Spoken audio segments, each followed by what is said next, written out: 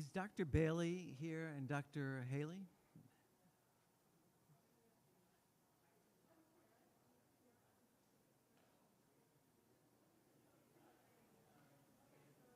Anyone from Dorchester County? Okay. Let's see.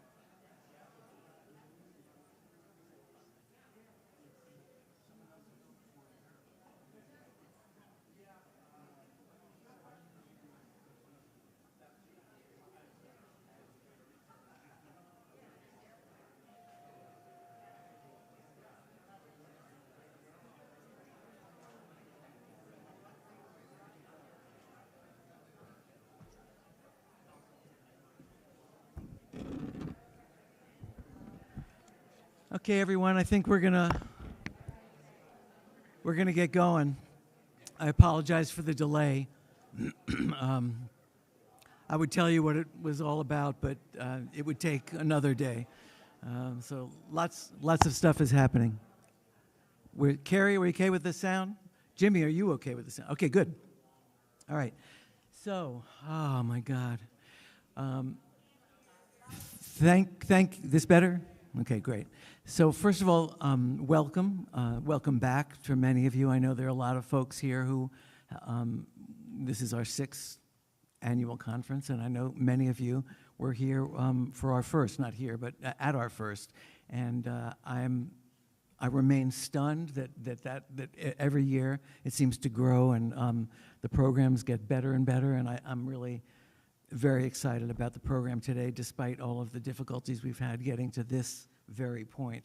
I do want to start by thanking all the volunteers who just keep this whole thing propped up. I mean, it just wouldn't happen, and I can't thank you enough for your time and your dedication, and so just know that it's very appreciated. I also want to thank our board, our wonderful board, Ellen and Iris and Terry and Nancy and Nick, and especially the woman who actually, made this whole thing happen, and that is Amy Millen, wherever she is. There she is.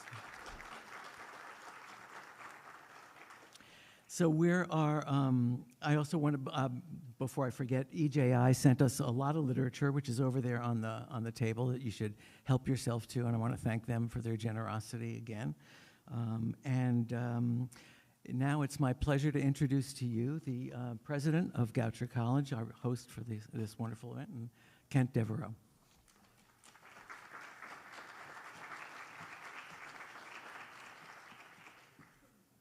Thank you, Will. And welcome, everyone.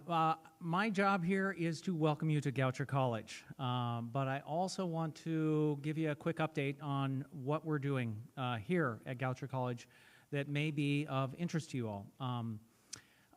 And a little backstory to this. I arrived here at Goucher College in July of 2019, and I always joke with the faculty and staff here that this is my 5th and final college.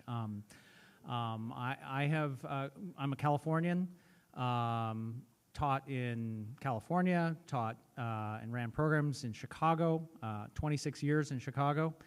So in many ways, I'm a Chicagoan. 7 years in Seattle, 5 years in New Hampshire, and then came down here in July of 2019.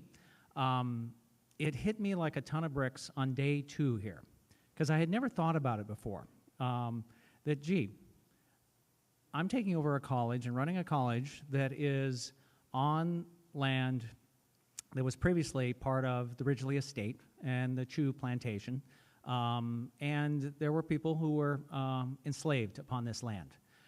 Here we are 22 miles south of the Mason-Dixon line. So in my career, going around the United States, and this is the final stop in that tour around the United States, I've been here for 4 years. I'm going to be here I just signed a contract to be here another 4 years, and then I retire. So a very defined commitment in terms of what we wanted to do here. And on day 2, we basically announced that we were going to double down to our commitment on what we've became known that summer as the Hallowed Ground Initiative. And the Hallowed Ground Initiative is really kind of a multifaceted initiative to understand the history, the legacy of this land, both going all the way back to the Native Americans and what obligation that we have, but also from a labor standpoint in terms of who worked upon this land, who was enslaved upon this land. And through that process over the last 4 years, we've come to introductions to Nancy Goldring and the Northeast Towson Improvement Association. Been fantastic to work closer with the National Park Service at the Hampton Estate across the way, to be introduced to the Maryland Memorial Lynching, the Maryland Lynching Memorial Project, and then this summer traveling down and spending some time with Brian Stevenson with 50 other college presidents at EJI in Montgomery, Alabama.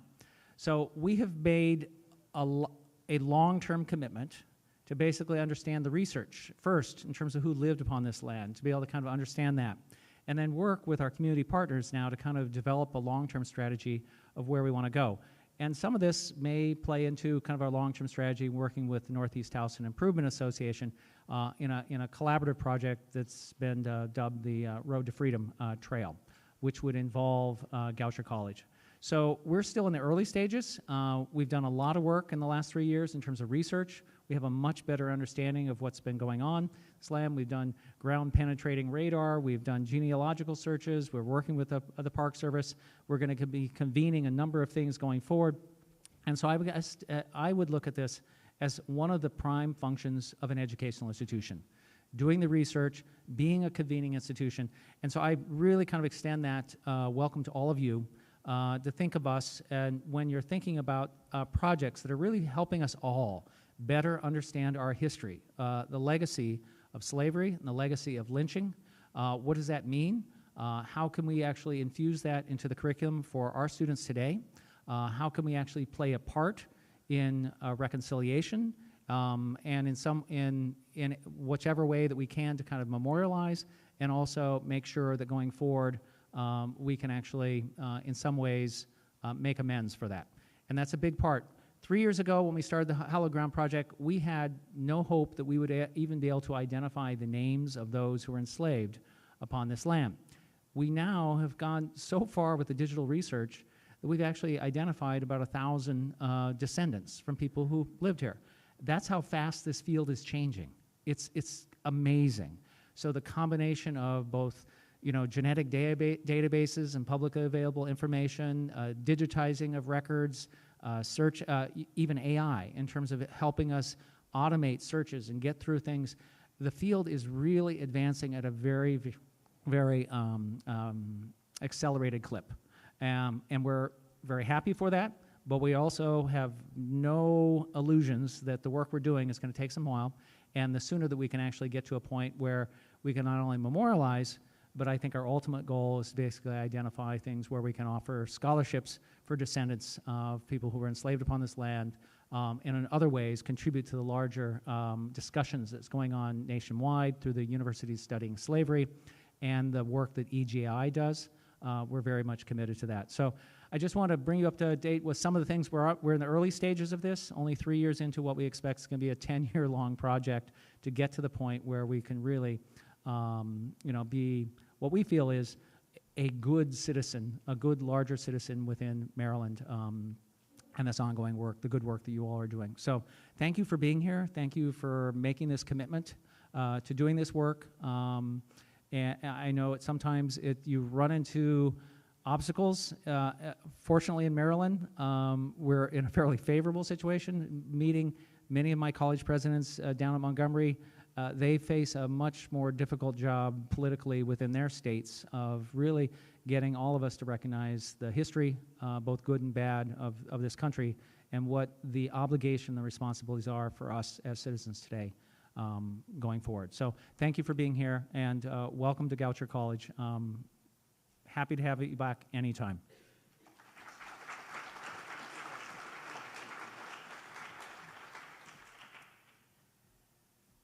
Thank you. So we usually begin our program by reciting the names of the 38 men and children who we know were lynched in the state. And to help us with the remembrance this year, I want to invite Emma Buckman, who is the director of Move On Maryland, and a member of Connecting the Dots, Anne Arundel County, one of our most active and successful coalitions. Chloe Jackson, who leads the Allegheny County Lynching Truth and Reconciliation Committee, and also who helped, was really responsible for organizing the first hearing for the MLT, for the Truth and Reconciliation Commission, and just did spectacular job with that. And then from Dorchester County, we're going to talk today a lot about what the coalitions do, and the coalitions are all in counties where we know lynchings occurred, but it's a good bet that there was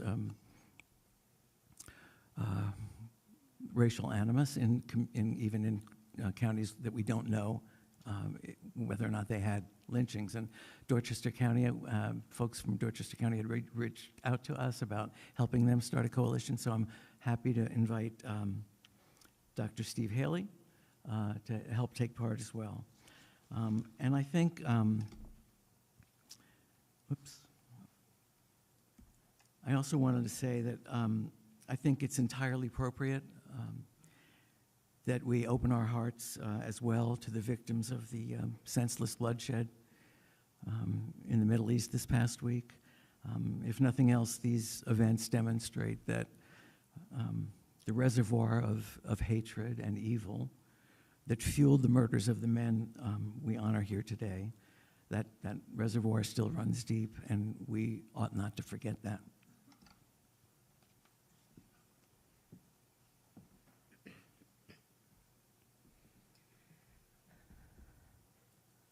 David Thomas, John Fields, Frederick Pierce, Jim Wilson, Isaac Moore, Jim Quinn, Thomas Jurix, John Jones, John Henry Scott, John Sims. Say their names.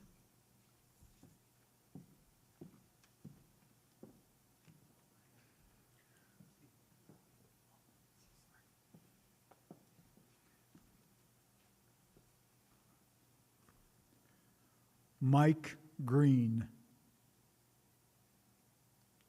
James Carroll, George Peck, John Diggs, George Briscoe, Townsend Cook, Howard Cooper, Charles Whitley, Benjamin Hance, John Biggis, Asbury Green, James Taylor, Isaac Kemp, Stephen Williams, Jacob Henson Jr., James Bowens, Sidney Randolph, William Andrews, Garfield King.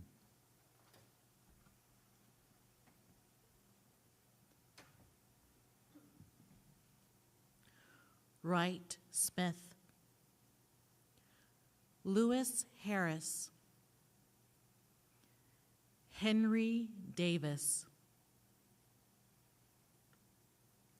James Reed, Robert Hughes, also known as William Burns, King Johnson, Matthew Williams, unknown, George Armwood,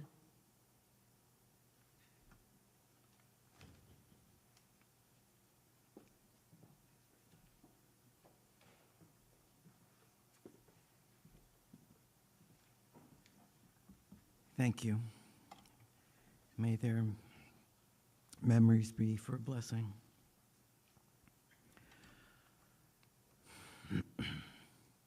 We are about some serious business today.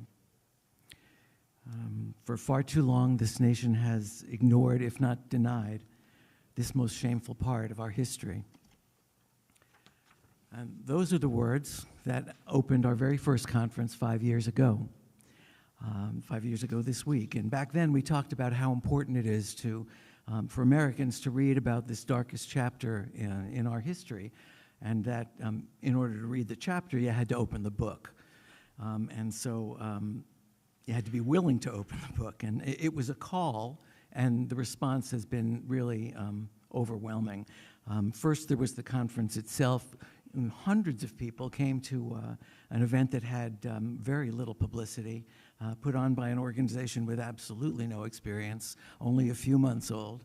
But people showed up. It was incredible. And if you were there, you remember that, how electric it was. And people were moved and they were motivated. And it was a galvanizing event, I think, just not only for our organization, but for interest in that subject in the state of Maryland. And almost immediately, we started getting calls about setting up coalitions in the counties all over the state. And remember, at that time, there were none, really. But you know, we spent a lot of time in those first couple of years doing just that. And so today, there are coalitions now in 14 of the 17 counties we know where we know these lynchings took place. And the counties in red, names in red, those are where there are coalitions now. I often, point out that there is no manual for this work. There was no blueprint. We just did what seemed reasonable at the time and hoped for the best. But when we do write the manual, I'll tell you that one the most important lessons that I've learned in all of this is just how critical the local coalitions are. Sherilyn Ifill wrote that just as lynching was local, so too must reconciliation be local. And of course that makes sense because, you know, every county has its own culture, its own history, it's suffered its own injuries. So it's really at the community level where the most important work of persuasion and re-envisioning the world takes place. And today we're going to focus a lot on the work of the local coalitions, and several will share their work with you today, and others have set up exhibits in the exhibition area, and I hope you'll take a look and learn what it's going on all over the state. The local coalitions truly are the lifeblood of remembrance in the state.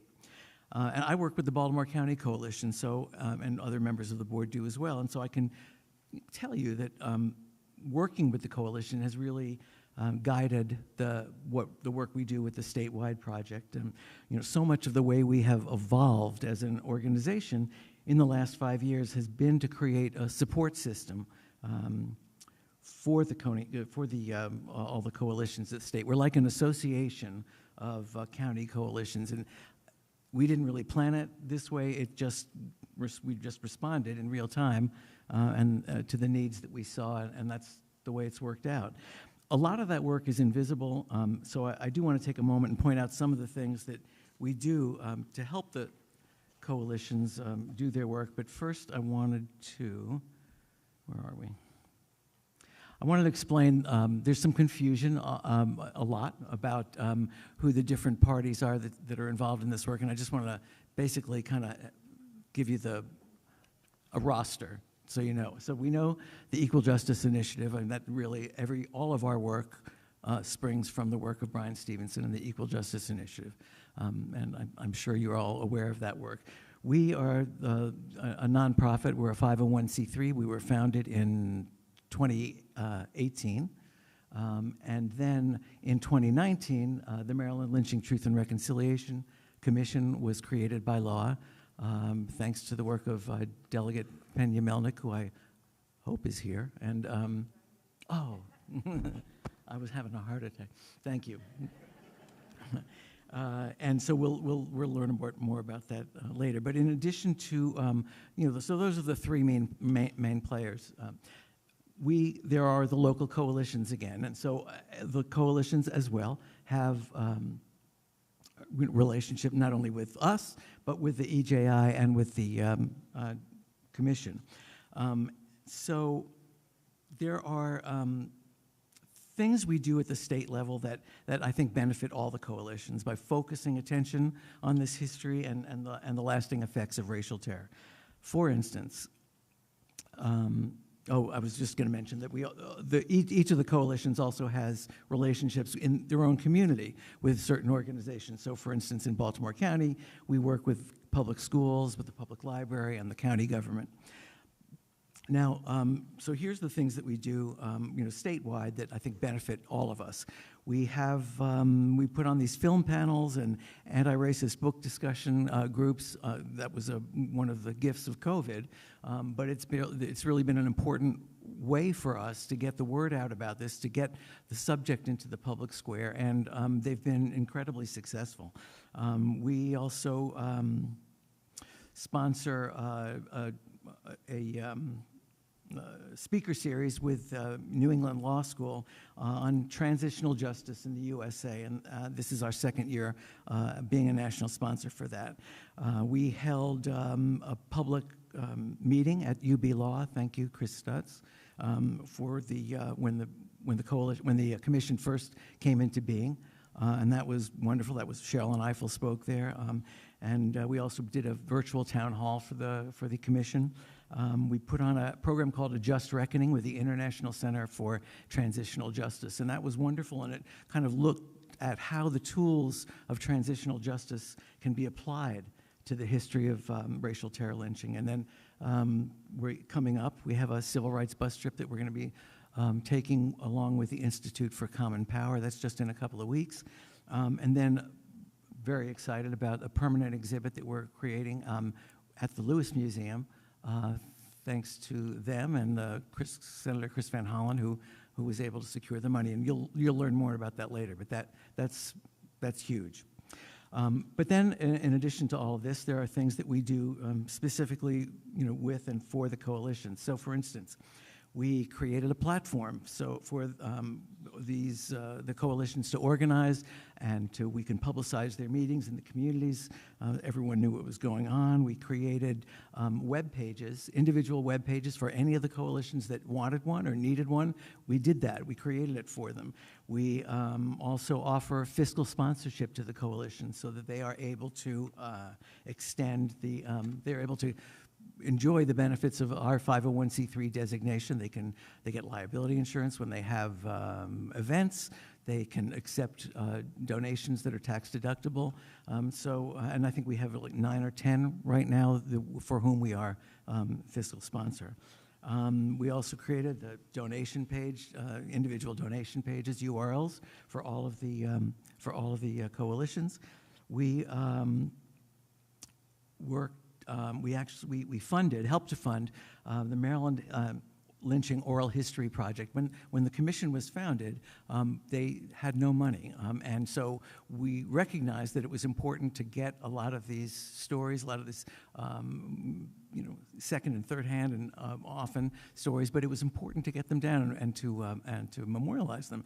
So we, working with George Mason University, created this project, this Maryland Lynching Oral History Project, and what we did was we trained people in the coalitions to do these interviews in their own communities, and they use this platform called Their Story, which you may or may not be. I know some of the historians in here might be familiar with it. It's just a wonderful platform, and it allowed people in the communities to tell their stories to people in their own communities, and it's been wonderful, and it's going to be accessible in our, hopefully, in our the exhibit that happens at the Lewis Museum. And then, we've also make direct gifts to the coalitions for printing, for photography, videography. We have on our YouTube channel, we have the recordings of different events that happened. Just earlier this year, there were soil collection ceremonies in Frederick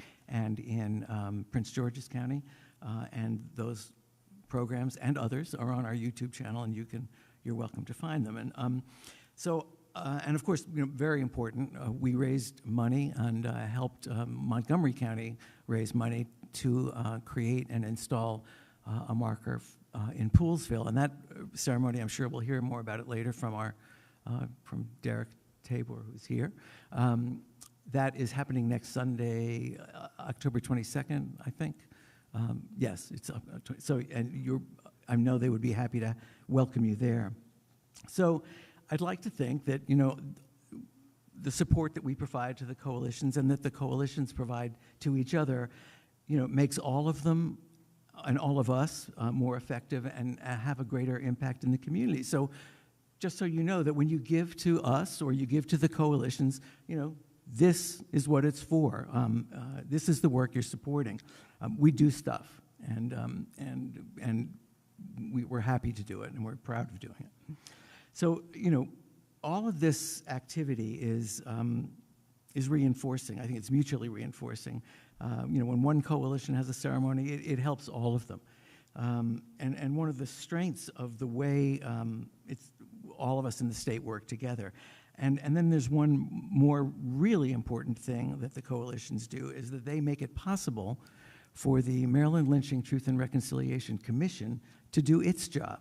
The commission was created with a mandate to research the racially motivated lynchings in the state, to hold hearings in the communities where these murders happened, to measure the damage that's been done to and in these communities, and then to make recommendations to the governor and the General Assembly about appropriate ways to respond to the legacy of lynching. And the commission has benefited enormously from the fact that there is already a network of county coalitions to support its work.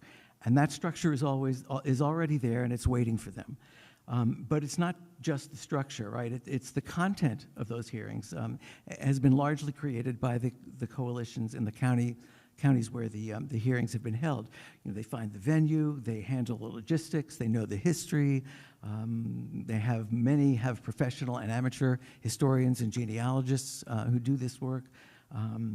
They know the people, they know the families, the descendants, they know the backstory, and they can point to the damage and also identify people in the community who can speak to it, and then offer ideas of what's needed in order to repair. So this is what the coalitions do in this process. It's local, right? As Shell and Eiffel said, just as lynching was local, so too must reconciliation be local. And I want to tell you that these hearings are an enormous amount of work. It's draining, it's physically and emotionally. And there have been 5 hearings so far in Allegheny, Baltimore, Anne Arundel, Wicomico, and Somerset counties. And you can find recordings of all of these hearings on the Commission's website and on our website. There will be more hearings in 2024, and when we get the schedule, of course, we'll publicize it. And when they do happen, I would urge you to either go or to watch the live stream, and if you're able to help the coalition that's putting it on. But most of all, I want you to appreciate the difficult and demanding work that people in those coalitions are doing for all of us, right? They deserve your thanks, really. They're the heroes of this whole process, I think. And the hearings notwithstanding, there are other ways you can support the work of the coalitions. As you saw, there are a lot of events that they put on, including these community remembrance projects where the soil is collected from lynching sites. And by the way, there are some samples, there are some soil that's been collected that are in vessels right over here, and they will be on display ultimately in the permanent exhibit that's being designed right now. And should be finished this year. And, you know, these events are not trivial, right? They are critical. You know, standing in the place where these awful murders were committed and, you know, learning about them and thinking about them, it's an incredibly powerful experience. And they're helping to advance the cause of racial reconciliation in our state. You know, every time someone stops to read a marker or goes to a soil collection or even reads about a soil collection, it's a win. It's an impression. And it means that those people are being exposed to this history, and they're going to be more comfortable talking about it, and that has been a problem. So I wouldn't discount the importance of these events, you know, because what we're doing is we're changing the way Marylanders understand the world. We've inherited a worldview that is perverted by the myth of white supremacy. And what we're doing is we're making a vision adjustment, right? We're offering some corrective lenses that for us to view our state and our history. And so, you know, where the subjects of lynching and racial terror were strictly taboo for centuries, we're talking about them now. We're normalizing the conversation and bringing it into the public square, and that is huge. And, you know, we're doing this together. You're doing this, right? So, you know, I personally, I mean, people think about these things different ways. I have personally come to think of this whole process as having 3 parts. You know, first is face the facts, right? Know the truth, tell the truth, learn it, embrace it, don't deny it. The second part would be connect the dots. How, you know, it's really, it's not hard to see how this legacy of white supremacy continues to grip our lives and our society. So that's an important part of it, because it hasn't gone away. And then when we can see how many of these equities in the world are held up, they depend on this self-perpetuating framework of white supremacy. When we can identify that, then we can tear the damn thing down, right? That's the idea. So, and we can all do something to hasten that day. Go to a meeting, go to a soil collection, go to the Montgomery County marker installation in Poolsville next week. It is so important to have public acknowledgement of these crimes, and take someone with you, read a book, learn about the history, talk with a friend, talk with someone who wouldn't normally talk about it, even in your family. It all counts right? It's all important. We have agency here, and we can all do something. And I know that you know that because you're here, and being here is doing something. Well, thank you very much.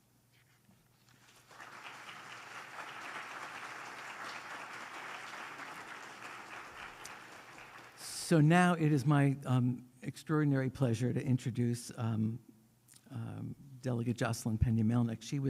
She spoke at our very first conference 5 years ago, and that was before the bill that created the commission was even introduced or about to be introduced into the 2019 session. And she spoke about that and the need for it at the first conference. And I will let her tell you about, why she is something that she took on there. A couple of years previous, there had been another similar effort that had been offered in the General Assembly, and it never got out of committee. What Delegate Pena-Melnick was able to do was not only to get it through the Senate committee, the House committee, and both houses of the Assembly, the Senate and the House, unanimously, which is stunning. But I don't, we revere her in the state for her work on that front, but, I don't want you to think that that's all that she does. I mean, there's, I don't know if you've heard about the Healthy Babies Equity Act. It provides for all pregnant people with limited income to be eligible for free health care, regardless of their immigration status. So now pregnant immigrants, yeah. She's also sponsored legislation, among the many things she's done, to raise the minimum wage, to create opportunities for minority businesses, to expand the Maryland Consumer Protection Act. And she's recognized that racism is a public health issue and sponsored a bill to create the Commission on Health Equity. So, these things, public health, maternal health, economic equity, consumer protection, these are not siloed topics. They are all issues of social justice, and the delegate is relentless and determined, and one of the most decent people I've ever met in this world. And I can say without fear of contradiction, I think that in this state, in Maryland, there is no greater champion for justice than Delegate Pena-Melnick.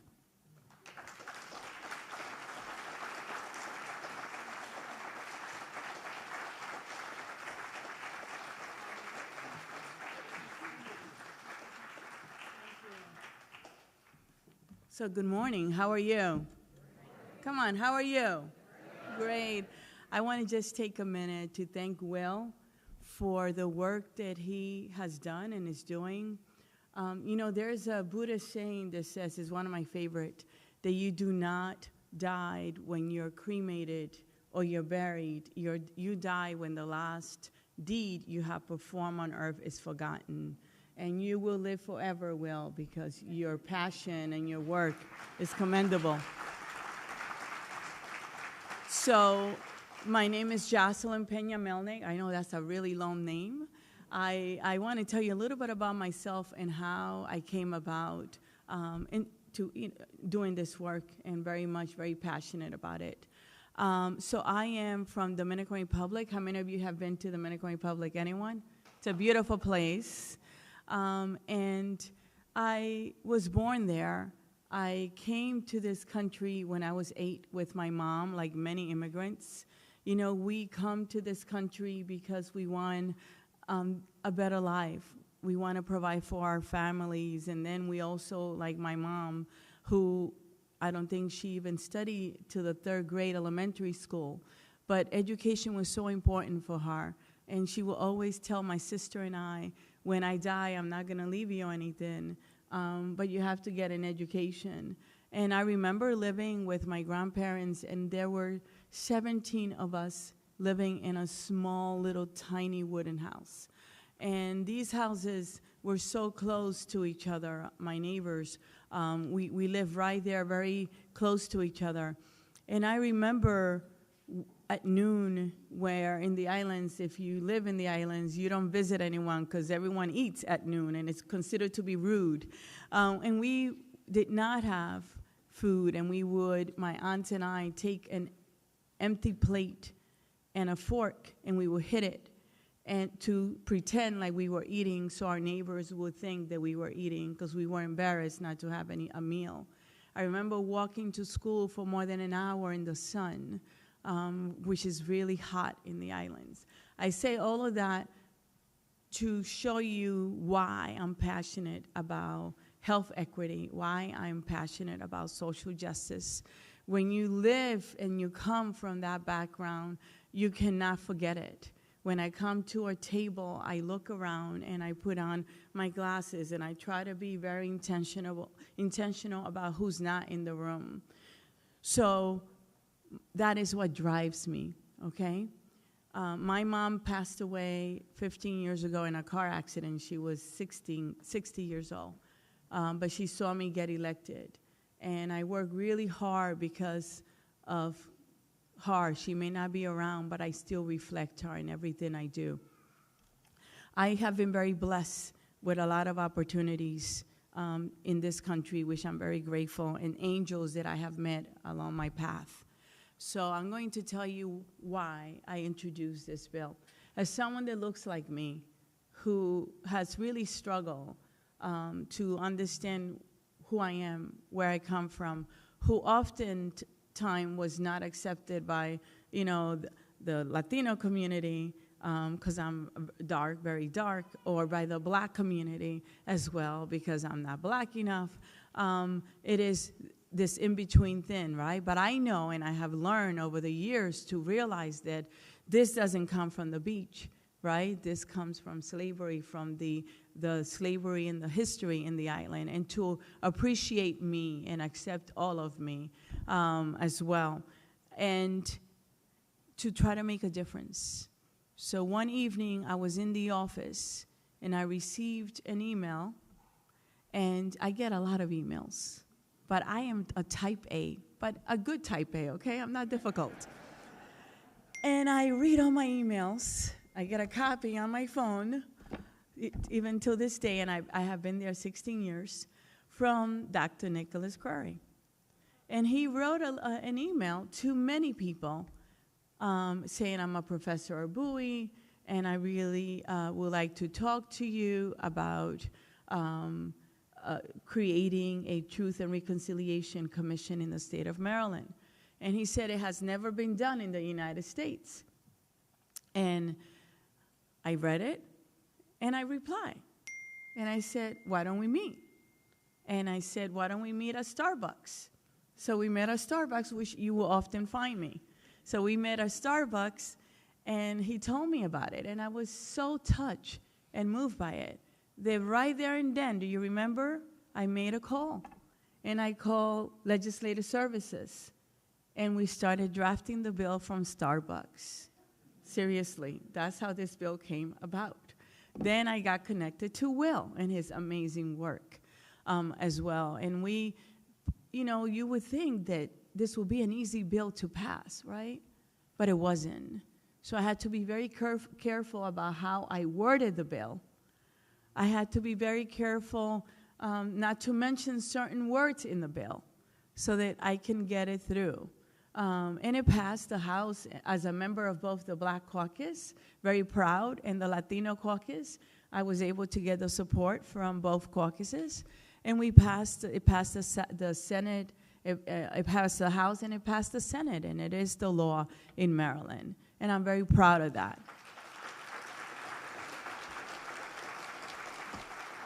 And I would not have been able to do this work if it was not for Nicholas and Will, and many of you in this room, they have done this work. I know for the commission, I want to thank you for doing the work. I know it's not easy. I know it takes, it's a lot of time, and it's really for free because you don't have a lot of resources as well. But it is so important what you're doing because we need to memorialize what happened. How can you understand, right, where you are in the sacrifices that our ancestors made if you don't understand the history? In a time where we're trying to get rid of books, right, and erase our history, This work is more important than ever. It truly is. These victims were never, honored. No one was ever brought to justice, and this is the way to do it. Our work, my work, doesn't just stop here with this commission. I actually put in a bill that declares racism as a public health crisis. And thank you. During COVID, at the height of COVID, in Maryland, we have 24 jurisdictions, 23 counties in Baltimore City, 24 different governments, right, local governments. A little over 6 million people. And at the height of COVID, the county with the highest number of COVID-19 cases was gorgeous Prince George's County. The zip code with the highest number of COVID-19 cases was 20783. Do you know who lives there? The immigrant community, the Latino community, the brown community. And why is that? Why is it that the black and brown community have such health disparities? It is because of those social determinants of health. It is the way we live, lack of transportation, lack of education, the environment, right? The fact that a lot of black and brown people were people that were the ones working in the restaurants, in the hotels. They could not afford to stay home like we did in front of a Zoom meeting, right? In front of a computer. They were essential workers. They kept us going. So I put in a bill that it's a Shirley Nathan Pullian Commission that requires that all 25 secretaries in the state of Maryland must meet at least 4 times a year, work with our health information exchange, collect data, report data, and create each of them a health equity framework for their departments. It is a permanent commission in our state as well. It is very important to look at the data. And in a time where science is not respected, where data is not respected, it is more important than ever to collect the data because the data speaks for itself. And we should guide the policy through the data as well. And another bill that came out of this work, which I introduced, but I could not get it through just by myself because it takes a House and a Senate, right? We do not work by ourselves. It is a bill that basically does the following. When you think about maternal health, and you think about the rate that black women are dying 4 times, higher than white women and Latina and other women. In 2023, it is unacceptable. Unacceptable. So I introduced a bill that says that we need to have and require implicit bias training for every healthcare provider in the state of Maryland. So all these issues basically deal with health equity, right?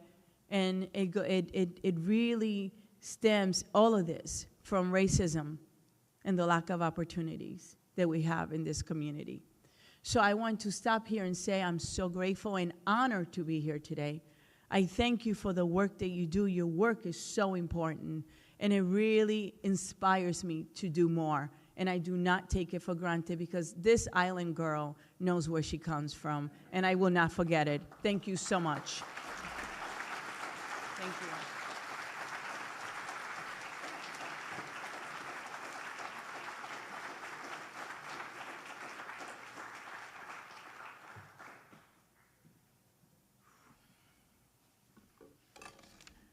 I could listen to that album all day. So now we're going to turn to the work of the local coalitions. So I'm going to just, I think what we'll do is we'll just call, I'm going to introduce all of you who are presenting today, and then you'll present, and then after that we can take questions and answers from folks here. So, there's Nancy Goldring in Baltimore County. She led the fight to save the historic African American community of East Towson from being erased by ill-advised development. Most recently, the threat posed by the Red Maple Place. And she is a force of nature, and also, not surprisingly, the granddaughter of Adelaide Bentley, who was the doyenne of East Towson, I think. And so Nancy's also, I'm happy to say, a leader of the Baltimore County Coalition and on the board of the Maryland Lynching Memorial Project. Lula Beatty is here representing the Prince George's County Lynching Memorial Project. I actually met her, I think, at a very early organizational meeting, of which there were several, and she's frighteningly well organized, and as is the coalition. Their meetings are, if you ever get a chance, they on Zoom, they're stunning. I mean, they have a template, they have a plan, they follow it, they do it, and you know, and they don't take any guff. I mean, they're pretty good. They just, by the way, celebrated a really wonderful remembrance ceremony for Thomas Jureks earlier this year, and that ceremony is on our YouTube channel. James Yamakawa is representing Wacomico Truth and Reconciliation Committee, I think. I'm sorry, I've got that wrong. I met James actually years ago before there was a Maryland Lynching Memorial Project on a very cold December night. He was organizing a vigil in Salisbury in memory of Matthew Williams, and who suffered a very gruesome murder in 1931, one of the last in Maryland. And he organized and spoke really eloquently, as well as the EJI marker installation in Salisbury in May of 2021. And then Derek Tabor, who is a volunteer at our very first conference. He's been an integral part of the Montgomery County group since it was formed shortly after that conference. And that coalition is one of the most active in terms of events they put on, and literature they put out, and everything. And as I mentioned, they're having a marker installation in Poolesville Sunday, October 22nd, and I'm guessing he'll be speaking about that in a few minutes. So if you would, Nancy, if you're ready to go, we can start. Here she is.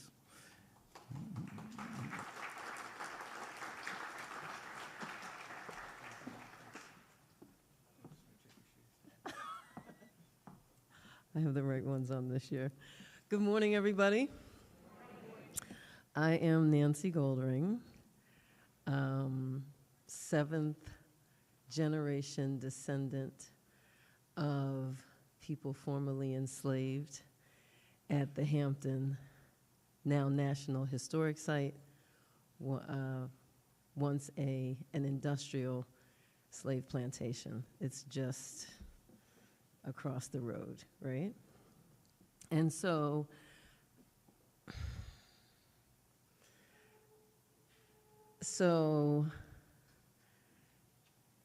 we're working on, as part of the work of keeping our community intact and giving our community a future, we have started something that we call the Road to Freedom Trail. Now, as Will alluded to, I took on this work from my grandmother. It's her legacy. It's her way of keeping me in check even now that she's gone. And, so in rallying for my community and doing, during COVID, virtual tours of the community, it dawned on me that there should be a trail that connects the community completely from historic East Towson to Hampton, two places that are still intact. This is what I said, hey, East Towson is a living historical remnant of this nation's history, not just its local history, but national history. And there are at least 13 sites of historic significance that connect from East Towson to here. And so I thought, what a fantastic experience. And in a time when we are doing what I think is called true history tourism, what an opportunity. And so largely that work is underway, and it's underway because most of the sites already exist. They're already in place. They're already in fantastic shape. Very little of it needs to be what you might call uplifted or restored or anything like that. It's already there. It's just that when people don't know the history, it doesn't appear to be anywhere. I give the tour of our community several times in just about every season, and oftentimes, especially when we work with students who come from Goucher, Towson, Morgan, they'll say, oh, I've been by here, I've been through here, but I didn't know what it was. And so this is our contribution. It's an opportunity to offer a generative, creative, adaptive, and responsive response to an awful and painful and difficult time in our history. And it's important to me that in the transmutation of the pain, that we give something back. There are, I think in traditional Chinese medicine, there's this whole idea that you take your negative energy and you transfer it into the ground. And out of the ground, we get trees, we get flowers, we get pollinator gardens, we get all this really rich and beautiful stuff. And so it's I've never said this before. I don't know if I want to say it. It's my job, my duty, I feel, to take what has happened in my community especially and bring the broader community something beautiful. And being a part of this work is a very big part of that. I have been a part of the Baltimore County Coalition now for a couple of years. I tracked it in my mind this morning as I was getting myself together. And it's been one of the most powerful invitations I've received to participate, and absolutely one of the smartest invitations I've accepted. And so you'll have an opportunity at some point, take the opportunity at some point to connect with me, to go to our website, historiceasttowson.org, take a look at our brochure, and give me a call and take a tour and see what's happening. There are lots of communities like mine, like East Towson across the country. It's a history that's deliberately being erased and rubbed out. And these are communities where many of us who are doing fantastic work in the world came from, is where we started, in those little tiny communities where, as one of my neighbors says, nobody had a matching set of silverware.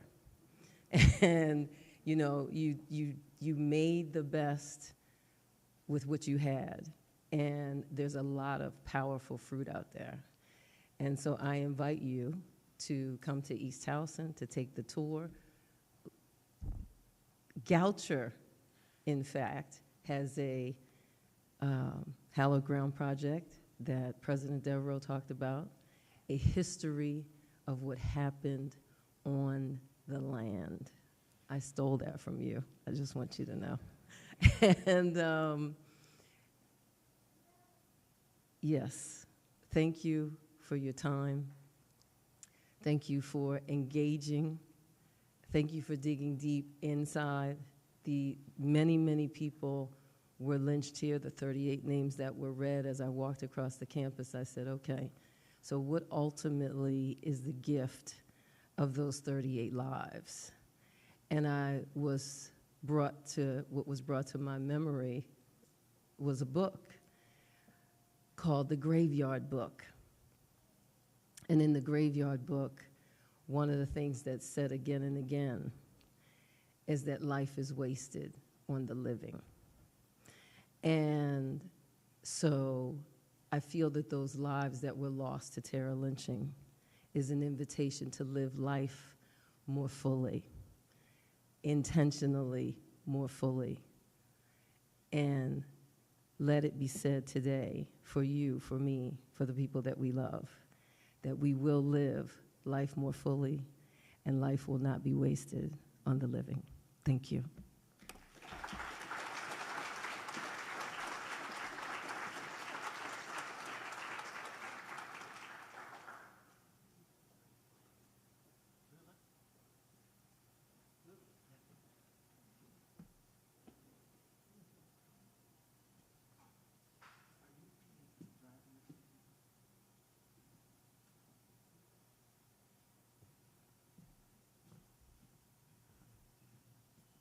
You just advance it. Oh, here, I'll show you. Just this button. There you are. Oh, okay. All right, and then when you get to the video, You get a video and I'll let you know. Okay.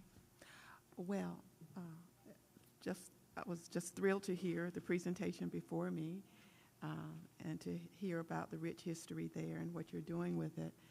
And I guess I'm also wanting to validate everything that Will said about our coalition and how we kind of organize. So I do have a PowerPoint.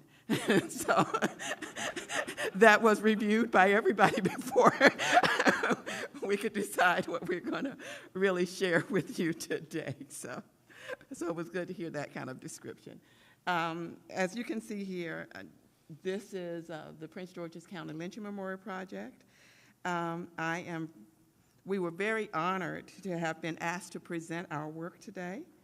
I'm honored that my friends and colleagues at the PGC LMP entrusted me to talk about our programs and activities. Any errors or misspeaks are solely my own. We start each of our meetings and events with calling the names of the 4 black men documented to have been lynched in our county: Thomas Jorricks, John Henry Scott, Michael Green, and Stephen Williams. I wish I had the time to call the names of everyone in our coalition and the allies we've made who have made our dreamed programs realities. Please know that each person is invaluable to what we do and what we plan to do. We thought it was important to clearly define our mission. Our mission, in short, is to educate the public, memorialize victims of racial terror lynchings, and advance the cause of justice. We have programs and activities to accomplish our mission, and today we're going to just share our first soil collection and remembrance program for Mr. Thomas Jorricks. I will also briefly describe our racial justice essay and creative arts contest for high school students. But you'll see on the slide other things that we are planning to do.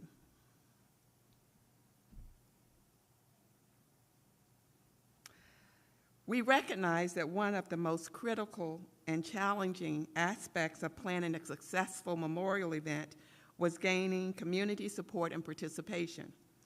For 2 years prior to our first soil collection and community remembrance program, we began the groundwork for informing and engaging the community. There have been significant changes in the county's landscape since 1869. One of our members developed a map for us indicating the likely lynching site and the community in which Mr. Jorricks lived. In that area now, there's been a lot of housing development, so we can't really see what it was like in 1869. With that information, we held 2 walking tours of the community, which attracted the attention and interest of some local residents who talked with us. Some just kind of stared at us, wondering why we were walking in that community. We developed presentations recounting Mr. Jorricks' story and presented it at several venues and to a number of groups in the general community where the lynching occurred, including libraries, the Greater Accokeek Civic Association, and the Chapel Hill Citizens Association. There were many emails and phone calls. We rejoiced when calls were returned and welcomed, and learned to accept not hearing back from individuals and groups who weren't quite sure what we were about. The Chapel Hill Citizens Association, under the leadership of Dora Proctor, became a key partner in our planning and a conduit to gaining other community support. Some lessons we learned are listed there, but what stands out for me was that it takes time to build trust, and we had to learn how to rebound and learn from understandable suspicion and skepticism. We had to develop a tough skin sometimes. We also found the importance of having a key community informant who could lead us to other people. Another major challenge we faced, and I think it's been mentioned here already, was having the resources, and please hear that as money, to support to support all we wanted to do and enough volunteers to do the work. We were fortunate to have members of our coalition who had the experience and expertise that we needed. For example, we had historians with specific knowledge of Prince George's County and Maryland history. We had journalists and writers, including grant writers. We had community organizers, and we had some tech gurus. Members and friends gave generously of their time and money. The bulk of the funding for the Remembrance program came from in-kind support of the Black History Program of the Maryland National Capital Park and Planning Commission, who agreed to co-sponsor the Remembrance program, and the other part came from a grant from the Prince George's County Historic Preservation Commission. The Maryland LMP provided video services to us as well. We learned a few lessons. One is be prepared to respond quickly to an opportunity for support, and to constantly identify and research possible funding sources.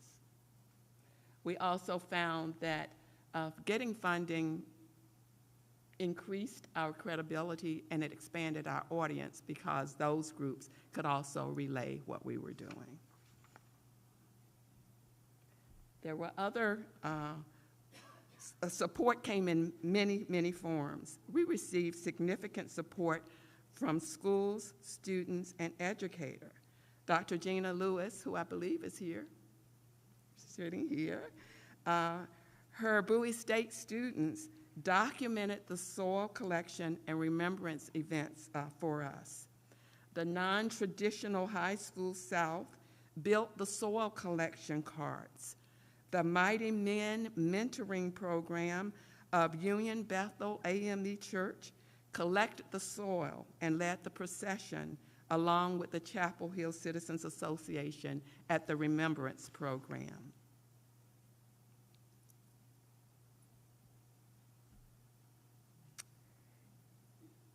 We committed to give Mr. Jurix a proper homegoing celebration, something likely denied most lynching victims. You'll see examples of everything I've mentioned that made this program so warmly received by the capacity audience in attendance. Who else?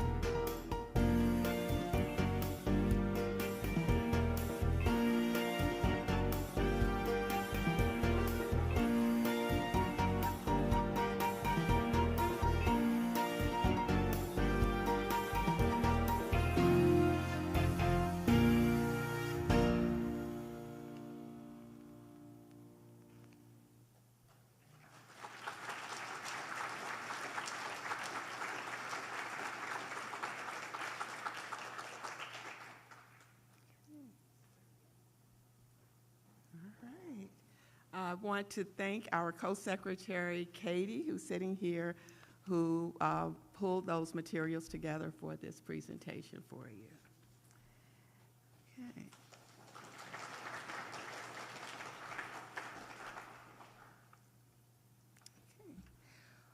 What the film clip couldn't show in full detail was one of the biggest rewards we experienced as a part of the program.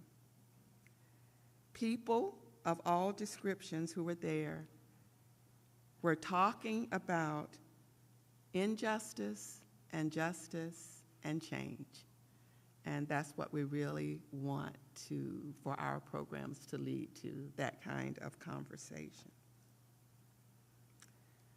Chase Matthews, one of our 2022 Creative Arts winners, read his poem Hoodie at the Remembrance program, a poem he wrote to honor Trayvon Martin, a modern-day lynching victim. We don't have an image of Mr. Jurix. We don't know what he looked like. We know what this generation looks like. We know we want them to know and always expect and demand justice. We want to encourage and empower young people to speak.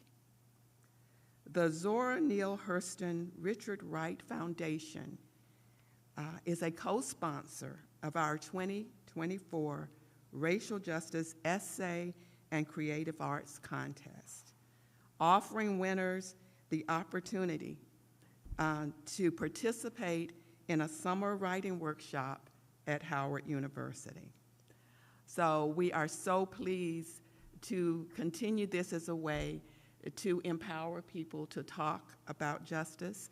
And the workshop last year, they went and learned how to write about and collect oral histories. Specific information on this year's contest will be available soon. A copy, if you want to read it, of Hoodie by Chase is on our table. So I want to thank you for your attention and for your continued support and encouragement of all of our efforts to address this historical, the historical events that have shaped and formed all of our lives. Thank you so much.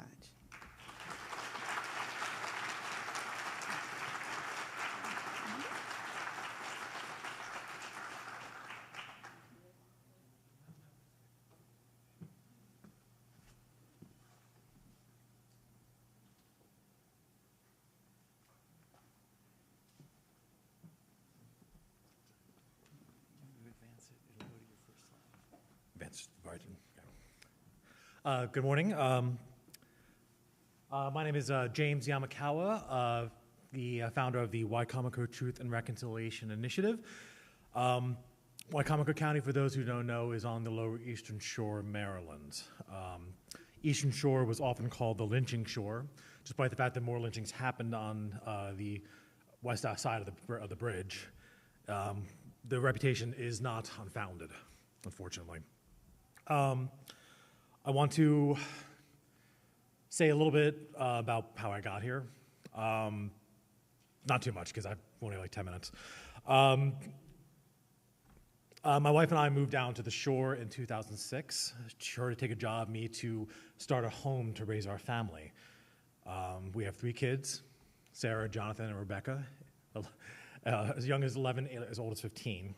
Oldest one's learning how to drive, which is scary. And we are what are known as come-heres. On the shore, if your family has not lived there for generations, you are a come-here. Doesn't matter how long you are there, you are a come-here. And it seems to be, it's the come-heres that tend to cause the most trouble. I'm half Japanese, half German, Irish, French mixture of some kind.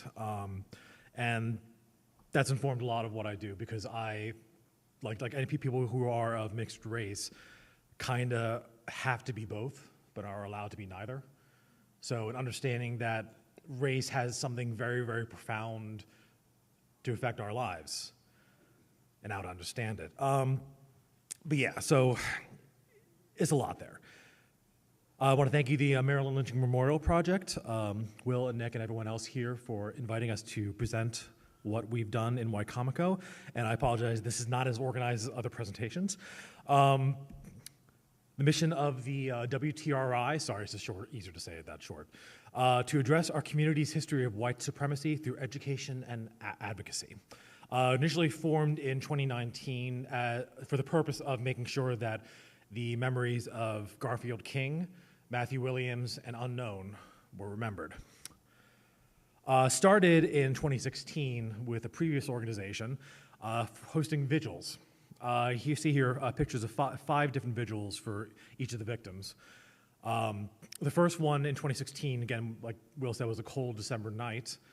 We expected maybe a dozen people, 150 showed up, including actually one of the descendants of the man that Matthew Williams was accused of killing. So it started a process that we did not know where it was going to go. Vigils are important. Vigils only serve to remind people of the history. After we did the first vigil, I approached the local NAACP about partnering with EJI to do a memorial. I just learned about their efforts down in Montgomery, and they told me no. And I understand now definitely why they told me no. They told me instead to go after a Confederate sign on the courthouse lawn, Wicomico County Courthouse lawn, not two dozen feet from where Matthew Williams was lynched. Sits a sign for honoring Confederate General John Henry Winder, who was in charge of all the prisoner of war camps east of the Mississippi, including Andersonville. If anyone knows that name, you know that several tens of thousands of Union soldiers, many of them black soldiers, died of starvation, malnutrition, disease. Basically, it was described as America's first concentration camp. So here we have a sign on the courthouse lawn, not like, a dozen feet from where a man was lynched. And that tells you something about the culture of which Wicomico is very apparently proud of. So we spent most of 2017 trying to get that taken down. It did not get taken down then. Despite the national momentum for removing Confederate monuments, the county executive, whose ultimate authority rested in him, whether take down or not, said he would remove it over his dead body. The picture all the way on the right is the county executive, Bob Culver, in 2020, just after the uprisings in 2020. He had terminal cancer, and he decided to take it down.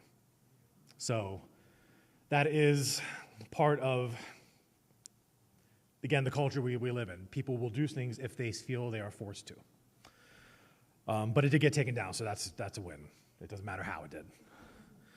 In 2017, we did the Community Remembrance Project with EJI. It was a partnership between my then organization, the Salisbury University, NAACP, and Phoenix Youth Project, led by Ms. Amber Green.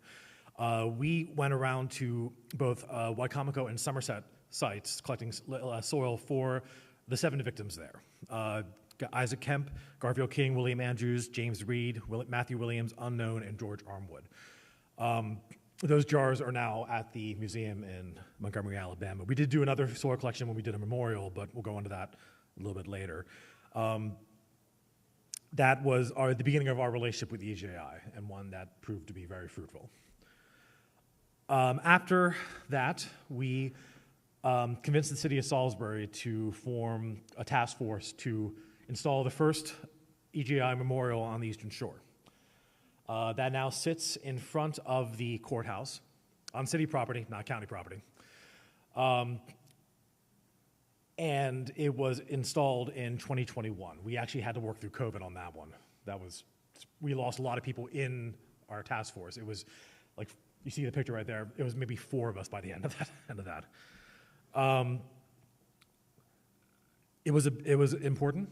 It was a feather in the cap of then Salisbury Mayor Jake Day, who now works for the administration of Governor Wes Moore. And I think we all agreed, though, when that happened, that it was only the beginning and that this was merely a symbol. And a symbol is only as good as the action that comes after it. But still, you can't go downtown without looking at that. And the fact that it was, practically right next door to where that Confederate sign was a little bit of a, extra goodness. It took us about a year afterwards to convince the city to finally establish some sort of truth committee. Now, this isn't a commission. Truth, Racial Unity, Transformation, and Healing Advisory Committee, which is I didn't quite agree with the actual part of the acronym there. Oftentimes, people talk about racial unity, and it's usually a cover for trying not to shut people up, basically. But that's how we got it through. Now, the thing is, it took a year, basically, until they actually started thinking about it properly. It wasn't until the election of 2022 that they're like, oh yeah, we got to do this. I'm like, yes, you have to do this. The first official meeting did not place until this August. So again, the momentum had stalled. And while this committee literally has no official power, all it does is advise the mayor about strategies for actually achieving racial equity. There was no meat to it. It is meeting now, and hopefully it will bear fruit of some sort, but it's not expected to be anything much more than that. Well, not by me at least. But it's important that it has a chance to actually do something. Now, part of the reason why they were so gung-ho about actually doing this is because thanks to Dr. Charles Chavis, a professor at George Mason University, member of the State Commission, and a good friend of mine. He authored a book called The Silent Shore, The Lynching of Matthew Williams and the Politics of Racism in the Free State, describing a secret investigation ordered by then-Governor Albert Ritchie into the mob in Salisbury. A Pinkerton detective named Patsy Johnson went undercover, and over the course of several months, he was able to actually extract confessions from members of the mob. Issues of class and race were obviously involved. A lot of the people who spoke out were lower class whites, and they broke silence because, again, they knew that they were kind of being used. The thing is, those findings exposed leaders of the conspiracy, including prominent local officials. Wycomico sheriffs, G. Murray Phillips and Deputy Sheriff Donald A. Parks, they both abducted Matthew Williams from Salisbury Peninsula General Hospital and led the parade up from the courthouse to the courthouse. Salisbury Police Chief Nicholas H. Holland, who was also among the mob, and Salisbury Fire Chief Frederick Greer Jr., who provided the mob with the rope used to hang Williams.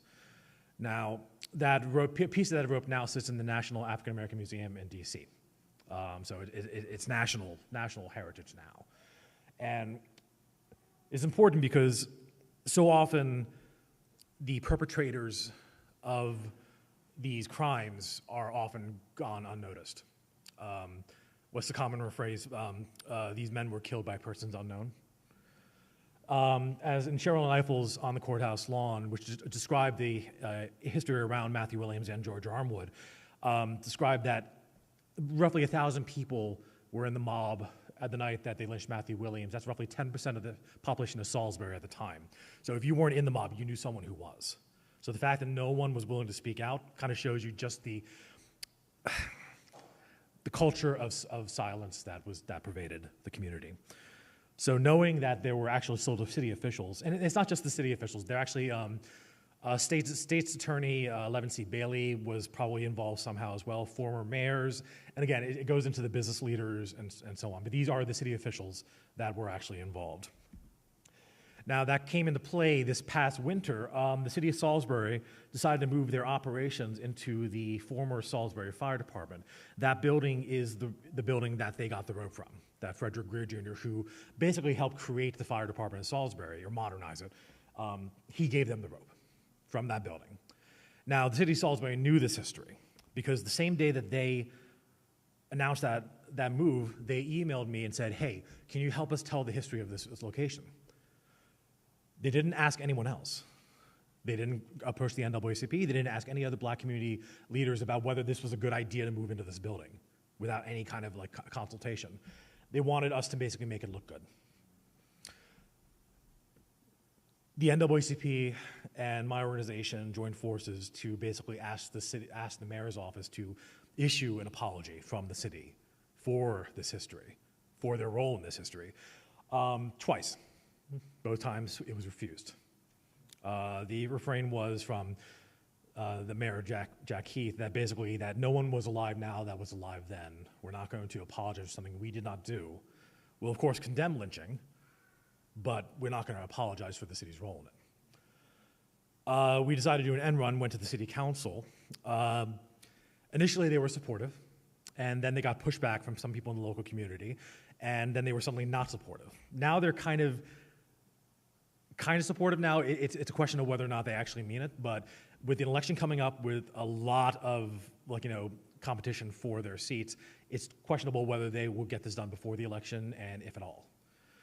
I speak about all this not to lay blame, but to say that this is one of the issues when dealing with people in power, is that you have to make it worth their while for change to happen, and sometimes it's just easier for people to ignore it. And that's probably been the same way all of human history, but in this case,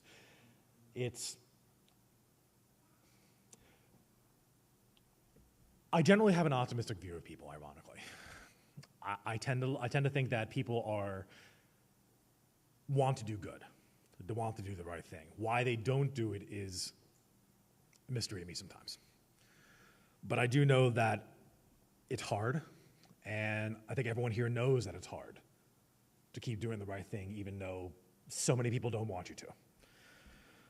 But with the help of descendants of Matthew Williams and Garfield King, we crafted a resolution for the city of Salisbury to adopt. And right now, they want to simply talk to the descendants and see if they can craft an apology from that. So the conversation's going on.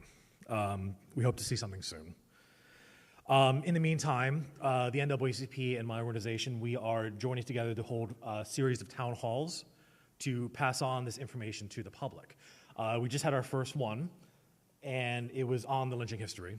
And about 24 people showed up, which is actually, we were kind of surprised, like how many people showed up. But it was a good conversation, and we talked about not only the history, but what the community expected local government to do about it. Right there on the right-hand part of the slide, some of the things that were voted on. Those were ideas written by people when you put a sticker on there to vote on what you thought the best idea was. The number one was the city needs to make an apology. So that was a good indicator that we were at least on the right track. Other ones were reparations, the R word. No one wants to talk about it. Other ones were very, very dear to my heart, is to make sure this stuff is taught in schools, because as we all know, the history is being erased. Not just black history, but we got to think about. If anyone listened to Michael Harriot here, I swear, none of my ideas are my own, obviously. But he speaks about things with such depth of knowledge, but also humor, that it allows me to understand things better. And one of the recent podcasts he did basically talked about this whole anti-CRT stuff, and it's not so much about erasing black history, it's about erasing white history, about what white people have done. And that's important because my 3 kids are growing up, hopefully learning more about this history. When we went to the opening of the Legacy Museum in Alabama, a week after it opened, I took my kids. They were around 10 years old, a little before and after that. And people question me, why did I bring my kids? Why would I bring my kids to a place that was talking about this horrible past that it was somehow scar them or something, which is often, one of the criticisms that anti-CRT activists tend to talk about is oh no, you're going to make our children feel guilty or something. The fact is our kids are a lot stronger than we give them credit for. And it took me up until my 30s to even start paying attention to all this. It wasn't until the election of Barack Obama and the backlash to him, and then what happened to Trayvon Martin, that I started actually questioning what the hell, pardon my language, is going on.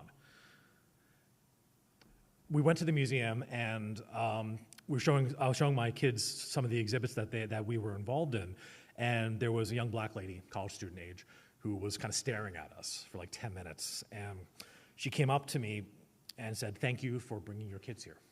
Thank you for showing them this history. Thank you for teaching them." Our kids need to know more than we do. The only way any of this is going to move forward is if they start now. And eventually their kids, and maybe their kids' kids, will not have to have these conversations. Thank you very much. All right.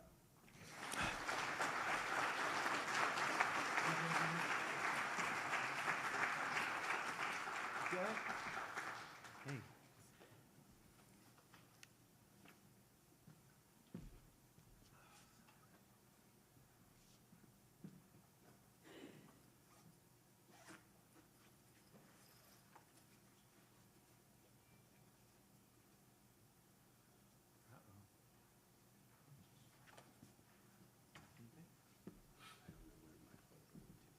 Okay, so just advance like that. Okay, you ready? Yeah.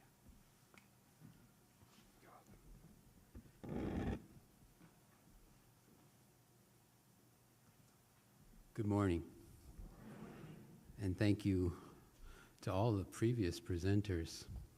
One of the hopes that we had by accepting the invitation, receiving and accepting the invitation, is that what we presented, all presented, would provide seeds for discussion, to be able to compare and contrast what one coalition is doing versus another.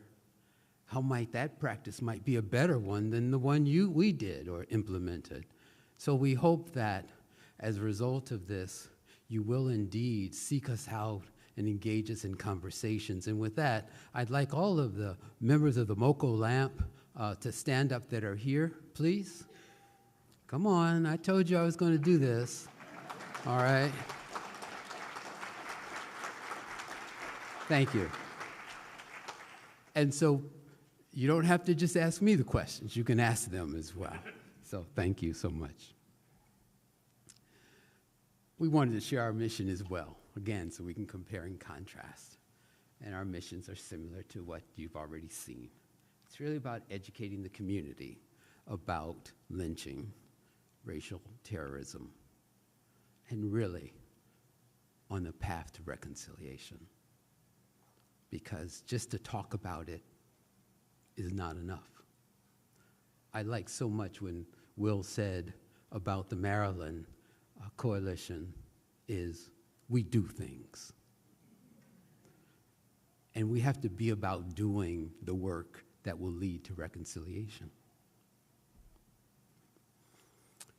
I want to start with our acknowledgments. Oftentimes we give our talks and we run out of time and we rush through the acknowledgement slide.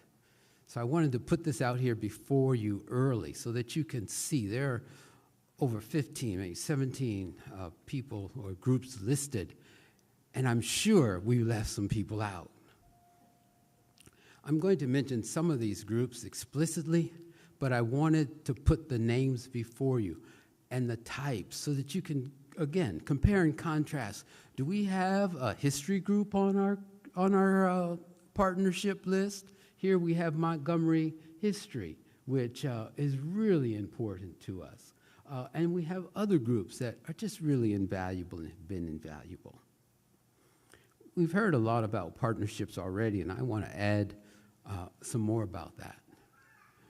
One of the things that partners do is that they expand your resources, not just money, but they expand what you can do, how you do.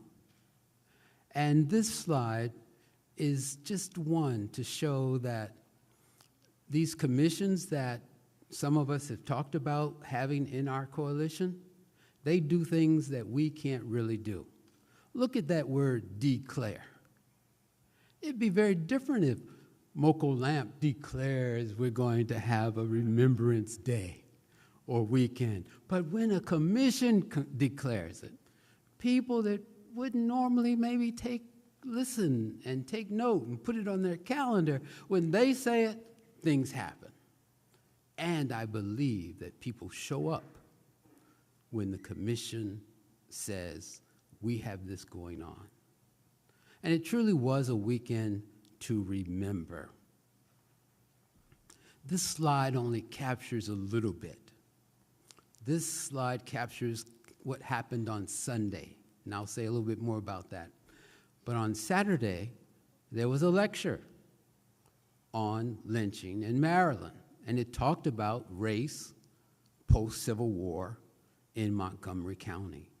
And then we had others look at the untold truths around lynching and also the anatomy of lynching, because they all seem to follow a similar kind of path. So that's what happened on Saturday. But on Sunday, we had a remembrance pilgrimage that took us to the various sites that were important, starting out with the site of the old jail where the 2 lynching victims, whose names are mentioned here, were kept, and then traveled through Montgomery County or through Rockville, including some important sites of African American culture. So it was truly, and you can see a little bit from the slides, on the far left or your right, you see a drummer who was leading this remembrance pilgrimage walk. You see a soil collection jar. The woman in black is a pastor, local church.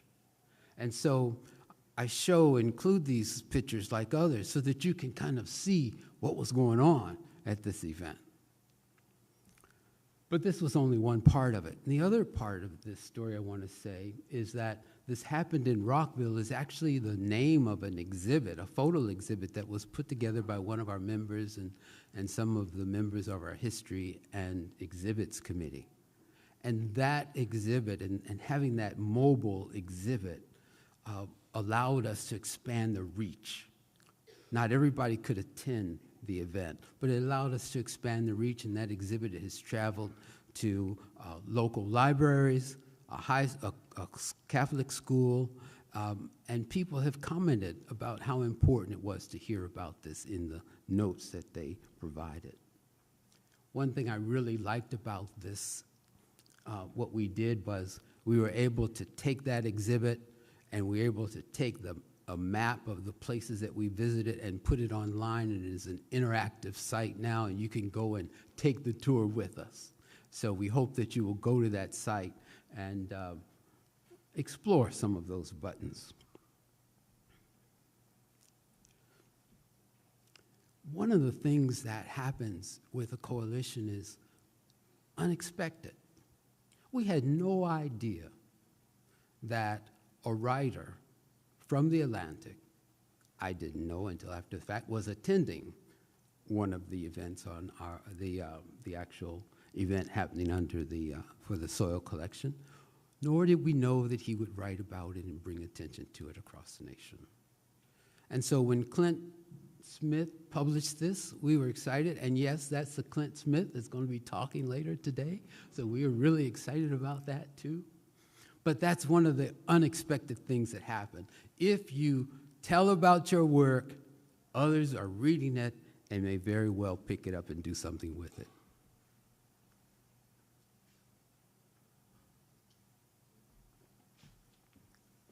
Wanted to show some pictures again, because pictures tell a story. You can see the kinds of events that we had going on. We had sign interpreters that were present. I'm sure you've had some at yours as well. We had a singing group there that not only sung during the program leading up to the soil collection, but also provided vocal background during the actual soil collection. And then further on the right are pictures of students that helped us with the soil collection, both from high school and from college. And then again, on the bottom right is a pastor from a local church that was there to speak. After the soil collection, we had collected all 3 jars of soil, remembering the lynching victims that were lynched in Montgomery County. After that, our attention focused on what we had hoped would come next, and that was marker installation. But one can't just install markers, because markers have meaning. Markers convey a message. This was captured in this quote by Brian Stevenson that speaks really about the importance of moving beyond soil collection. But it's really about creating this narrative.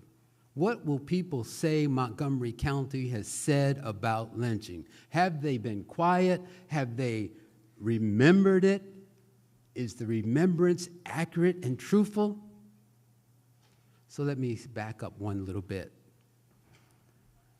When Clint Smith was able to write about the lynchings, when we were able to talk about the lynchings, when we go out and share materials with people about the lynchings, we do so on a solid base of research that came from an archivist, Sarah Headland, who's here today on my bucket list to meet and to catch up with. I don't know if she's on yours. I'm not even going to ask her to stand so that I can monopolize some of her time. But nonetheless, I want to thank Sarah and History Montgomery Montgomery History, because that's important. Having the facts straight is important. Knowing that you have confidence in the truth is important. And so it was very important. If you don't have an archivist, please consider getting one. We do not loan ours out. But no, please, we think it's important to have one. So how do you go about installing a marker? Some of the earlier presenters spoke about how it's important to engage with the community, to establish trust with the community. You just can't go put it there. And one of the questions we had to understand was, did they want a marker? Because if the community doesn't want a marker, it's not going to go very far. So one of the things that we had done from the beginning is to promote conversation, promote education. We were reading books and having a book club. We also have a little journal club. We have presentations being given in the community about lynching, about the history of lynching, about some of the challenges and the difficult discussions that other communities were having around lynching. All of these help put the concerns about lynching and help prepare people for that. These are just 2 examples. One of the first things we did was to have the community circle, and this top picture is that. The other is about having a historian and a artist a poet to come and speak. These are other examples of some pictures from our efforts in Poolesville. The lower one is also taking advantage of what people in the community that you're going to work with are doing. And here we had a high school student who had prepared a documentary revisiting the protests that were happening in the 1950s. Poolesville was the only place there was a protest around desegregating the schools. So this is part of the history that would make or not want them to have a memorial.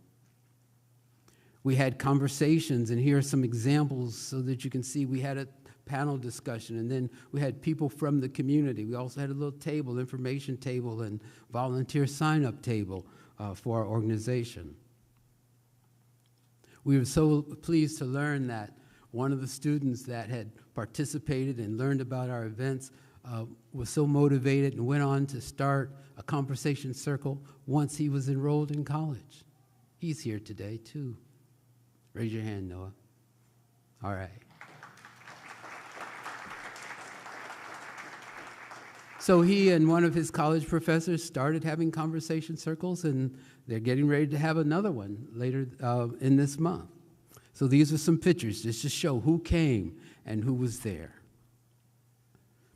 So once all the lights seemed to be going green and people seemed to be interested in a marker, we started a search committee, and the 4 people around that mock-up sign that captures the size of the marker were the ones that kind of led our effort. And it includes a person from Poolsville who was standing next to me. So we started out having lunch with a local restaurant owner who offered to put the marker on his site. He believes that good things happen over food, and we don't disagree with him.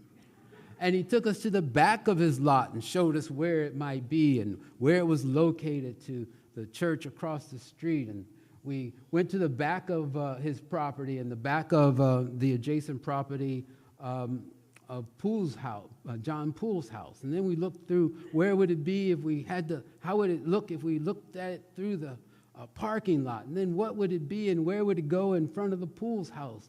And then to the right of the Pool house. And then I love these little lights here from the Pool house. I said, oh, if it could be illuminated, that'd be great. Then we said, well, what about across the street at the church? What it would look like there? And so you can see a little sign over there. It's hard to see. And then something surprising happened. The town of Poolsville heard of our efforts and volunteered some land. We were ecstatic. We had no way of knowing. And if we were looking for evidence that the town was interested, you couldn't ask for better. It was the perfect site. Well, it did have a little congestion around it. As you can see on the far right, it's very close to the curb, but it was perfect because it was donated by them. And we appreciated it so much. We are so pleased to be able to invite you to our marker installation on October 22nd. Thank you for the earlier plug, Bill. It all happened because we were able to successfully engage the communities. And that brings me to perhaps one of the most important lessons I want to tell you we learned.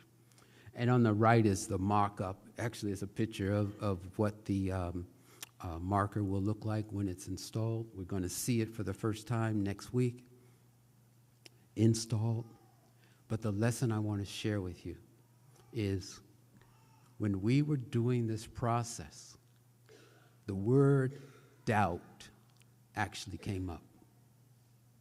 So do not doubt what you're able to do. It's not an easy thing, but do not doubt it. We didn't know where the money was going to come from.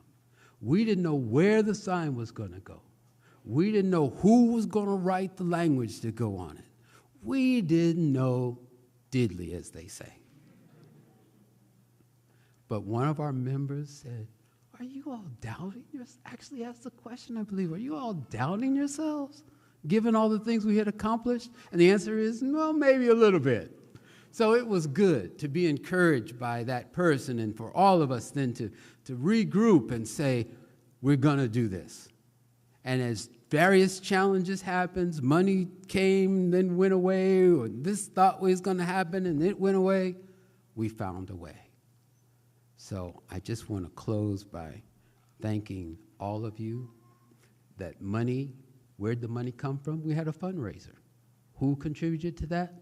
Some of you all. Will, especially, thank you for the contributions that Maryland Lynching Memorial has provided, and thank all of you of that group that helped. So at this, I want to just close and say thank you. It's been a pleasure to share our story with you and some of our lessons learned, and look forward to our having discussions about how we can do this better. Thank you.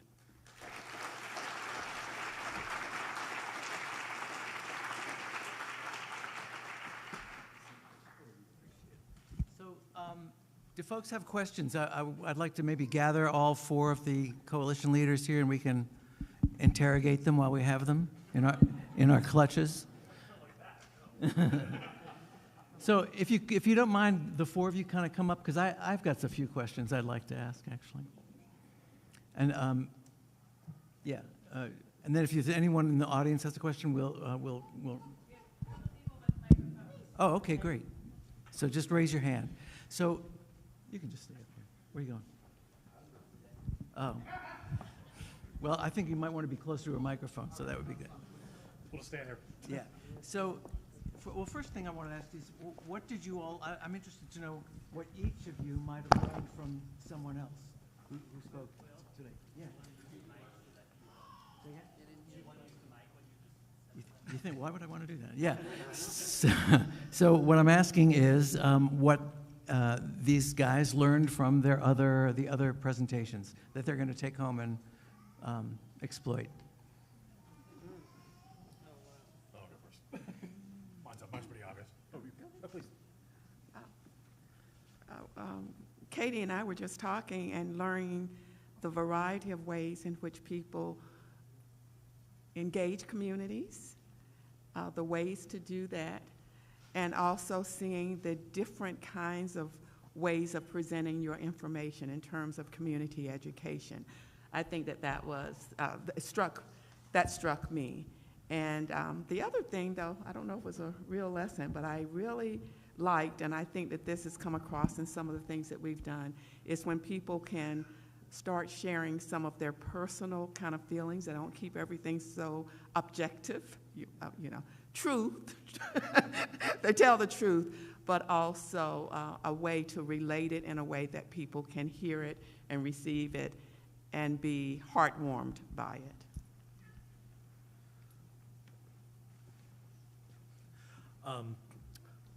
I want to say that I learned that we have a lot of organizational work to do in Wicomico County. I'm in awe of everyone here from the Western Shore who just knows how to bring all this stuff together in a way that is sustainable. So it's nothing else, just knowing kind of where we have to go from you all. So thank you. So I learned from Lula that we have to get more organized. I said, ooh, you wait till I call that Richard. He is in trouble. And I learned from you, James, that the obvious alliances are not necessarily the ones that are gonna move you forward. And actually, Derek, you have a lady in the audience whose time you want to monopolize, and I would suggest you get to her because I want to monopolize yours. So they created this fantastic map that they showed you for their interactive virtual tour, and I sounded a bell, but it wasn't the right one. So who did this map? We need this map. And I got crickets, but today I have Derek. Oh, thank you so much, Nancy. You may want to also speak to Holly, who is our graphic artist, who converts a lot of our visions and things and our activities into something tangible. And so that's one thing. And I was intrigued by how you were putting together your tour. And I think that's something that we can think about as well. We have one tour, Remembrance Tour. We're planning for another one in Poolesville. But I think, again, how to capture this using technology is really great. Lula, I think the next time we have Lula and I used to work together before I retired. I don't know what her status is now, but I enjoyed working with her. I was so pleased to see her again. But I love the pictures of the dancer, and we had a poet. We've had singing groups. I don't know that we've had a dancer perform. We have. Oh, see, look, we have. I just didn't have a picture of it to show. It was up there? Oh, so it was up there too. Oops. So I think that, engaging the arts is so powerful. And I also like, and we've talked about this too, in terms of a scholarship, some type of contest, poetry contest and things. So that's one of the things. James, I I was just thinking, I'm so glad we didn't have to worry about a sign, you know, that was up acknowledging the Confederacy or something that happened that would have to come down first. So I was just counting my blessings that our experiences are all different, challenging nonetheless, but different. And so I was just thankful for us not having to have that challenge to deal with. Wait. Give me 1 second. So the one thing that I often forget, that I don't want to forget today, is the consistent theme in all of our presentations is that this work is not done without community, without the help of a lot of other people and organizations. And so I want to say thank you from the Historic East Housing community to all of the people in the Baltimore County Coalition, especially who have moved the needle forward on what we do in our community. We could not do it without the coalition. And we were working hard, and thanks to the coalition, we're working harder. However, there are tremendous fruits to the labor, and there is no shame in the work of the hands. So I thank you all. I've learned that from my colleagues back here. Thank you, every single one of you, whether you're here for the first time or the 100th time. We could not do the work we're doing without you, so I thank you.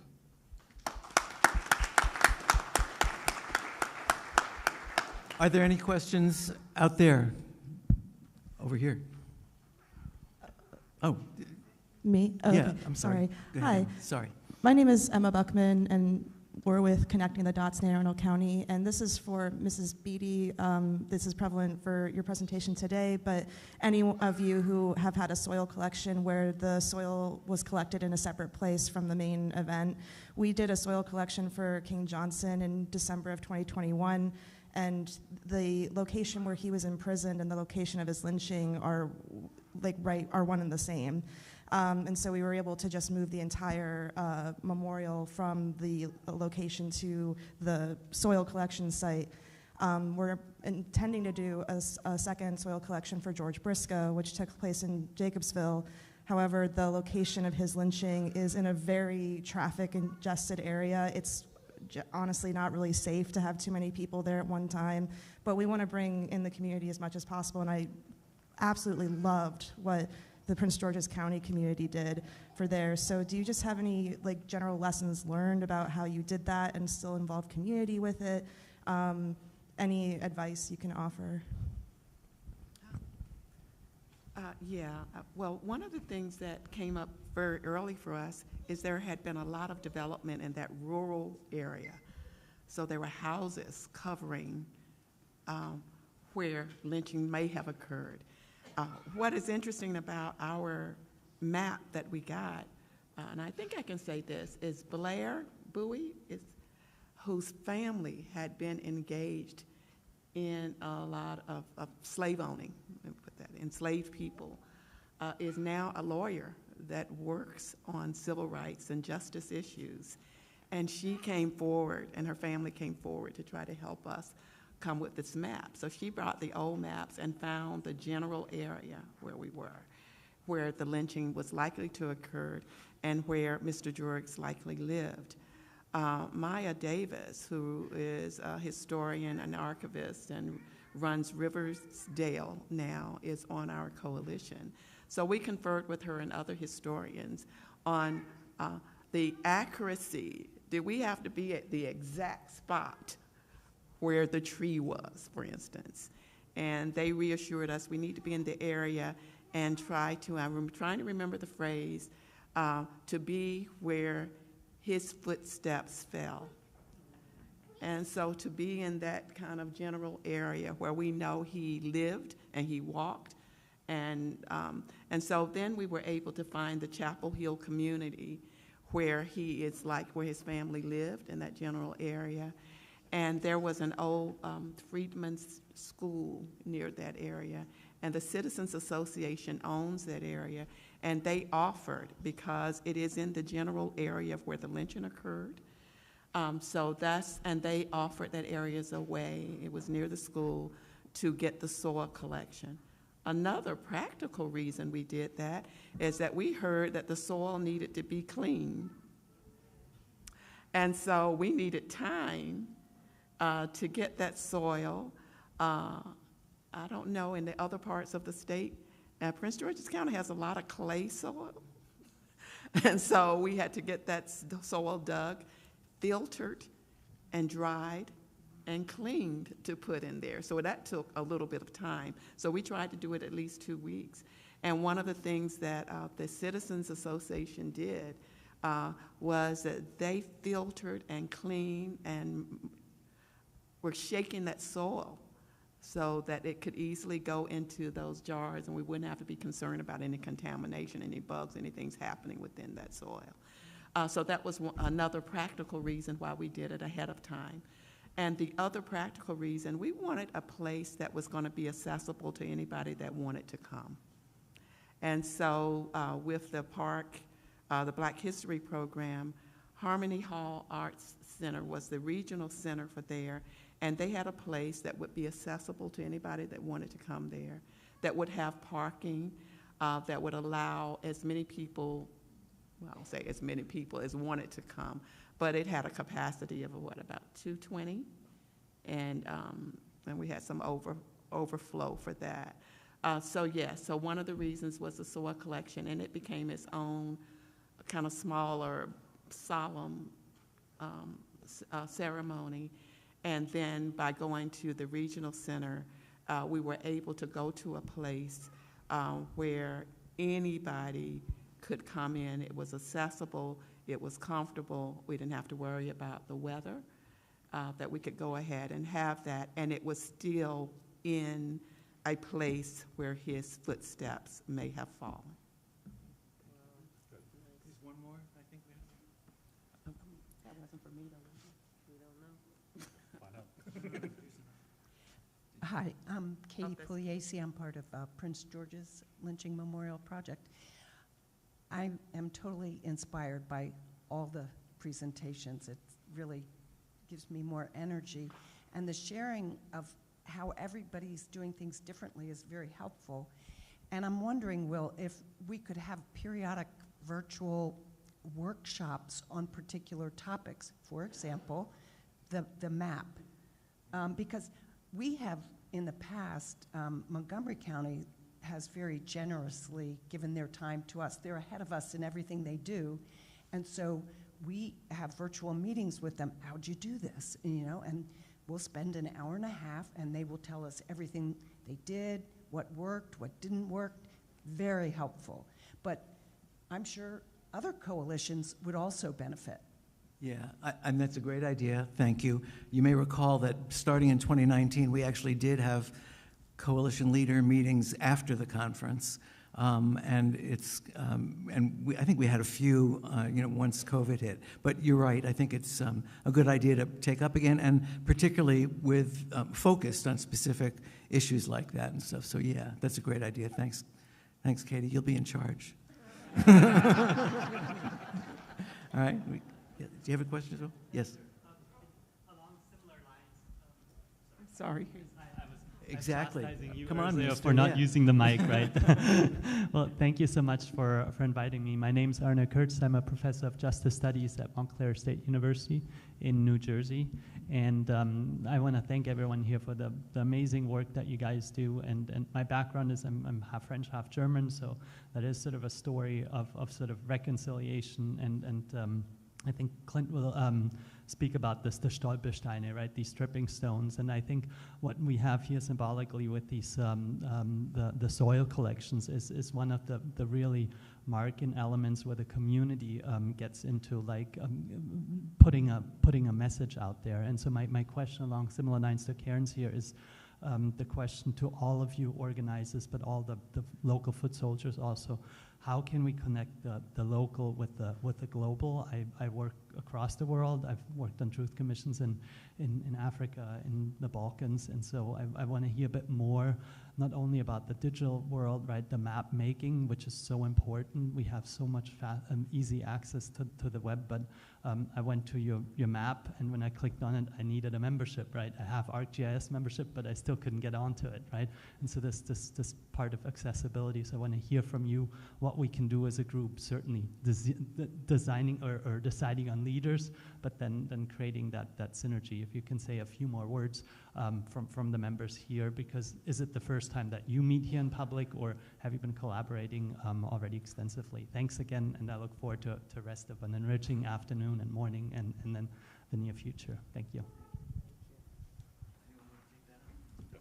Well, I will try to answer it. I think, Will mentioned earlier that a lot of this work is local. And I think I would just encourage you to start with some local group, local coalition, and build a relationship there. And as that goes, we'll kind of look at it and model it and say, well, if we want to find an international partner or somehow share this more internationally. I think there's a lot to be learned. If I could just add one thing. When we were talking about, and as we think about the future, and we think about the places where we've collected soil and places where we're going to put a marker, it's how can we then go back to those sites and use them for sites to promote reconciliation. It would be wonderful if we could put a bench near every marker or around every marker. It would be so wonderful if we could take some of the soil that we collected and plant a new tree or new trees to provide shade so that as people gather at that bench or benches that they can talk about reconciliation and what that looks like. And imagine that future where everyone can live in peace and harmony without prejudice and discrimination. So it's having a marker maybe is the first step. The second step after collecting the soil. Now, how do we do more with that? How might we do it? And so I think just working locally. I don't know if in Germany they've done something, if anybody internationally has sites like that, but knowing something like that could be very helpful to us. Thank you. I just wanted to mention one thing, and I hope that Will can comment on this, as I think you're a part of the International Sites of Conscience, are you? And I think broadening the network to see how people do things and can join together and get ideas is important. So I don't know a lot about it, but I think Maryland is a part of that. And I think that that's important. And the other important part for me is learning how to, I'm not a tech guru at all, but seeing how people can come up. I think it might be a good idea for us to put our map up and that process too, and to see how people can visit and kind of be inspired. And one last thing, which is I'm speaking only for me, is I do have trouble deciding what is local and what community is for me. And I think that I see myself as part of a state community, a county community, and not just a local community. So I think I am one of the few in our coalition who, when they start talking about what the community is, I get confused, because I believe I am part of that community, whether I live 2 blocks from it or 5 miles from it. That'll be another workshop that Katie can work on. Thank you guys very much. I really appreciate it. We're good. Will, we still have a couple questions. We have one right there and then one right here. Okay. Another one right here. Real quick, because we got Okay. Yes, sir. My question is there a way that you can get other people who might have been involved in the lynching as part of the crowd, or the descendants of those people who might have been part of the crowd or witnessed, or were like what happened at Wimico, that the person that was accused of killing, actually, that descendant actually came. So what can we do to get people who might have been involved, their descendants, to attend these memorial sessions? So I don't know if you guys have anything to say about this, but I will tell you that, you know, the last lynching in Maryland happened 90 years ago. 90 years ago this week. One of the, when we were doing the hearing in Baltimore County, we were preparing for that, is Jenny Lyles here by any chance?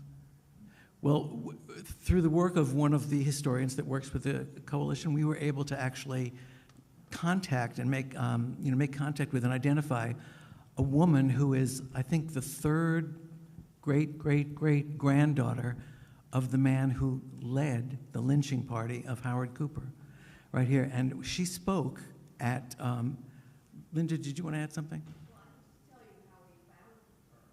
Yeah, that would be interesting. Is there a microphone we can get to her? And then we got to really get moving because we're late. We were doing so well otherwise. Anyway, she spoke at the hearing, and I will tell you that I'm still gasping to think about it from what she had to say, her testimony there. So it's on our website, and the testimony from the Lynching, Truth, and Reconciliation hearings, and I can't recommend it highly enough. Yeah, she was really quite remarkable. But, you know, the phrase is, of course, persons unknown. And, of course, they were known. They were known by everybody there. They were not reported locally. They were, or at least in the case of Howard Cooper, it was reported nationally. So 2 years ago on Washington, the long weekend, Washington President's Day weekend, I just started searching Howard Cooper in newspapers.com to see how his Baltimore County lynching was covered nationally and internationally. And sure enough, in more than one, and I started looking in papers. I thought, well, Midwest, abolitionism, you know, where would there likely be coverage of this story? And there was a lot of boilerplate, a lot of, the same reporting. It was obviously well reported, 1885. But in more than one story, because of course you want more than one example, the name of the head of the lynch mob was reported. So once we had that, and this is where Jenny picked it up, and it's a well-known name in Baltimore County, Offutt. His biography was easy to just research online. Jenny posted on Facebook, and I'm not sure how she actually did that, but she was able to post on Facebook, found several descendants through her own genealogical research, invited any one of them to respond, and one woman did. And that's how she was found, a combination of a newspaper search and Facebook. Thank you. So I want to encourage more discussion and questions about this. Did you have something? I was going to say something real quick. Because I think what I'd like to do is move that to lunch, to our lunch break, so that we can keep the program moving forward. Yeah, I would just encourage you, if you haven't read that account, to please do. It is very moving. And I read that and was moved to explore how we might interact with lynching descendants from lynchings on either side. And I think it's something that's worthy of additional conversation because it brings up a lot of things. And, you know, thankfully we had two people that have had experience in international reconciliation efforts in South Africa that have been able to help counsel us.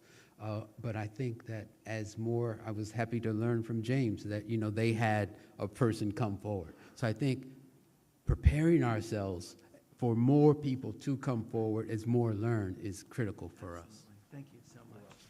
So in just a final note of irony here, I just want to mention that Howard Cooper, whose marker is a mile and a half from here too, and if you have, it'll be daylight when we get out of here, and you can go see it if you haven't been there. Howard Cooper was no older than 15 years old when he was lynched, no older. The woman that he was accused of assaulting and raping, she lived to be 103. So I'll just leave that out there. So I wanted to, I first learned of Nick Creary, who is our vice president, when the wheels were in motion here to create this organization. at the time was at Bowie State and working with some of his grad students, I believe. Is it grad students or undergraduates? Okay, I want to give them credit. And they were doing this work of actually documenting the racial terror lynchings in Maryland. And his research really was the basis, as the delegate mentioned earlier, for the law that created the Lynching Truth and Reconciliation Commission. He was a tough guy to get hold of. And I actually, the very first time I met him was at the soil collection that we had here, weeks before we incorporated. I had been, leaving emails, phone messages, and it's okay. I'm used to being blown off. It's no problem.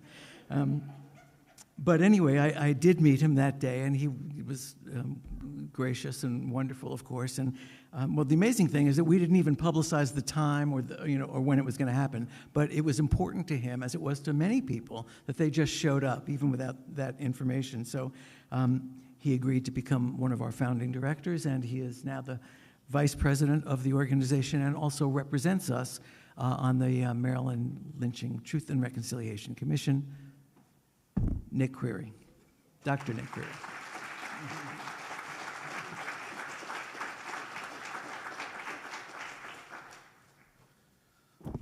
Thank you all for that. I'm going to try to keep this as brief as possible because I know y'all have been sitting for a while. I think, as I've been thinking about, sort of the year that we've had on the commission since the last time we gathered for this, sort of the image of the iceberg sort of came to mind. As you all know, the iceberg, what you see is just a small piece of a much larger object that you can't see below the waterline. And so I'm sure some people are saying, well, let's just, in full transparency, yeah, we did not have any hearings this year.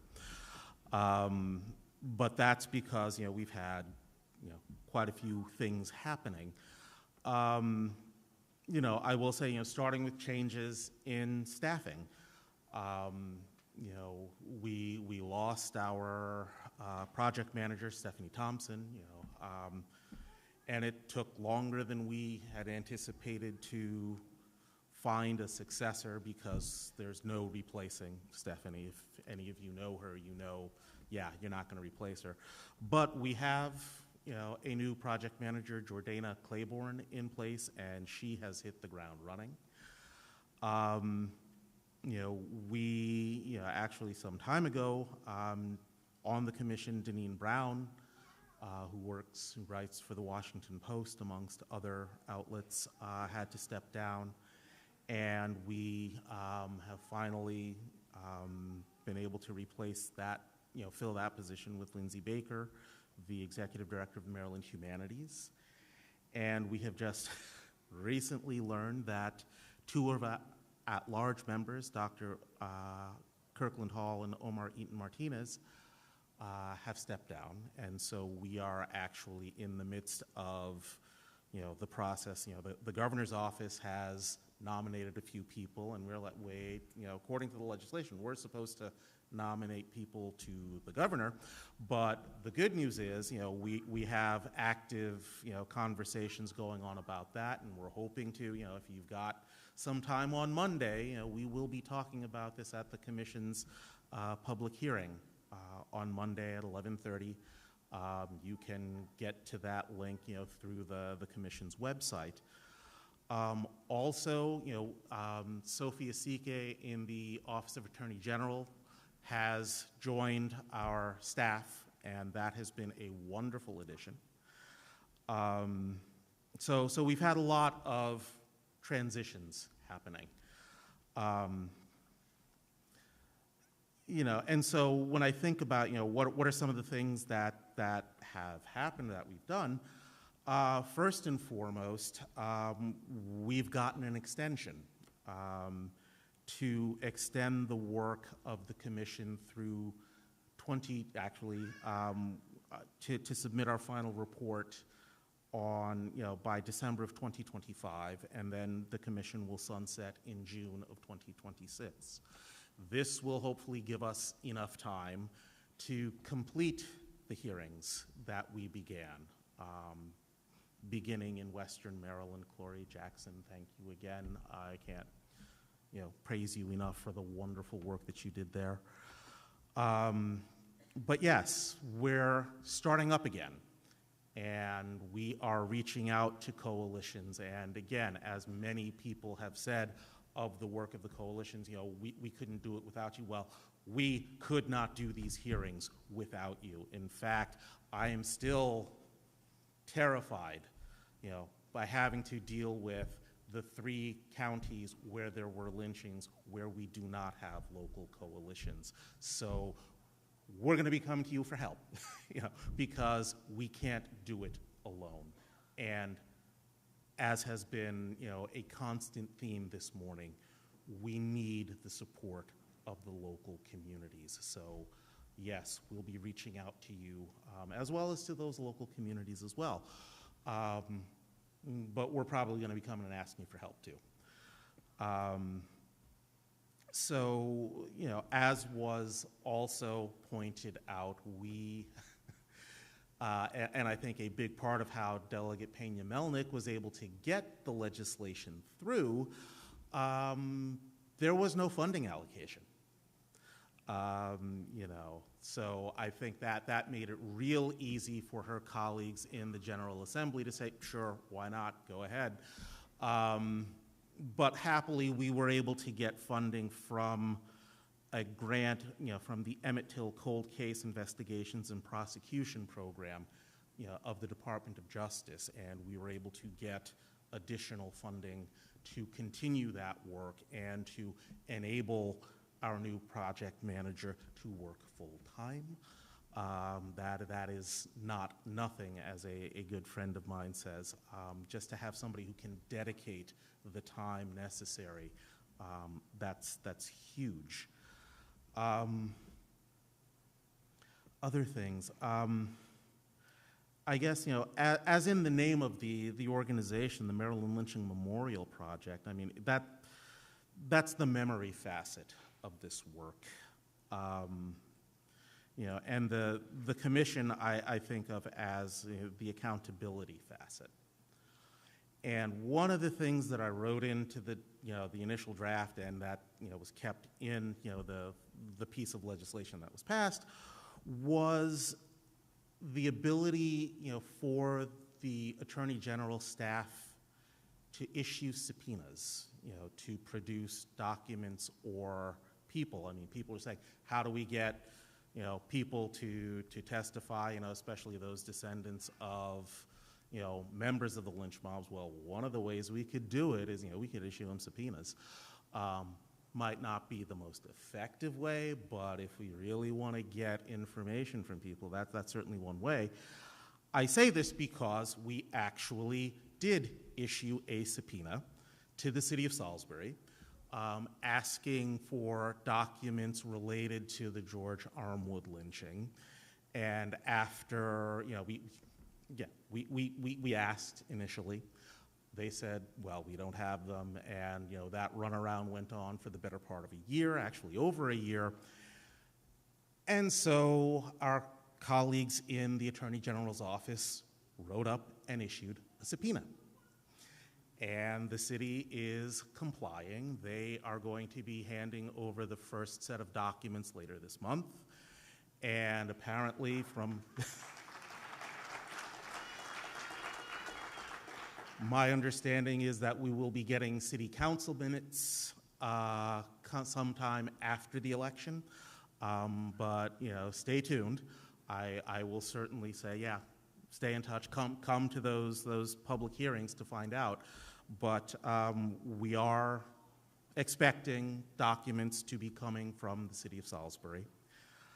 And here again, I mean, some of the things that I would like to see happen, sort of our next move, since we used our subpoena power. Next thing I'd like to see, in terms of, when we talk about, reparations, and that was another one of those words that Delegate Pena-Melnick had to pull out in order to get the legislation passed. But one of the things I'd like to see us do next is maybe now that we are learning the identities of members of these lynch mobs, is to issue some posthumous indictments. And yes, I know this is being recorded. I know this is being live streamed. This is sort of my way of trying to make sure that the commission doesn't drop this conversation because, I was raised a good Catholic boy, and I have my issues with Holy Mother Church. But one of the things that the Inquisition did, if they found, that somebody was a heretic but who had died, they would say, no, death does not spare you from the proper punishment, and as only the Catholic Church would do, would exhume the bones and burn them to ensure proper punishment. Well, I think it would be appropriate, now that we know the names of members of these mobs, that they do not, continue to enjoy the anonymity that, that cloaked them, and hid them from their crimes. We know your names. We know the truth. It is time for some accountability to happen. And so, yes, I would like, sort of our next move, in addition to preparing and staging these hearings, is to start to prepare some posthumous indictments for these people as we learn and know their names. And I think with that, I'm going to stop and shut up about the commission. If you have questions, I'm happy to talk with folks after, or during lunch. But the next thing Will asked me to do is to introduce Dreesen Smith, Heath, if I'm presuming she's here. Okay, great. Then I will introduce our next speaker, who I think is going to be far more interesting than I. Dreesen Heath works as an independent consultant at the intersection of human rights, public policy, racial equity, and liberation movements. She is a fierce advocate, compassionate collaborator, conscious facilitator, relentless organizer, and nimble strategist with expertise in racial and reparative justice. As one of the U.S.'s leading reparative justice organizers, she seeks to mobilize and support individuals impacted by systemic racism to enact transformative change through movement and coalition building, as well as policymaking and narrative change work.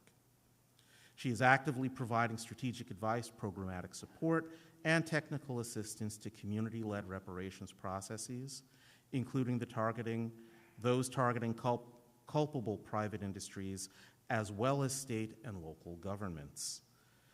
She is also the founder of Why We Can't Wait Coalition, a national coalition of hundreds of organizations, including internationally based and US-based national and grassroots organizations seeking to advance comprehensive reparations at all levels. In May of this year, in partnership with Congresswoman Cori Bush, she helped author and introduce historic reparations legislation, which provides a comprehensive framework for a federal reparations program for the legacy of slavery, a framework that never existed in the congressional record prior. She has most recently led the Human Rights Watch's racial justice and reparations work as a researcher and advocate in HRW's United States programs from 2018 through this year. She has authored significant research reports and publications, including The Case for Reparations in Tulsa, Oklahoma, a human rights argument, which is cited in the historic lawsuit brought under Oklahoma's public nuisance law on behalf of the 3 known living survivors of the 1921 Tulsa Race Massacre. She has testified as an expert witness before the United States Congress and has provided testimony and commentary to state and municipal governments to advance holistic repair. Her writings and thought leadership on the ongoing impacts of settler colonialism, structural racism, and the necessity of comprehensive reparations have been widely quoted and published. Her expertise has been featured and referenced on numerous local, national, and international publications, on radio and in documentary and podcasts, which are too numerous to cite here. Before joining Human Rights Watch, Ms. Heath worked with as the special assistant to the director of the Council of the Brennan Center for Justice's Washington, D.C. office, and was a researcher at the Center for Research and Education and Social Policy at the University of Delaware, examining emerging community health and education policy with a particular focus on access to food in segregated community. She is a graduate of Wesleyan University, and it is with great pleasure that I now present to you Dreesen Heath.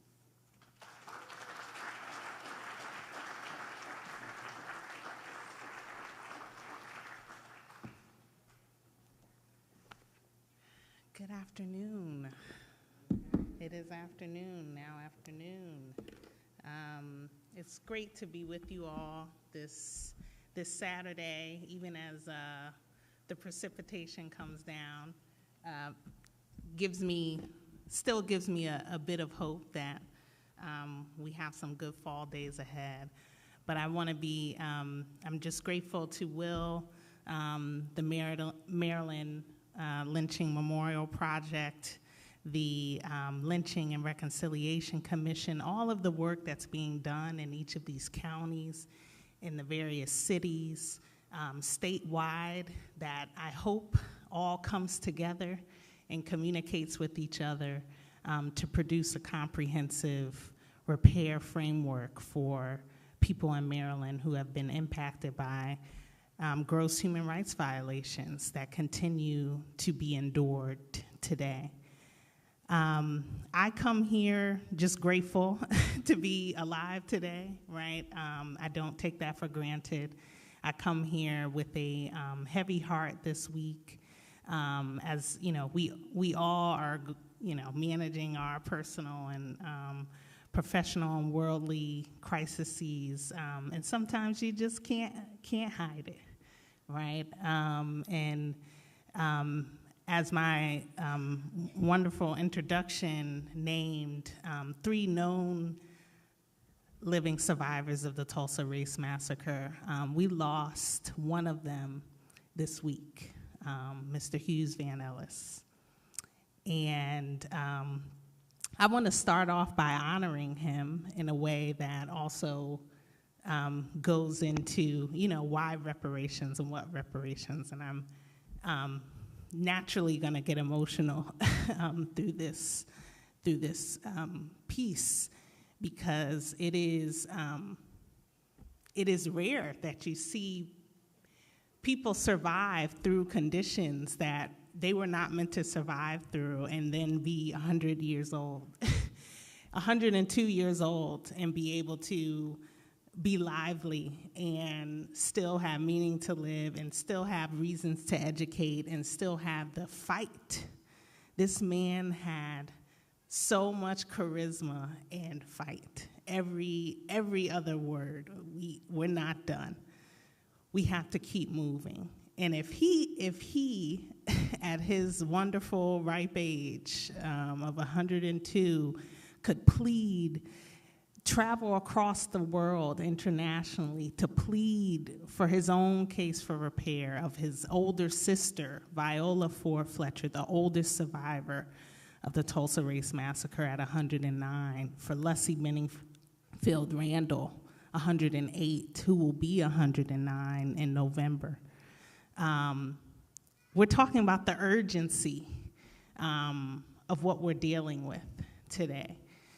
And so it's with that I start us into this conversation, because why reparations needing to be an integral part of Maryland's efforts, and what does that look like, right? We've heard it as a cultural term. What does this mean culturally to people? But there's ways that we've applied it, and that it's been defined, and that we are giving it routinely. The federal government, state governments give reparations routinely, currently. There are active reparations programs that we don't necessarily call reparations programs, and that's a part of the narrative dystopia, the passing of the word, that we don't identify programs that are meeting a certain repair to a certain violation in the ways that we do for non-Black communities and non-Indigenous communities, because those programs don't exist in mass for Black and Indigenous communities in particular. You may know Tulsa, Oklahoma, and I start there because that was my birthplace. I did not grow up there. I'm not a descendant of the Tulsa 1921 Tulsa Race Massacre, but my work in 2016 brought me back there. Still having God family there, never having visited, but my first visit back was after the killing of Terrence Crutcher.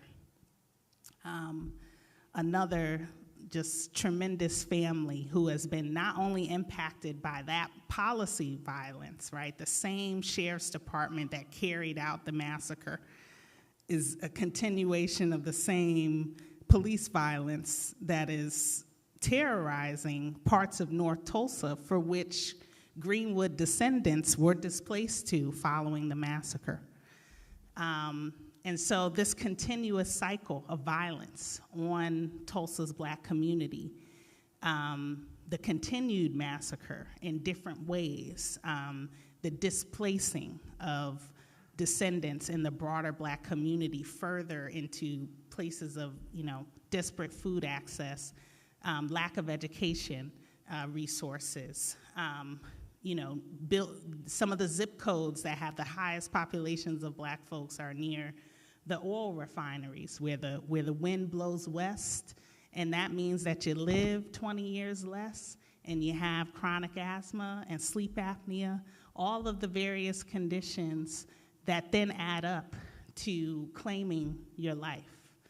And so that's what ends up bringing me back to Tulsa, to connect the dots and say we cannot just look at this historical harm in a vacuum. We have to look at it as a continuous cycle and a continuous plan by the surviving institutions that sanctioned the massacre, right? We're talking about a massacre that was the most documented massacre in US history. You can spend time in the archives like I have and find thousands of different postcards that were mailed following the massacre as a way for some of the white businessmen to continue to profit off of the massacre. Photo postcards of white men, identifiable white men with rifles standing over charred, unidentifiable Black bodies, right? Those were being sold in perpetuity following the massacre. You may know the massacre as starting with an interaction between a young Black shoe shiner, Dick Rowland, and Sarah Page, elevator operator. That may have been a catalyst, but let me tell you, there's a longer story, a story of reclaiming, economic power that set the stage for the massacre in decades prior, right? We're talking about oil drying up in the capital and other oil-rich areas of Oklahoma. Economic sources were drying up. They saw this thriving Black community. Now, not the whole of Greenwood was thriving. That's also another part that we need to honor about some of the Black individuals in Greenwood who did not have access to the same capital, but were still living on the outskirts of the town. But we're talking about 11,000 people, a city within a city. Many of those victims also lynched, not just, shot in their homes, but lynched as a matter of, we want, there is documentation of, some of the deputized white members saying, we want other community members to see what we've done. And we want to leave some remnants of what we've done in order for that to cause the psychological continued trauma that it has caused. And so when I think about, Maryland, when I think about following an incident like the Tulsa Race Massacre, and why I have worked in so many jurisdictions across the country. Tulsa, to me, speaks as a microcosm of the United States. It is a place where you can compare a lot of the dynamics and demographics in various counties that are across Maryland. They're very similar dynamics. They're almost, they have unique characteristics and tendencies, but they are very much a copy and blueprint of each other. And so looking at a place like Tulsa, where if we can't get reparations in Tulsa, what does that mean for the rest of the country? Again, the most documented, some would argue the most violent or the most deadly, resulting in no restitution, no compensation, no rehabilitation, no guarantee of non-repetition, and we're just getting to the satisfaction measures, which I'll get to, which speak to the city's further covering of the massacre itself. These reconciliation efforts that have happened in the last 20 years, or what they're coded as, have been a distraction. Many people don't know, the full story behind Greenwood Rising and the new history museum, and how it's profiting on the backs of the survivors and the descendants, how descendants can't even access the museum for free if they wanted to, right? But you got Bank of Oklahoma card holders able to access the, building for free. But not only is that a history center in the historic Greenwood district, it is occupying the land of Dr. A.C. Jackson, one of the famous surgeons at the time, not just black surgeons, one of the most reliable and famous surgeons in the country at the time. His descendants are actively fighting in court to, regain that land, but also to receive some type of restitution for not being able to access that land if they are unable to. So Maryland has a host of menu of options to choose from in terms of what reparations looks like. You're seeing different programs excel across the country. I will say some of them are true reparations programs, some of them are not. And let me just say that we have to, as community, we have to be questioning these efforts. Not because we don't want them to happen, but because we want them to be authentically reflective and therefore being able to treat the wounds in the ways that we need them to be treated. I'll toss out Providence, Rhode Island is doing something similar to what Greenbelt is doing, which I hope Greenbelt can err on the side of avoiding some of these mistakes and not repeat them. Providence, Rhode Island is taking on 2 huge gross human rights claims: Native Americans in Providence, as well as black people. They have combined that one program to deal with 2 vast harms. That on itself does not do justice to either one of those communities, right? On top of that, you have Providence, Rhode Island now putting an income requirement within their reparations program that anyone making under $50,000 is eligible under this particular reparations program. Now, when you look at the census data, of course, the majority of households that make under $50K in Providence are white-headed households because that is the, population disparity in that city. And so you're going to have a reparations program where the majority of eligible applicants are going to be white people in this program, lower income, right? We can deal with class-based disparities through public policy, good public policy, but this is not a reparations program, right? But that is catching the headlines, right? You'll see that in the headlines reported with the state of California's efforts, with Detroit efforts, with all of the various, Evanston, all the various efforts happening. So I'm hoping Greenbelt can take a look at that, because I know they're also trying to tackle 2 massive harms in one program. And I also saw Greenbelt looking at ARPA funds, American Rescue Plan funds, to potentially fund that. And I know funding is always a challenge, right? I will also caution you to use ARPA funding for these reparations programs. ARPA funding is already coded as a race-neutral, material application. So you cannot apply that to a race-based or, a program that is specific to curing harms of systemic racism.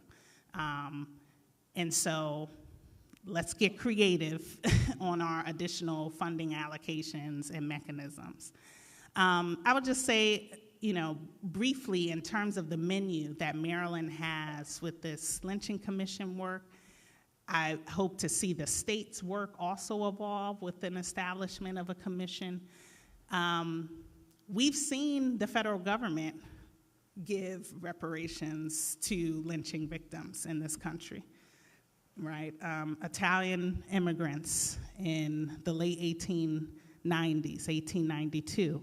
This is around the same time that Ida B. Wells is also in Memphis gearing up on her lynching campaigns, right?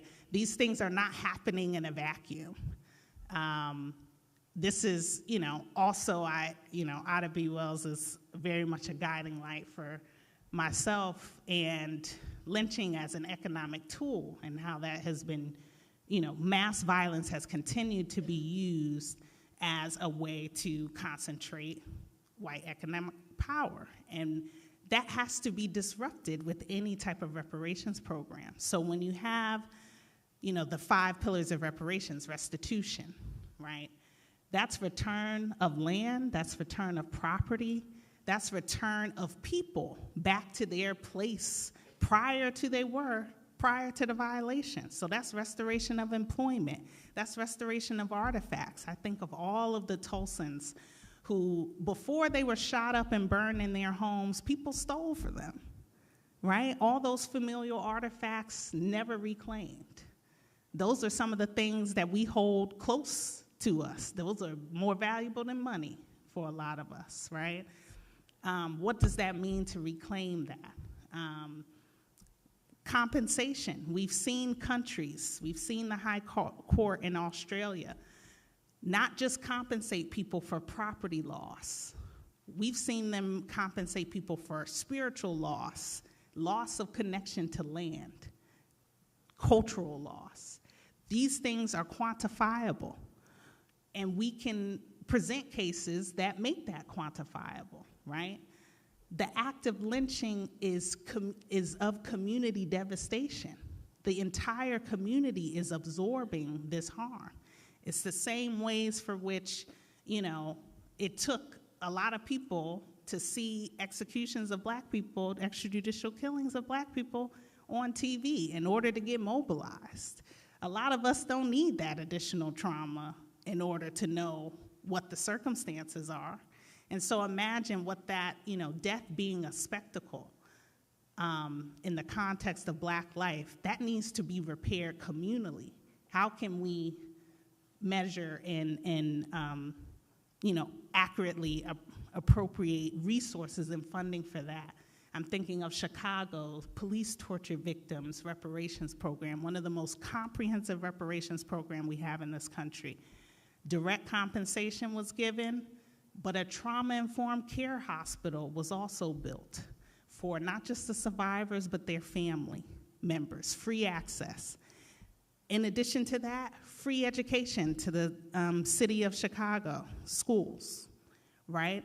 In addition to that, a curriculum developed for high school students, right? We know we're in an active battle in order to teach even the basics that weren't even being taught in the first place, right?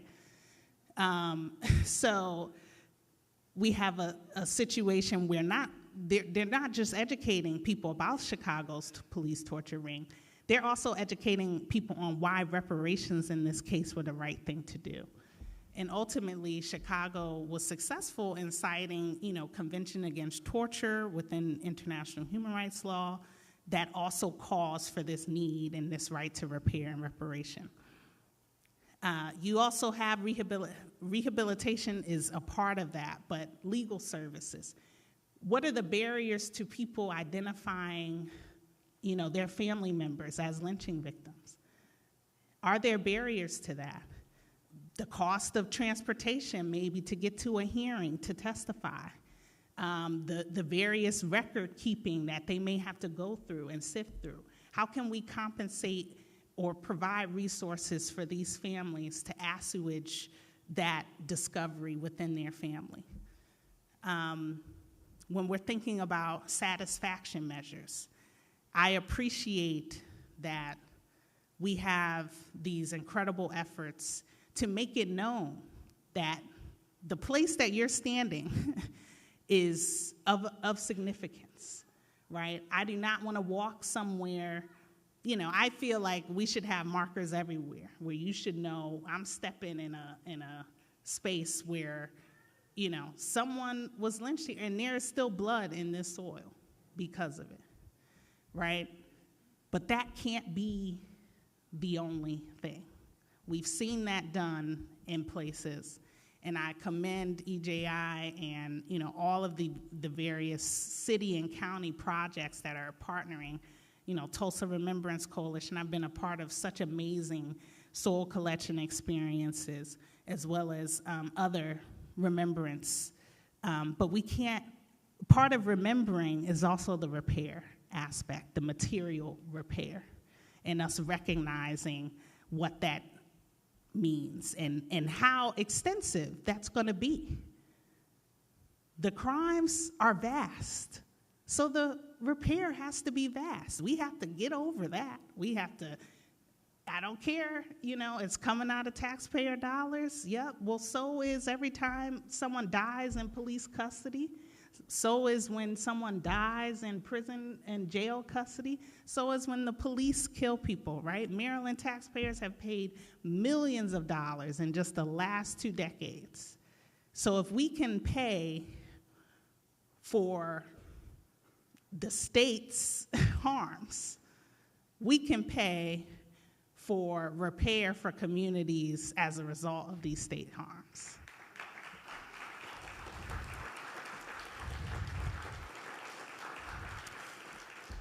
Guarantee of non-repetition is this wonky term that's used in international law that really just means, how do we end this harm?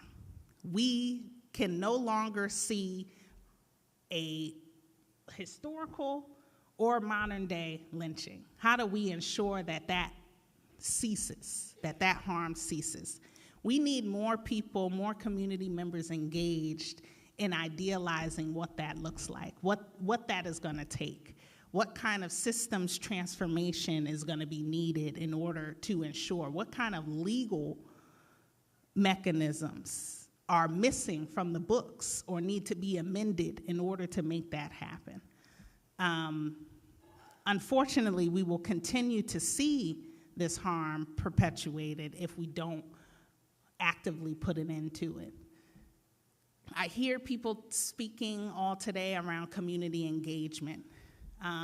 Reparations is a survivor-centered, community-centered, victim-centered process. These reconciliation efforts, reconciliation is a hard word for me to fully embrace. And I will say that because we have not even reconciled.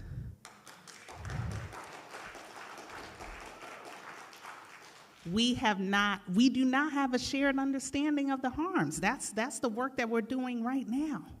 That's the work that we're doing right now, centuries later, 80 years later, right? And so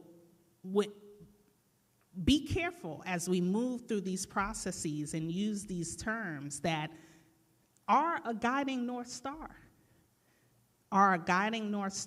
but are not the starting point and certainly are not the midpoint. We have a lot of work to do, and the imagination for which we need to imagine our repair is important, is really important. Any type of legislative efforts that already curb the potential of compensation, of restitution factors, are doing an added injustice to the harm. And so when those bills come to the floor, y'all got to be the first people in those rooms shouting it down. These bills are amendable. I don't care what anybody says. I've been in a lot of federal legislation, state legislation battles. And if you bring the people out and you put keep putting your pedal, and you get some scars on your back now as a part of that, but it's worth it on behalf of the people. That always has to be first. That can't be an ancillary side project, community engagement. Oh, we're gonna allot, this $5,000 to get maybe 100 people in the room, but we need to reach 100,000, or we need to reach 1 million. How can we up the ante with our efforts and connect the dots with efforts and people, living ancestors that have been doing this work, that have been engaged in this work? May not be, publicly documented, right? This requires, I've spent so much of my time in the last 7 years in people's living rooms, in Jeanerette, Louisiana, in Detroit, Michigan, right? How are people realizing their own access to reparations? When we have a culture, we have a media that says this is impossible, particularly for Black folks. This is impossible. But we see it routinely done. And, I can stand here and talk about all of the various current programs that are existing. The 9/11 Victims Restitution Fund, Revolving Compensation Fund, is a reparations program. The PACT Act, which you may hear, have you or your family been harmed at Camp Lejeune? That is a massive outreach, millions of dollars just for outreach for over 3 million veterans who are getting direct compensation and free health care because of exposure to toxic waters on the naval base. How many Black communities do we know across this country right now experiencing and drinking toxic waters, right? So we have access, we have precedent, we have a wealth of knowledge from the international space. I'm glad to hear, different ways of connecting the local to global, because that work is happening. We've been able to send people from various U.S. jurisdictions to the UN to testify as a part of really key processes within the periodic review, within the racial discrimination processes. So for Maryland, I just call you all together. I know we all have our various lanes, but this is collective work. The counties have to get together. That will be a much better process in the end when the state starts doing its work, because you can just give them a roadmap. You can give them a place to really begin and end this work in a meaningful way. So I'm grateful to be here again with you all, and there's a wealth of opportunity so long as we don't limit it for ourselves. Thank you.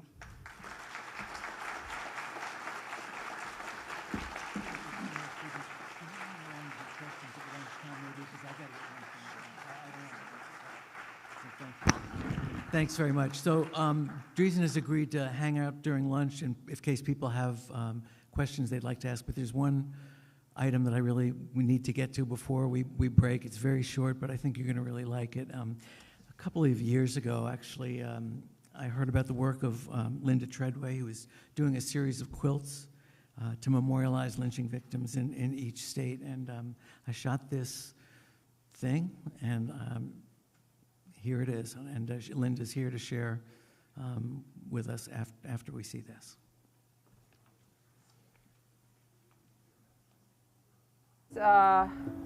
One of the first quilts I did, actually. This is Mississippi, and so Mississippi is the state with the most number of lynchings.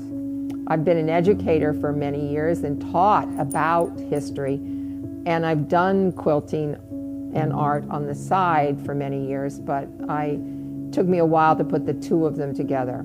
That's all hand embroidery of the live oak. I was always interested in leaves and the power of the regeneration of trees and I mean, I look at this tree outside my house every day and realize it was here before I was born. It'll be here after I die. They're here for a long time.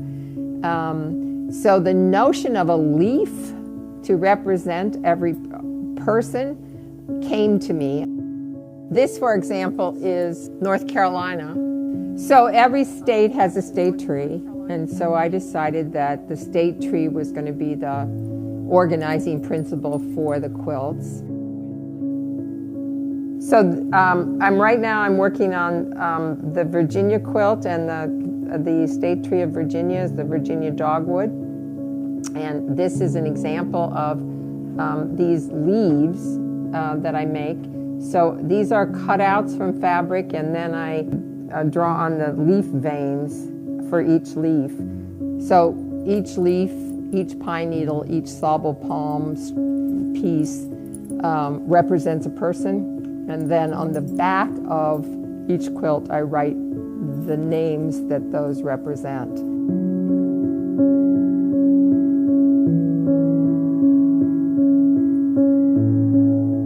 As I write the name on the back of the quilt, I say the person's name. And I've said before, this whole project feels like one long prayer.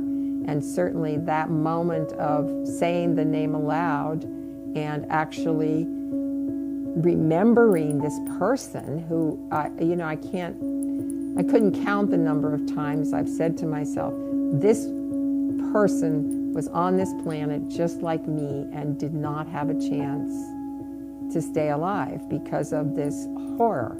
And so that is this sort of spiritual moment of reverie and importance to me that I do this.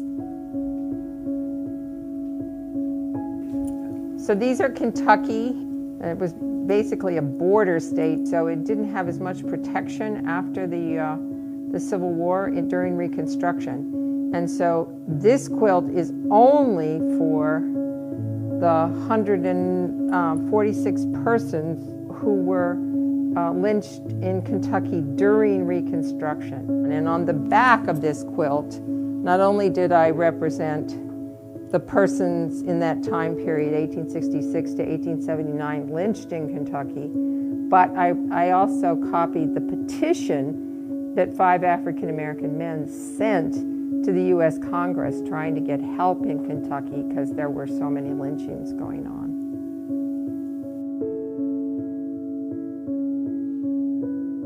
For each state, I do one quilt that's for the unknown persons in that state. I took one piece of fabric and I hand stamped.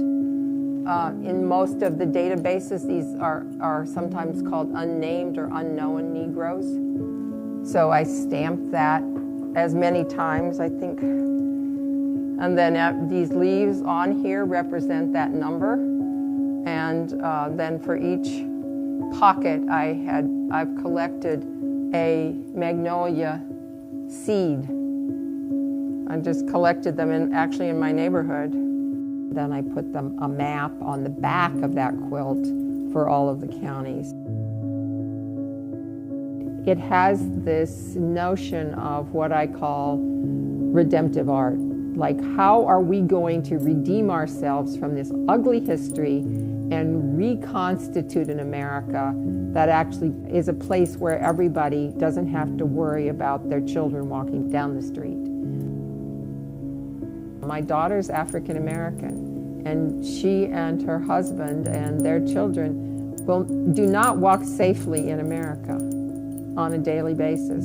I know this because I hear what happens to them. And that's the essence of why I'm doing this project. Is I really want people to understand the magnitude of this in our history and understand it went on everywhere, and really memorialize this in a way that people understand that this is not only our history, but it is our present.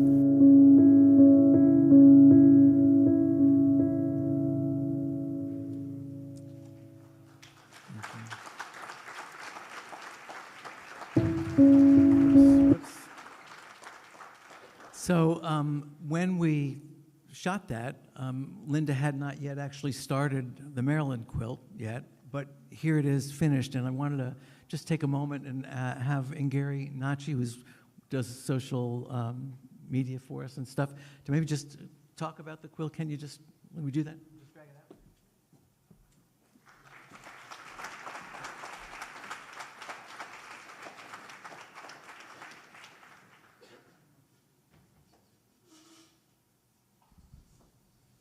Thank you. Thank you all for waiting to see this before lunch. He wants us to stand up. Oh, sure. Yes.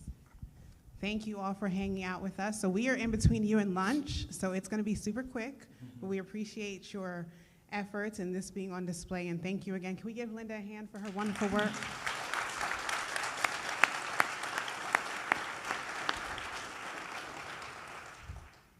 Thank you.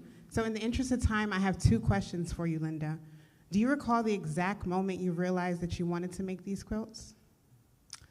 It's been a long time ago. I started reading James Baldwin in high school in Aurora, Nebraska, which was an unusual thing to do. And I knew that there was a different history that I hadn't heard about. I became a history teacher in DC schools in 1969.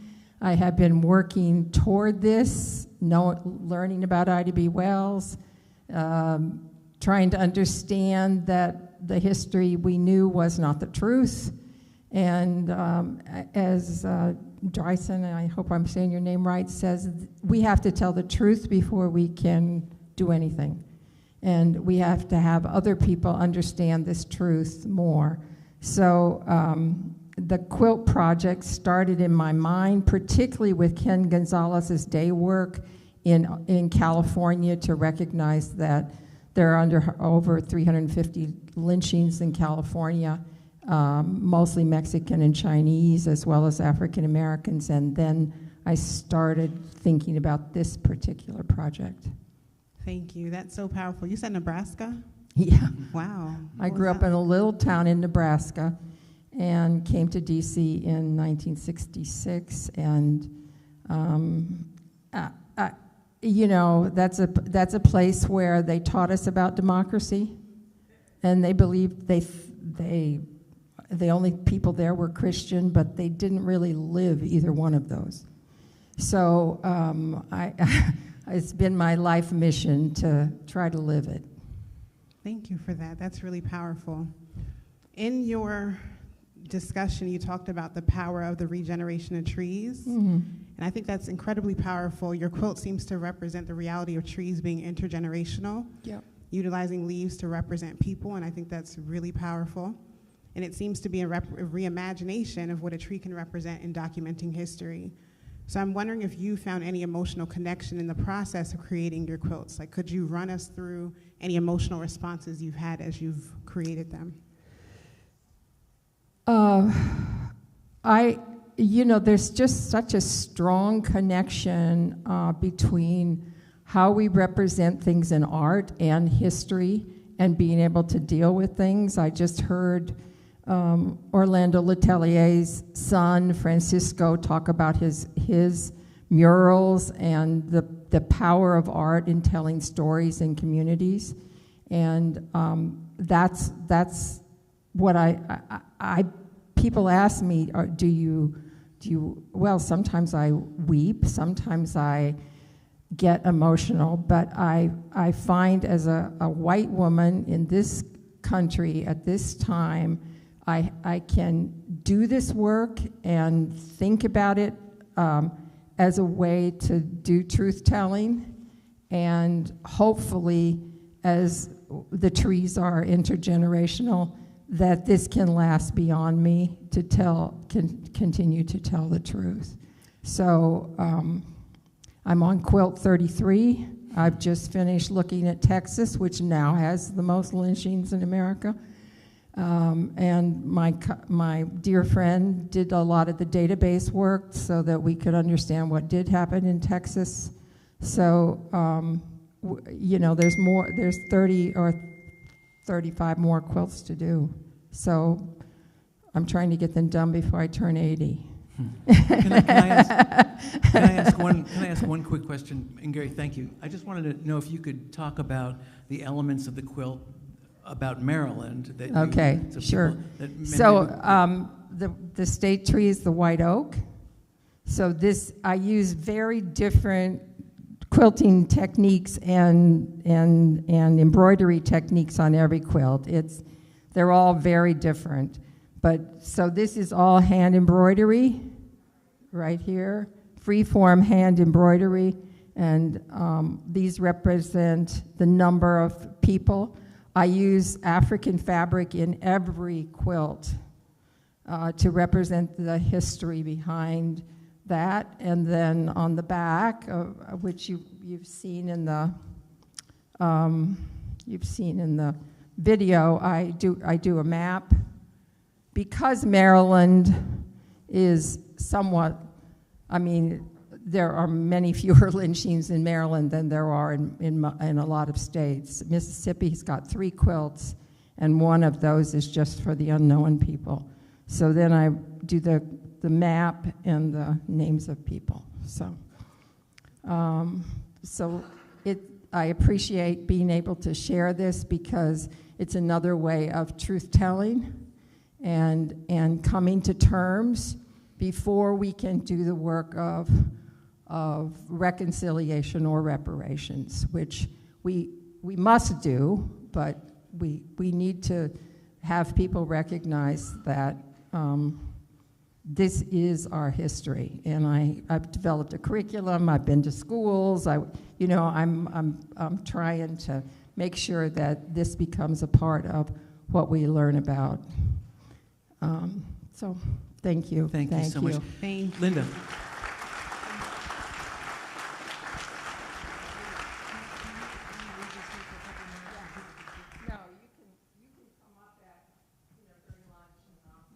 Yeah, and it's lunchtime. So and we'll leave this here for you to take a look at, and then I'm going to call you back to class at about 20 after. You'll know. I'll let you know. And thank you so much for your patience, and thank you for everything. Are the questions? I had juicier ones for later. I know that's okay. I didn't really rush you, but we're so far behind at this point. No problem. This is good. Thank you. Of course, people are loving it, and I'm really excited. Huh? People are loving it. I'm hearing good things. I'm hearing chatter. Yeah, this is such a cool thing. It is. It is.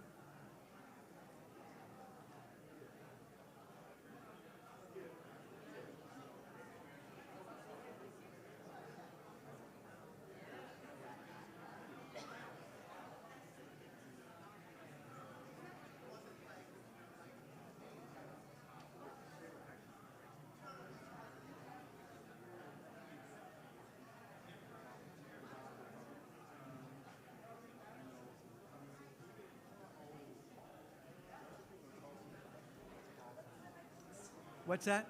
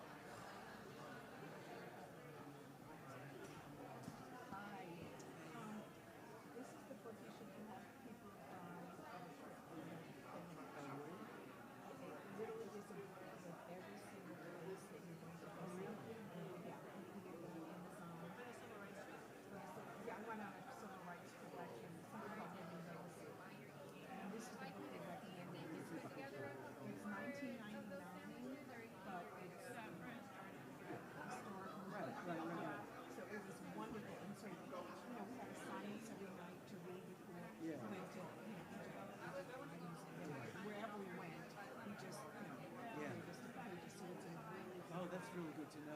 She gave us, and actually the woman from Iceland, international, whatever. Institute for Compact. She knows that. Okay. Yes. Anyway, I think it's worth. All right, that's good to know. Okay. How many? 3 minutes? 2 minutes. 2 minutes. Everyone, this is a 2-minute warning, I'm told. So.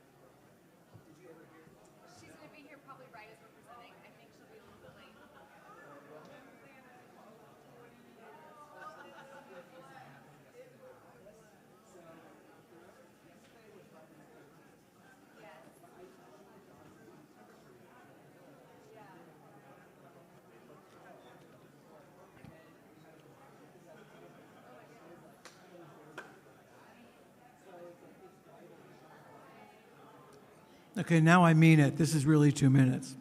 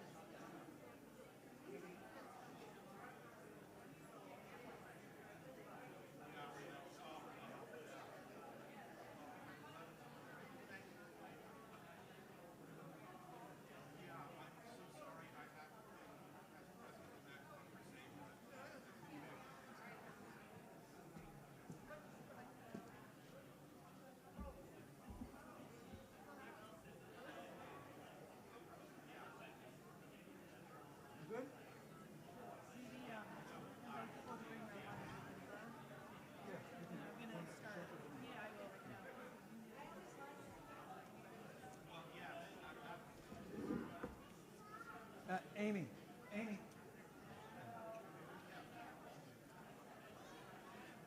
Okay, folks, you're welcome to bring your lunch over in here. Spread out.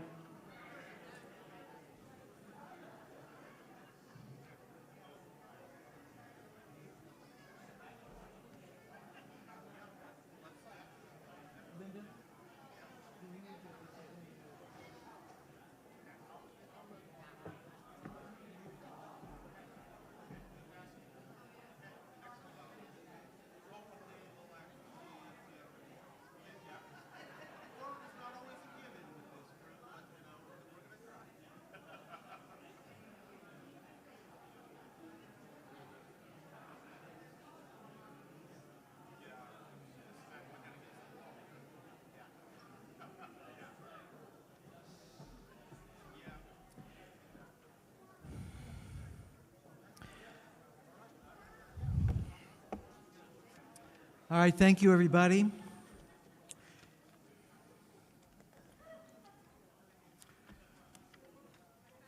Welcome back. So, when researching the history of lynching in Maryland, one of the best sources of documents and other material relating to that history is the Maryland State Archives. And I wanted to give you a look from a few years ago of some of the types of records that they hold there and what we can learn from it. This one is about a lynching on the Eastern Shore. I mean, this isn't even 100 years ago. I mean, it's 1933, so it's not like you can keep saying, oh, it's the Civil War, or it's a Revolutionary War. It's like, no, this is 1933. My father was alive at this time. The main thing that you want to look at is always the newspapers. I mean, just like today, it really is no different than today, is that you want to see what were the people saying about this? What was the quite frankly, the animus that pushed this forward? Okay, this is the same event. Where do you get to the point where you actually see the name of the individual who was lynched? And I have gone through this whole article and there's no mention of George Armwood as having been the person who was lynched. So once again, it's this whole article about the event and the person who was lynched is not mentioned once. Here we have the state-issued death certificate for George Armwood. So what we try to do is see exactly how the state documented some of these events, and then using the information contained therein, we try to fill in, some aspects to the story. Death records are the ones that provide the most information. This was a farm laborer who was lynched in October of 1933 in Somerset County, Maryland. But what's very shocking on these death certificates is the medical examiner's report. And so it literally will say shot, hanged, stabbed, lynched. And then here we have the principal cause of death. And here it notes that he was killed by a mob for felonious assault on one aged white woman. And then when you see this death certificate, which is an official government document, there's an admission by the medical examiner that this person was lynched. And nowhere in the United States of America has it ever been listed that lynching was legal. This is a death certificate for Wright Smith. And here you can see it was lynched, and it says gunshot wounds. This is October of 1898. What's interesting about this case is that there was actually a resolution that was introduced in the Annapolis City Council by Alderman Wiley Bates for the city to condemn the mob for the lynching of Wright Smith. It only had 2 supporting votes, and the resolution was rejected. This was an individual who shared life, who shared this earth, who shared this state, and this individual, this citizen, this neighbor was lynched. It wasn't just a nobody. These are people who were lynched. And that's what I think people forget. So my goal in telling these stories is not to make people comfortable. It's not to provide relief or satisfaction, but it's to tell the truth.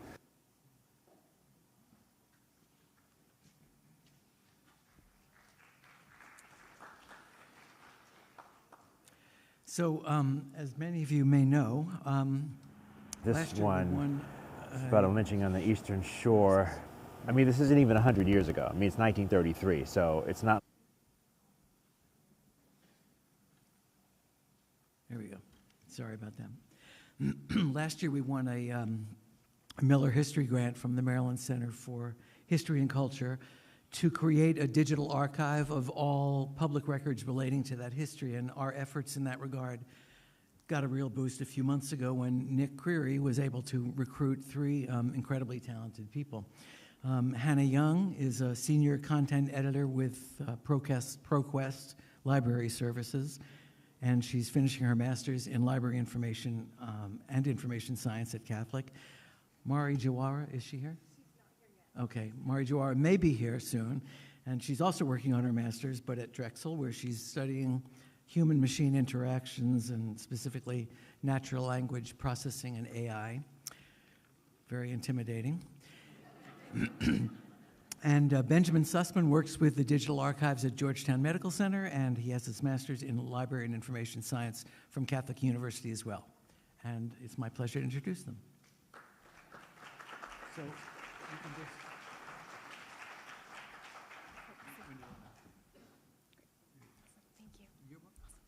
Hi. So I'm here to give a quick update and a brief overview of what we've done so far.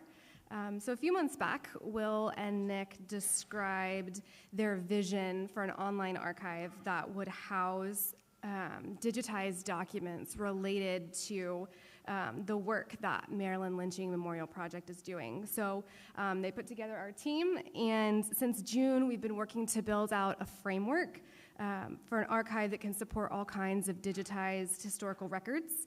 And there are two important concepts that we've kind of kept in mind as we designed the archive. Here they are. So the first is just what it sounds like, archival silences, gaps in the archival records. They can exist for many reasons, but within the US, it's often because the demographic was not allowed to make records, or the records they did make were not deemed worthy of preservation due to the racist power dynamics at play. So as we've built out our framework, we've been asking whose voice is missing, whose voice is being amplified, as kind of some guiding questions. And that leads to the next important principle for our archive, which is community engagement, kind of a theme of today, I would say. A community archive is an archive in which the local community contributes knowledge, context, and items to the collection itself. It recognizes that while academia has a really important role to play in uncovering history, deep knowledge resides within the local community as well. And as many of you know, it's been community archives that have often really been on the forefront of addressing the injustices of archival silences. So this is where my colleague Mari was going to talk about some of the specifics of the archive. She's having some transportation issues. I keep hoping she'll walk in the door. But instead, Benjamin is going to fill in and do a great job of talking through the specifics of what we've been up to. Okay. Now, these screenshots represent our progress towards a robust collection. The collections will be arranged by county and offer location-specific access to the materials. Now, while the exhibits will focus on a victim of racial terror lynching, and will allow users to search by a victim name.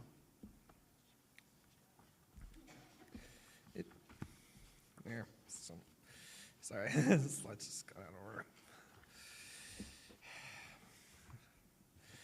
Now, archive materials primarily consists of newspaper articles, official records confirming lynching incidents, the photographs of victims in said incidents, if possible, and we are considering adding multimedia components such as audio and video in the future.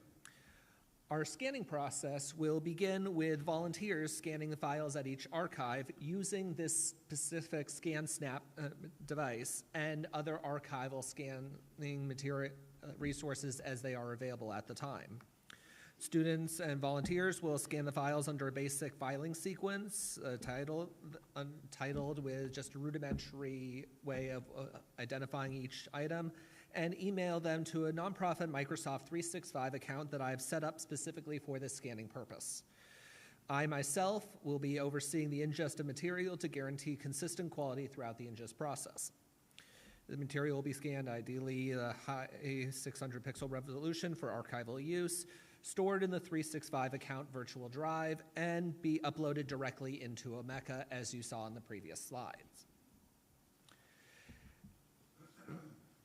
Now, our project requires volunteer participants able to assist in the digitization process from local high schools, colleges, and volunteer organizations for the digitization of the items. Schools, we have Georgetown University, Drexel University, and Catholic University represented between the three of us, Mari, Hannah, and myself, and with more to come in the future. We're also looking for records and acquisitions within the university and institutions, as well as state archives. We are also looking for personal family archives and church record archives whenever possible. If you believe you have anything in your collection that may be relevant, please send those files and/or directories our way, and we'll be more than happy to look over them. Now, for personal family archives, as I specified, we are looking for photos, documents, news articles, book and journal references primarily, but anything at all that relates to the victims will be greatly appreciated. We are looking for lynching records within Maryland counties. DC and Virginia records articles are allowed if they also reflect upon the Maryland County incidents. And we are also looking for other official correspondence documentation confirming the lynching. We are also looking for victim information, such as photographs, journals, family records, which will add context to these events, as well as providing additional unrecorded names of victims to add to our collection. We are also looking for articles relating to news reports relating to the victim incident, as well as the consequences resulting from the lynching. Now, I cannot emphasize this enough. We do not know who we do not know and what significant records are hiding in every single archive out there. We urgently request the assistance of those capable of scanning material, pointing out other avenues to explore, as well as promoting the Maryland Lynching Memorial Project within their own institution and communities. If you or someone you know has information pertaining to our requests or wishes to volunteer their services, please contact us at the following, at the following email address. Great. Yep.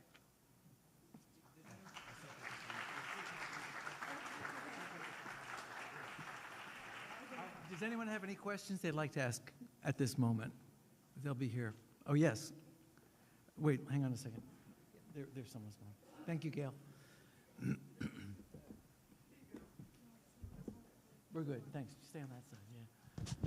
Oh, thank you. Oh, there we are. They're all over the place. Are you also looking into the foreign language papers printed in the U.S.? Because I know, like for George. Foreign language papers printed in where? Sorry, we couldn't hear the rest of that. Okay. I know for George Briscoe, for example, the Baltimore German language paper had several news articles and gave a really contrasting view of what at least some white people thought of the event compared to Capital Gazette, for example. So are you including those foreign language U.S. papers? Yes, we would like to include those papers, and we have looked at them during the process, the preliminary process of creating our Omeka archive. Unfortunately, we sadly do not speak German and do not actually understand. I speak German. I've translated some of them. Translated context for these articles, we would be absolutely delighted to accept that assistance. Okay. Thank you. Person right here.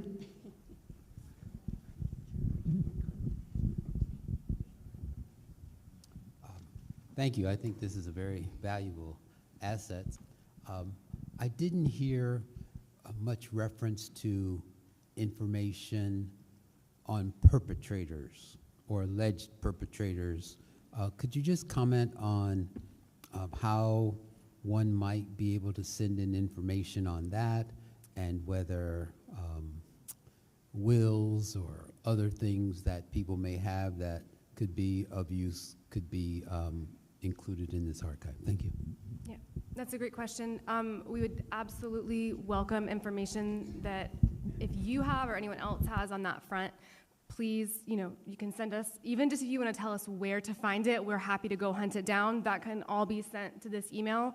I think one thing that we've really wanted to emphasize in partnership with Nick especially is ensuring that we are telling stories in the way that they should be told. And that includes focusing on what names do we highlight where and where does content go, right? So I think making sure that we're telling the full story and amplifying names in a way that is positive, but also not being afraid to also say them when they need to be said. Yeah.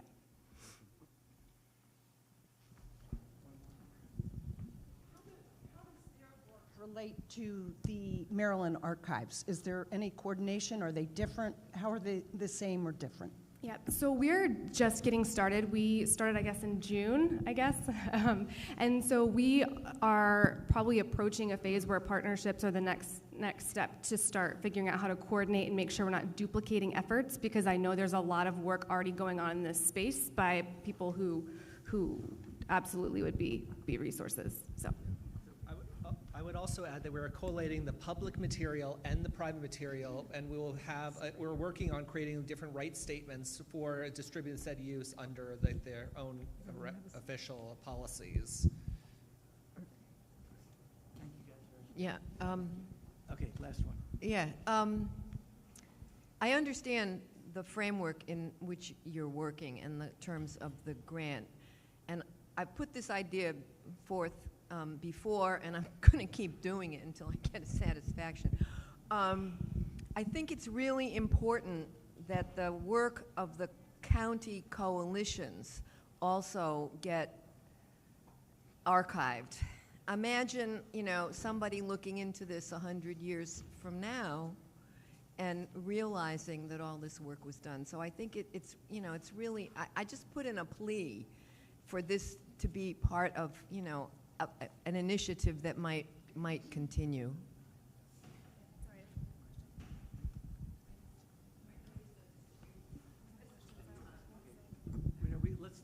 Let's try and get to it later because we're working. Okay, could we have room for this gentleman right here? I'll be quick. Okay. Oh, can you just say a little bit more about the searchability of the archive? You said searchable by victims' names. There are lots of other ways to search these kinds of materials, and I wonder what kind of an indexing system you're using. And I also just like to know if this is available now. Great questions. So it's not ready yet to be viewed by the wider world. And regarding indexing, when I said by victims' names, what I meant is that the archive will, so if you view the archive as amplification, so you have the item level, which amplifies the information, then you have a collection. The largest level of amplification in the archive is the exhibit level. So at that level is where we're putting the victim name. The entire archive is searchable by keyword, but I more mean the exhibit specifically will feature those names. Thank you guys very much.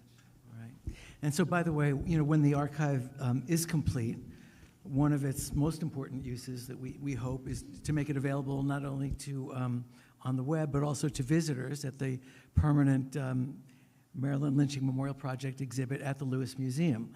And this is something we've been pursuing for a while, and we found a very sympathetic ear at the Lewis with the arrival of Terry Freeman, who was president of the Lewis. And we should also tip our hat again to Senator Chris Van Hollen, who secured the funds that allowed the museum to pursue the project. So I'm thrilled to report that the exhibit is in the design phase now.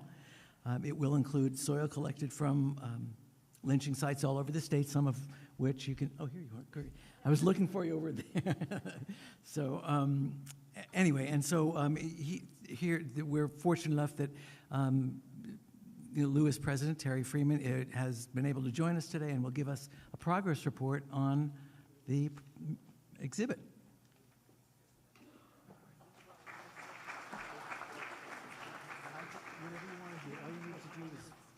There's only two of them, right? Okay. So that was to forward. Want me to go to the first one? Sure. All right, there you go. Good afternoon. An elementary lesson in how to use the computer. Well, it's nice to see everyone here. I know that last year at the conference, Will told you about the fact that we had received this grant from, oh, okay, sorry. Yes, I'm tall. Will spoke to you all about the fact that we have received an appropriation from our federal delegation to support the establishment of a permanent exhibition recognizing the 38 known lynching victims in Maryland, as well as a memorial. Now, I'm gonna ask you not to take pictures of this because it may change, okay? This is a very early rendering based on conversations that the committee has had with the exhibit designer. So I'm gonna ask you not to take pictures because I don't want anybody coming back to me saying, well, that's not what you said it was gonna look like. Okay, so just don't take pictures, etch it into your brain or whatever you have to do, but I'd ask that you not take pictures. So let me tell you what we're trying to do with this, and I would ask Will, and I would ask Nick, Rachel Graham, who is our Director of External Relations, is here with me. If I am not reflecting this properly, what we are trying to do with this exhibit. So first of all, the Reginald F. Lewis Museum of Maryland African American History and Culture has one permanent history exhibit on the 3rd floor. It was built in 2005 when the museum opened. Human hands have not touched it since then. And the intention is to update, renovate that 3rd floor exhibition so that we have a new, more modern 21st century museum exhibition about the history of African Americans in the state of Maryland by our 25th anniversary, which will be 2030, which sounds like a long way, but it's not. It's like blink 3 times and it'll be 2030. So we got this money and said, well, what if we went ahead and created this exhibition that would be a part of the permanent exhibition, and it would be able to be moved when we do the full renovation. So we are creating an exhibit that actually will be movable to some degree to fit in with a fully renovated permanent history exhibit. So right now, the space that we are accommodating it in would really be able to fit this space right here in the way it is designed. But what we're trying to capture in this exhibit is highlighting, obviously, the 38 known victims, plus one, actually, because we're talking about the 38 known victims and the one gentleman who was lynched in Austria and is from Maryland. So Austria actually he was the last known lynching victim, as I understand it, like in the 40s, I believe it was. He was lynched in Austria. They have an exhibit or a monument to him in Austria. He was from Maryland, and we have nothing here in Maryland for him.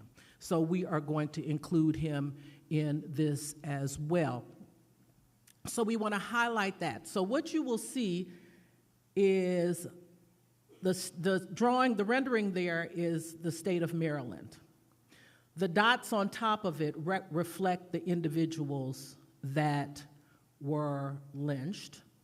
And those dots actually will be those vessels that you see over there that have the dirt in them. They will be those vessels. Now, I'm freaking out because I'm thinking, okay, we got kids coming in here. We cannot have vessels being knocked over on the floor and all the rest of this. But the exhibit designers keep telling me, don't worry, we'll make sure that they are steady. We haven't decided, will it be up on the wall? Will it be slanted from the wall? Will it be on the floor? We haven't figured out yet, but it will be a highlight of the exhibit.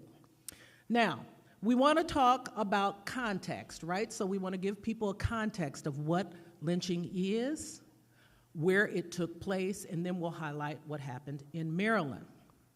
We will talk about the history. We will talk about the individuals. So the goal is to have some type of interactive opportunity so that you can push a button and whichever vessel you're looking at, it would light up and you would get information about that individual, right?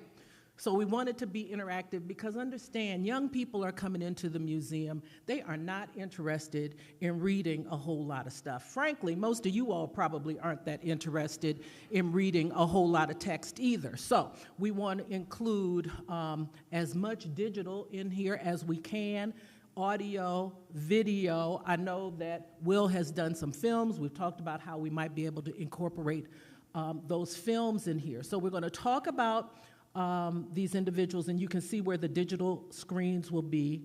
We also want to do this in a way that does not re-traumatize those who have experienced trauma, okay? I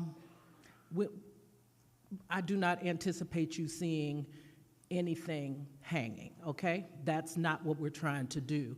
But we may include things, ephemera like rope. We've talked about using smell and scent to suggest dirt, things like that.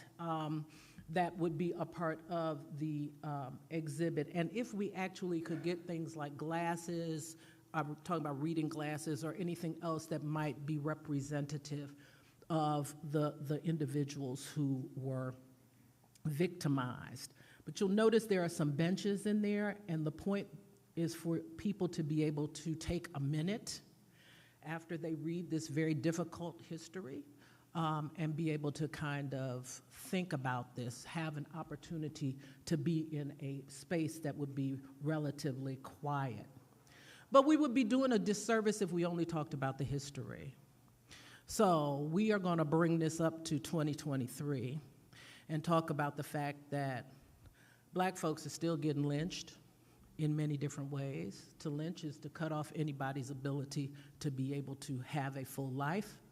So we will talk about those things. We will talk about what happens now that is equivalent to lynching in modern times. And it's really important. I've heard a number of young people say one of the reasons why they often don't like history museums is that the history, and I'm talking culturally specific history, is often so negative.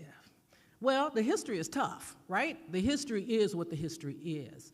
But I think the point is they have got to be able to connect it to something that is more current, contemporary, and resonant with them in their lives. So we are going to bring this up to date as much as possible. We hope to have a kiosk that actually would include so you would be able to scroll through the archive on site. Now, we don't want this to become a research center, but we want people to be able to gather more information from the content that is here.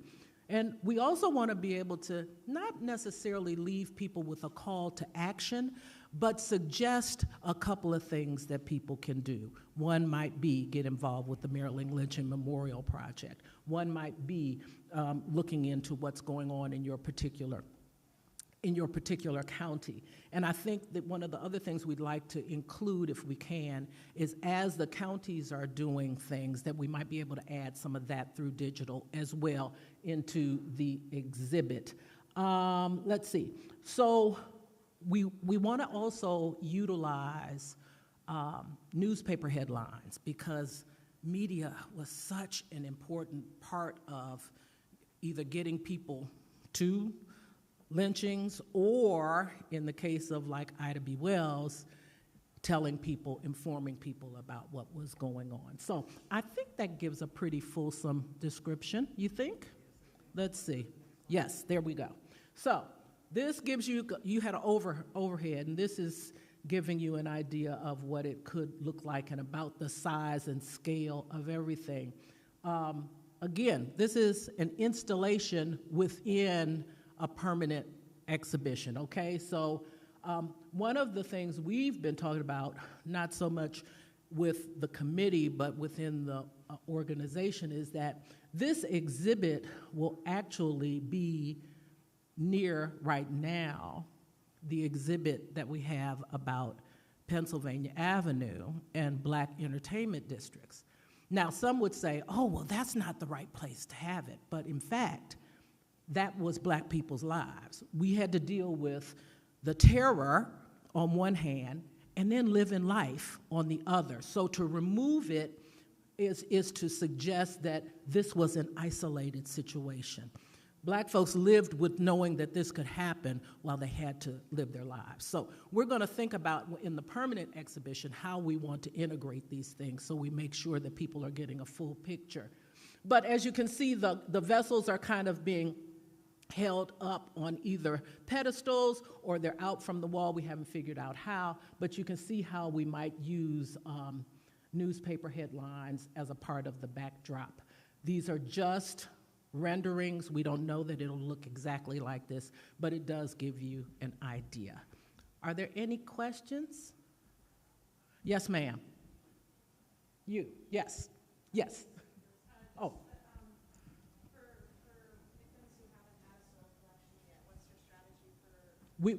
We will keep the pedestal will be there to be added, but we'll make sure, and we'll have at least 38. But we said that we're going to make sure that we can add even more than that if need be. Yes. Thank you so much for this and the rendering. Oh, sorry. Thank you so much for this, and I know it's just renderings, but you were mentioning earlier your long-term planner. 25 happens tomorrow, 2030 with 2 blinks or 3 blinks. You mentioned that this is a movable exhibit, right? Do you have any ideas or maybe planning that this then maybe travels across the United States or internationally? You know what? It's very interesting that you asked, because at my last board meeting, I was giving them an update on this, and one of their suggestions was, why not get something that is duplicate? This one wouldn't move. It'll move to move it in the museum, but to have something, a duplicate of sorts that could move around the state. Let me tell you what I really want. I want a bus. I want a bus that I can just take stuff around wherever I go. So I am taking contributions for a bus or for anything else that you would like the Lewis to do, but we are thinking about having a duplicate made so that we can travel it. That's it? Thank you so much. I'm sorry, the person up here. Okay. I think we'll want this to be the last question, okay. So I will. It struck me how embodied the quilts were.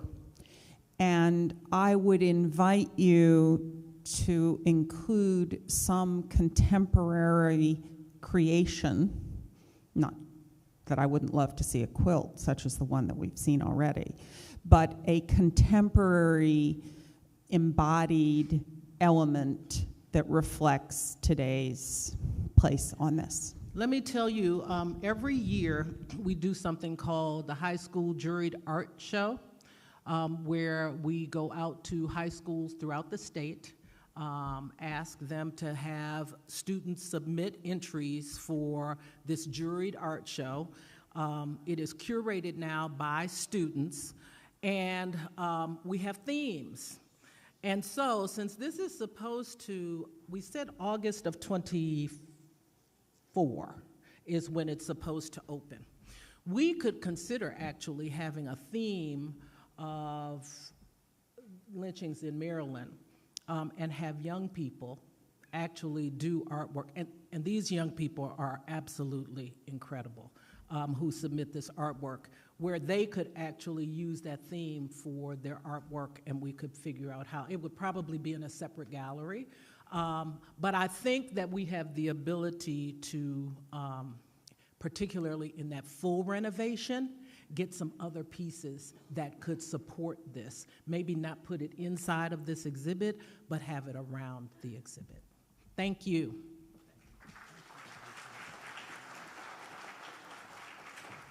So when you get to that point, you might want to consult with Prince George's County because they've done some spectacular work with student creative art work, as have other coalitions as well. Nick, Nick has a quick word. I just wanted to recognize a couple of special guests that we have in attendance. I mentioned earlier Stephanie Thompson, the former project manager, without whom we would not have gotten hearings 2 through 4 done. So I just want to recognize that she is here. Stephanie, please.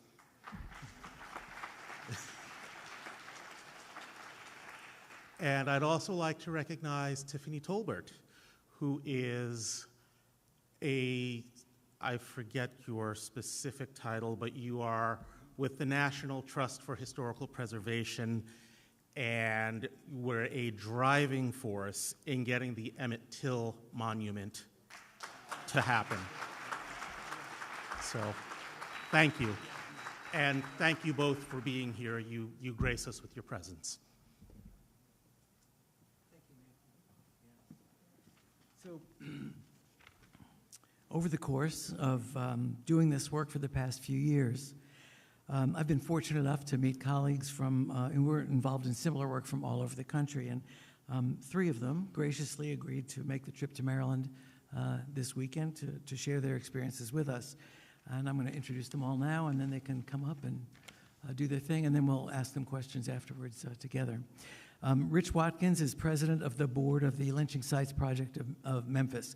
He's a native of the city, and he graduated from Morehouse College and then Georgetown Law School.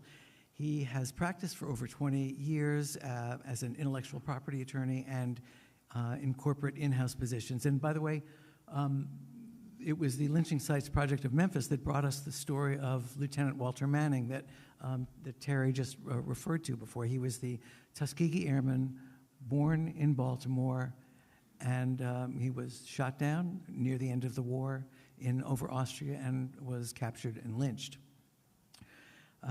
Clarice and Kwame Abdul-Bey are co-directors of the Ouachita Foothills Youth Media Arts and Literacy Collective and co-conveners of the Arkansas Peace and Justice Memorial Movement. Clarice also served in AmeriCorps, currently studying sociology at Arkansas State, and Kwame earned a Master of Public Service from the University of Arkansas Clinton School of Public Service. And Darren Sims is the director of the Truth and Transformation Initiative at the National Center for Civil and Human Rights. He's a minister, teacher, community organizer, and campaigned for the early termination of probation and to make expungements of criminal records easier. Not if those of you who may have seen the Times last week and their story about the work that's going on in Atlanta featured Darren. So I'd like to invite them all up right now. And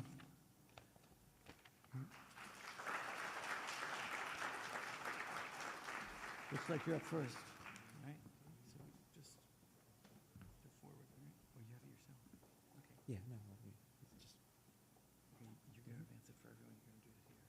I want to be here. Yeah. Is that right? Yes, that's perfectly fine. Good afternoon, everyone. It is an honor to be here.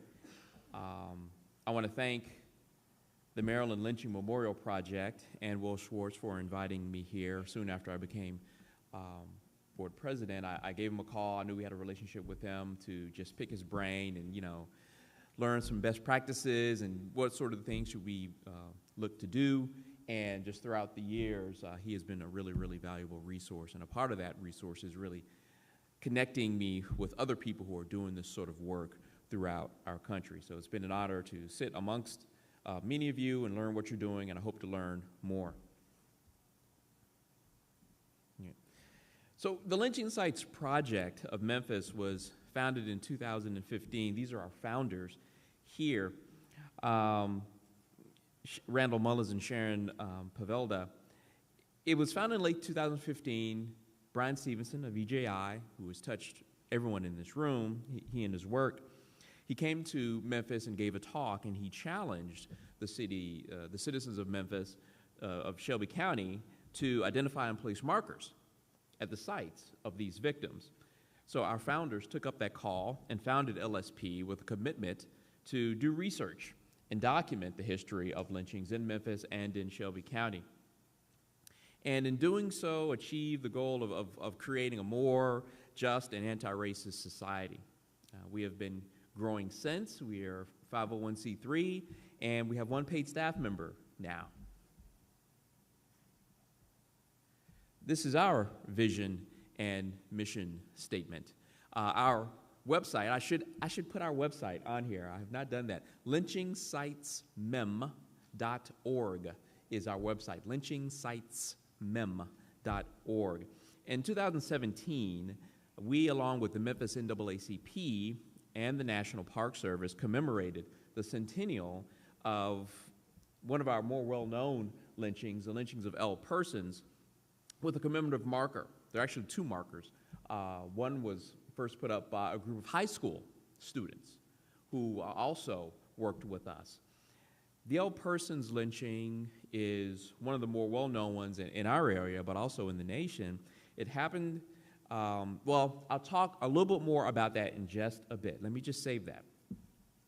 LSP and the Memphis NAACP organized a large interfaith prayer ceremony at the site, at the Centennial. And since then, we have been hosting interfaith service events to turn the light of truth on racial terror in lynchings in Shelby County. So here are our goals. It occurred to me last night that if I had to like rearrange these in order of importance, one would stand out a bit above the rest, and that is fostering courageous conversations. And what does that mean? Some of you have heard that phrase before, but what does it really mean? And admittedly, our organization even struggles to like define it. But from the outset, we wanted to be an interfaith organization that consciously reaches out across racial lines to have a multiracial group that is able to provide safe spaces to have courageous conversation. Not just about lynchings, but also about racial equality, racial injustice, violence, and healing. In America, we don't know how to talk to one another about race. White people talk to white people, black people talk to black people. But we really don't have a good model of how do we talk about these things together. So a part of our mission is to learn and tell the history of these victims, but also give our community the tools to talk across these lines about the plague of racism and white supremacy. So we try to fulfill these goals in the projects that we take on, the activities that we do. So here are, I named the markers that we've done. We have 4 markers placed since 2017, and we have 2 more that have been approved and have not yet been erected. Those are asterisked there. I mentioned L. Persons earlier, more on that in a bit still. But 2 others I want to note here really quickly. There's an unknown victim in 1851, which is very early, before the Civil War, and lynchings really weren't that popular that early on. They, of course, start to go up around the Civil War and, of course, during the Reconstruction period into the early 1900s. But that's an unknown victim, 1851. The second one to note is the 3 gentlemen there, Calvin McDowell, Thomas Moss, and William Stewart in 1892. I'm just going to poll the crowd. Does anyone know who those gentlemen are? Nick Cleary, of course, knows. Yes. Right. For those who are streaming, they were the friends and colleagues of Ida B. Wells. She was actually the godmother of one of their kids. So this is called the People's Grocery Store lynching, or the lynching at the curb. And this one, of course, was the one that Ida B. Wells wrote about that started her off on this crusade. So we have a marker approved. And our marker was, we usually choose a place with the city, so city-owned property, because, you know, people buy and sell land, you know, businesses close and whatnot. So we have it in a city park, but the city recently bought another parcel of land near a brewery and has a nice little walking path and a workout center. And so we were just there one day, you know, kind of surveying the site where it was supposed to be. And so, well, what's this path? We walked on the path. There's this they cleared out this area where trees had grown, and we went there and we're like, you know what this reminds me of? There is a drawing, a depiction of the lynching of two of the victims in the archives that we have. And when you hold that artist rendering up, it matches the site the city had just bought and cleared. So we are now petitioning the city to move the marker to that exact site so that people will be there. So that was really, really great. We just found that out earlier this year, so that is in the works.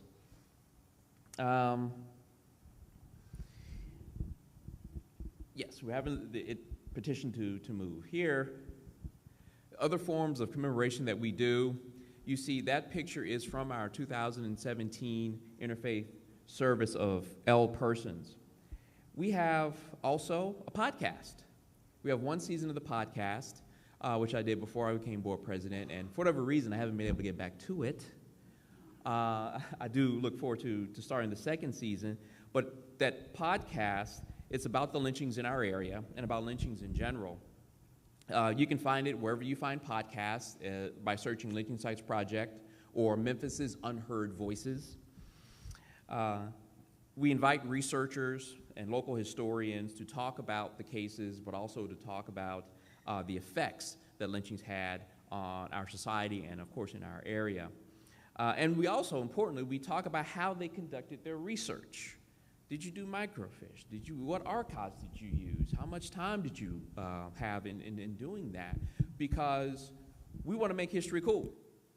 Because young people, I didn't realize fully that history was so cool until I got way older.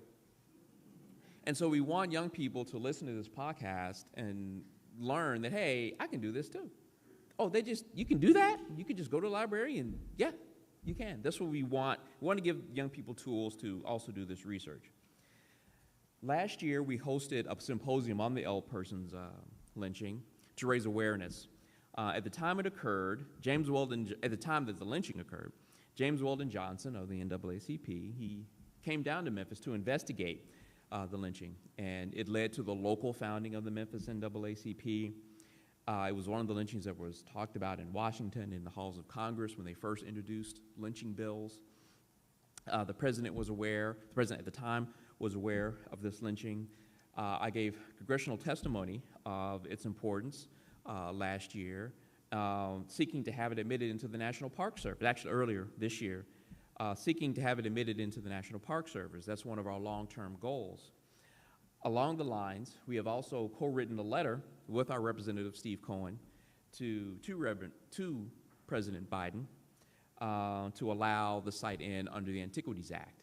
So, you know, we ask for your prayers and support as we try and get this thing done, and it's been a blessing sitting and meeting some other people who are trying to do similar things. I hope to put into action when I get home. Earlier this year, we also launched our augmented reality app, and I have some stills later on the last slide. It's an augmented reality app, and I told you you can find it by searching for Lynching Sites Project or Memphis's Unheard Voices on your app store, okay? It serves as a portal to the research that we've done. We've compiled our research on our website, but through this app you can also get there. And I'll go more in the detail when I get to the slides and also answer the question, augmented reality, why augmented reality? We also have a quilting project that we've started to commemorate each of the victims in our county. Important that we have our community meetings and speaker series there in the upper left. You'll see Jeffrey Robinson. We invite local and national thought leaders on this subject to talk to us. And on the bottom, just this past Monday, we had Dr. Catherine Meeks talk with us as well. The future, we want to, of course, finish placing markers for each of the victims in our area. Expanding our augmented reality app. We got a grant last year, And we started off with 5 sites on the app. We, of course, want to expand that to include eventually all of our sites. And we want to have a second symposium for Jesse Lee Bond. Jesse Lee Bond was a laborer just outside of Memphis, but within Shelby County, who was lynched.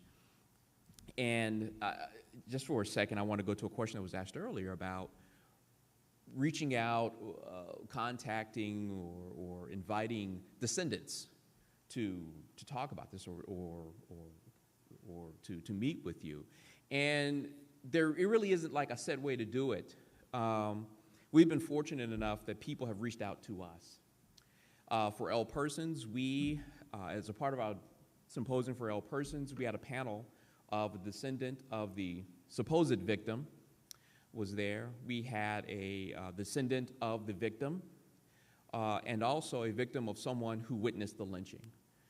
He was a school teacher who actually recorded his father who had attended the lynching. And we have that recording. We played the recording of his father recounting what it was like to be there at that lynching. The L persons lynching is what we call a spectacle lynching, so there were thousands of people in attendance. And their friendship and their friends is really at the root of what we believe our work is.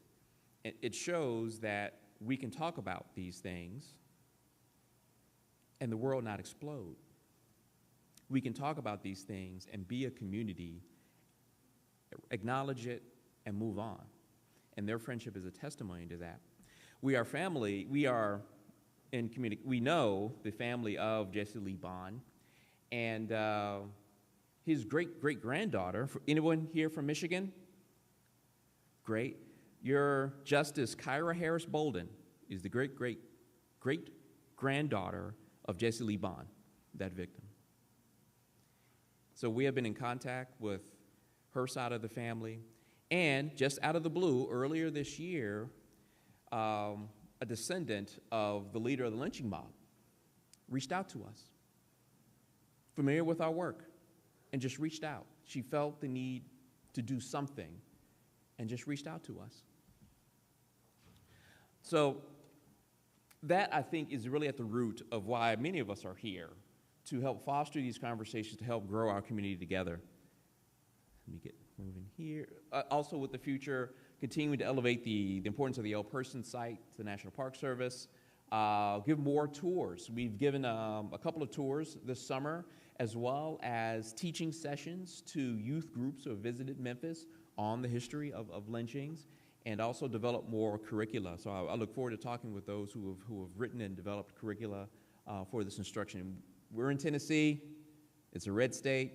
We might be in Memphis, a blue island, but Tennessee passed a law as well to prevent the teaching of things that make people uncomfortable. So here are stills of the site. Oh, geez, I don't know, it seems kind of blurry, but you'll see here the first panel is a map. Of course, it's fully functional when you're there in Memphis. This first balloon in the second grid is for L persons, give you some relevant facts. It'll give you directions on how to get there where you are in Memphis.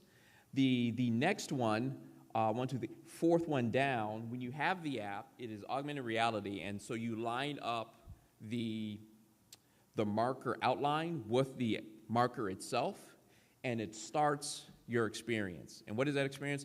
Well, we have audio of the descendants. This is L person, so we have audio of the descendants talking about, when they first heard about the lynching and how they felt and all that. And later, in this last one, I'm going to leave the mic, so sorry for people who are going to be streaming, but this is really important. Here, it's really faint. There are these slight figures here. And if you're on the phone, if you were to walk closer, of course, those figures will become more defined, but still, in a very general way, the humanoid form. We decided augmented reality because as we were actually on the site of his lynching, we were just standing there. How would it feel to be surrounded by thousands of people, this crowd, this mob, urging this atrocity on? And with the app, you'll be able to pan and just see, you won't see like real faces. It'll just be like bodies, not dead bodies, but like people standing to see it was this crowded. It was this packed. Okay? I think someone said earlier, you know, we don't have images of bodies or people being lynched because they were never the problem. It was those who were watching it that were the problem. So we're very excited about it. I'm glad it's wintertime because that's where a road was. There was a very accurate newspaper descriptions of that particular lynching, and people were just along the road. It was a festival-type atmosphere. There were concessions being sold, and you walk down a path. There's a path now to where it happened, and now it's overgrown. And in the summertime, you don't go there because there's water, tall grass. That means snakes. So I have not gone to see how it looks yet, but it's getting cool. It's getting the wintertime, so I'll be exploring that later on. Thank you so much for listening. I want to welcome up the rest of my colleagues here.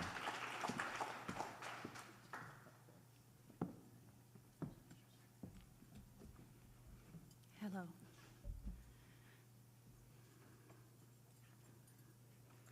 Thank you, Rich.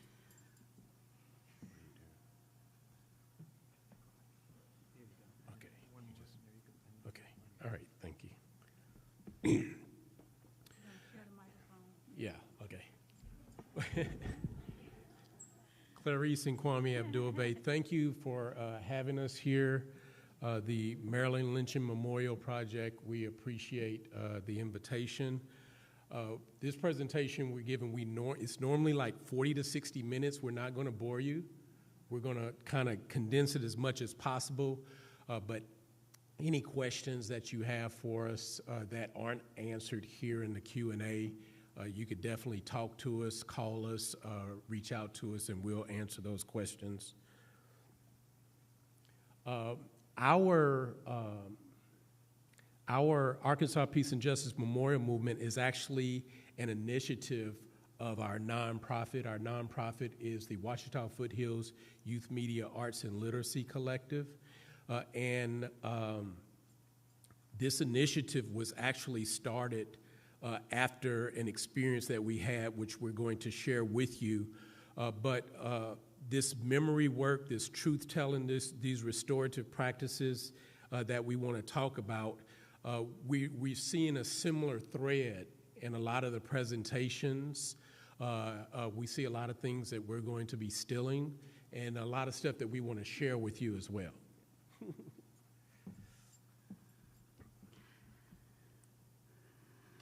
Typically, we would be grounding the space and honoring the people of this land. But I know for time's sake, just know that we do that. So we're going to move quickly forward, and we are honoring them as we stand and speak. Again, my name is Clarice Abdul-Bey. Honored to be here with you. What you're seeing at this point here is what we did, how we started our nonprofit was we, with the city of Little Rock, well, even dating back to that, he and I separately work with young folks and work with youth in our community and students. Me with literacy, and him with 20 years or so in radio, and having one of the well-known Fat Lip Youth Talk Radio that was popular throughout the country. And it centered young people and what they thought and how they felt. And so in our work, that's what we try to do. This particular picture is of the memory project of Central High School, and everyone knows about Central High, 1957. I'm thinking about John Carter, 1957 desegregation of Central High School. And so with that particular group and the students, we were working with them with a with a project called the Memory Project. And it basically centered oral history. And it talked about the history not only of Central High, but the history of the folks and even their own people in the community, their mothers and fathers and grandparents, like that. And so what we did after the radio station that had about 90% youth programming, we set out to continue to work with young folks, telling their stories, and also gathering history, and also looking at history through more of a solutions-based, oriented type of lens, and learning that history in a way that what we know happened, how can we learn from that, understand the history, and what they would do. And so that's part of that work. This particular scene is of a community member who was a part of the, she was a student, 1957. She was a student of Central High, and she was accounting her time there, helping, I think it was Ernest Green is who she was helping with books, because as you know, their books were stolen. They had, all kinds of assaults on their lives and things happening, and so we wanted to give a different perspective. We have interviewed the sister of Phyllis Brown, of Minnie Jean Brown Trickey, and trying to get different perspectives on the stories of what happened with them. And so the students that we were working with were interviewing this student from 1957, and that's her granddaughter with her. KWCP, I talked about that, was the name of the radio station that had 80 to 90 almost % of young folks talking about their issues, talking about the social determinants that happen in their communities and what they can do and how they can do it better. Centering young folks is a part of our work.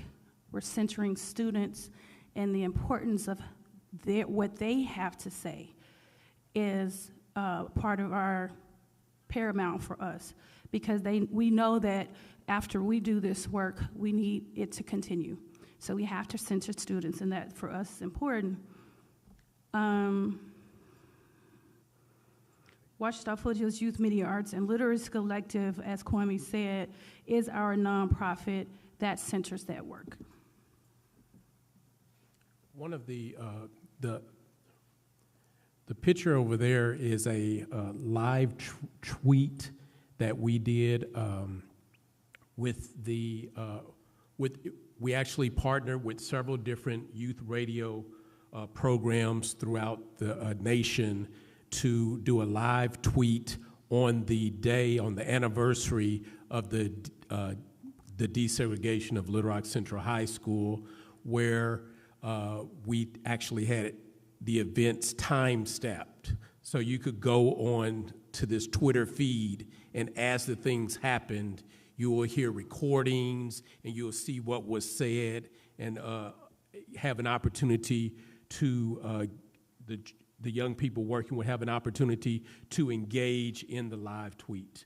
Another one of the things that we did with the Little Rock Central High School Memory Project is we would have walking tours with the community and with the students, and we also helped to design and erect a new bench where Elizabeth Eckford, if you know the story of Elizabeth Eckford, when she was on the bench by herself and she was surrounded by a white mob, and then they had to help her get on the bus to escape the mob. Well, we actually had that bench rebuilt and placed in the exact place. So this is actually this first picture right here is the ceremony where we rededicated that bench. That bench was mainly orchestrated by the young people of the Central High School Memory Project. So they were lead in the bench memorial for Elizabeth Eckford.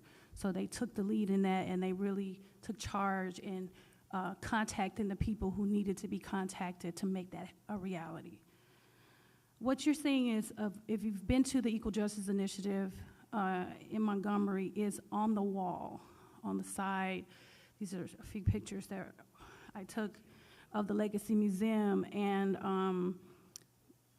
of course, you have the quote from Dr. Maya Angelou, who you can read there, and then this particular photo was really impactful for me when Kwame mentioned it was. I think we were talking with a group of our colleagues and friends now last night about it raining when we went. So we went to EJI the second week of the grand opening, and when we went, it was just raining really, really hard. And looking at this particular sculpture with the rain coming down and dripping down as if there was not only sweat but tears was very moving to me. This other picture here talks about our goals. And it also, I'll talk a little bit more about that photo that I took, but these are the goals of the Arkansas Peace and Justice Memorial Movement. It's two-part for us. We try to work with, we don't try, we actually work with historians, because it's very important to work with your local historians and finding out the history of what happened. And that's the first place we really started, was working with historians, working with the community, and involvement with the youth. Genealogical research is very important. Like we said, we have it, well, not really begged, but we did ask a genealogist, black lady woman named Rhonda Stewart, and she's amazing at the work that she does at the Butler Center for historical research. And she decided, yes, I will come on, I will make sure that I work with you to do the genealogy, because genealogical justice, again, is important to us. Finding the families, finding the lineage, so that we can include them in the healing, the restorative justice, the, to get some closure. We have, if you noticed, my sister, and I don't want to say her name wrong, she just spoke, and I just called her my soul sister, so I feel embarrassed. She was just up here. Dracian? Oh, she's waiting from the back. I think I said it correctly. She talked about reconciliation, and for me, I feel the exact same way.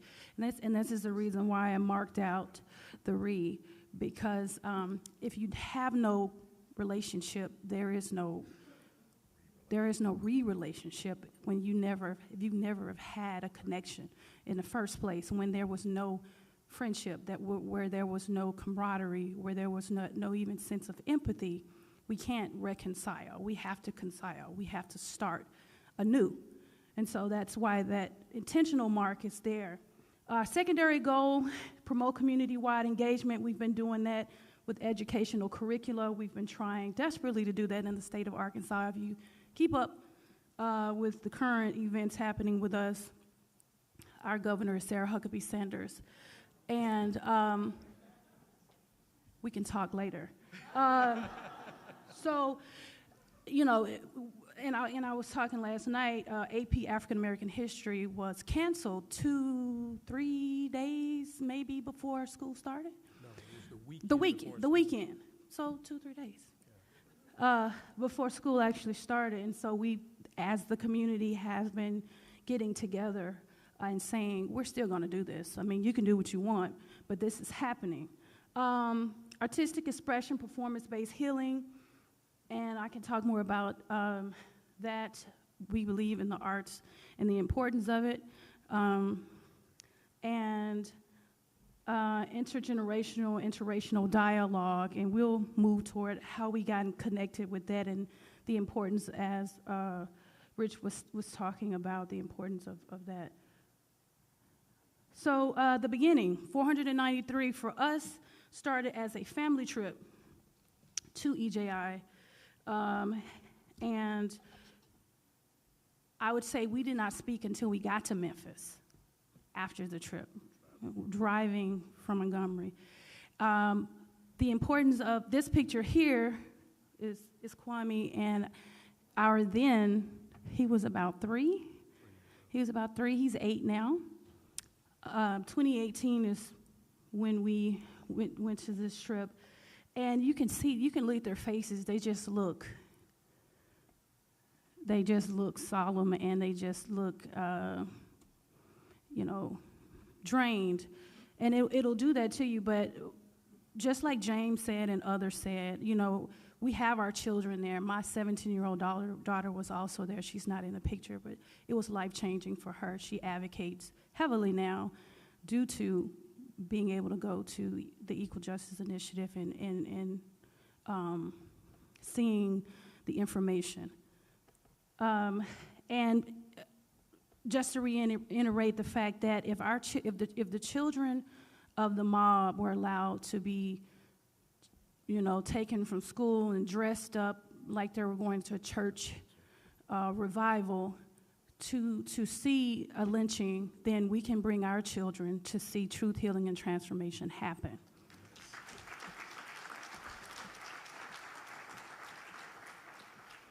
So as she said, driving from Montgomery to Memphis was a very silent, thoughtful drive. But when we got to Memphis and I was putting gas in the car, Clarice said, we have to do something. So from Memphis to Little Rock, that drive was when we created Arkansas Peace and Justice Memorial Movement, and we came up with our goals, and we started deciding what were we going to do with our programming. So starting in 2019, we started our programming. We connected with the National Day of Racial Healing, and we are the lead organization in the state of Arkansas for observing the National Day of Racial Healing. We actually convinced then Governor Asa Hutchinson, who's running for president now, to become the first governor in the United States to sign a proclamation for a statewide observance for the National Day of Racial Healing. And since then, there's been 4 other governors that have signed a similar proclamation. During the shutdown, we went online with our Shelter-in-Place virtual film series, where we did weekly films and discussions about pretty much, when I saw the picture earlier of the films and the books that Maryland Lynching Memorial Project has been doing, we did those same exact films, same exact books. So that's why I said we're some kindred spirits going on here. Another thing is we are the Arkansas chapter of Coming to the Table. So we have been doing bi-weekly interracial and intergenerational discussions, hybrid. We initially did them online, but now we do them hybrid. And we've had about this is what, 300? We've had about 300 sessions, 300 or more sessions over the last couple of years, and served about close to 2,000 people have participated, 2,000 individual people. And we work with the Clinton School of Public Service, which I just graduated from a couple of months ago. So and this is a picture of Clarice holding a session with one of our live film viewings. That's True Justice. Yeah, that's with faith leaders talking about the Brian Stevenson story, True Justice.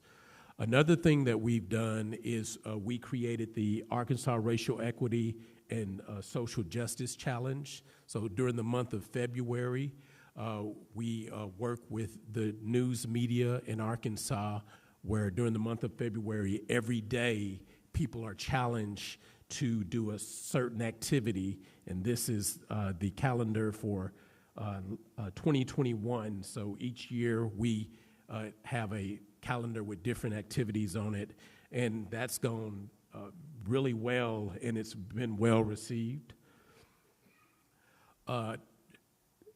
Looking here in Maryland has been very informative for us because we try to replicate what's going on here in Maryland. The bill that we talked about earlier that created the commission here in Maryland, I took that same exact bill. I'm a legislative drafter.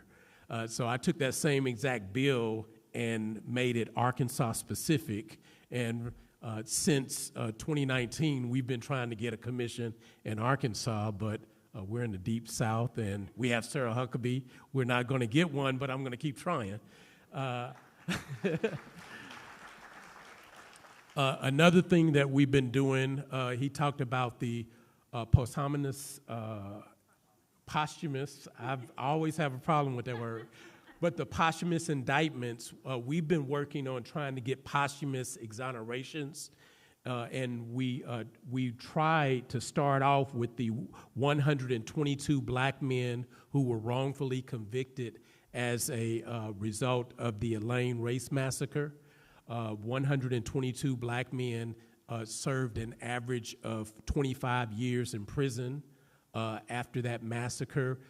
Several of them died in prison. And we've been working to try to get them exonerated, but we've been told since there is no law in Arkansas that requires the state to do it, they're not going to do it, but we're going to keep trying.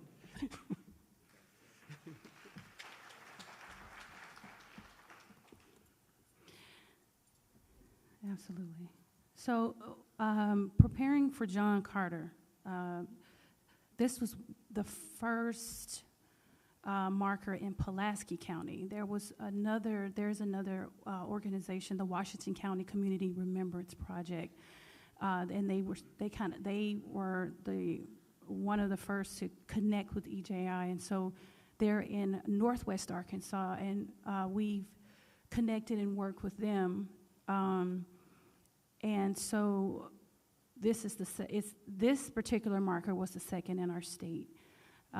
This is the Haven of Rest Cemetery is where you see this. This is a historically black cemetery in the state of Arkansas.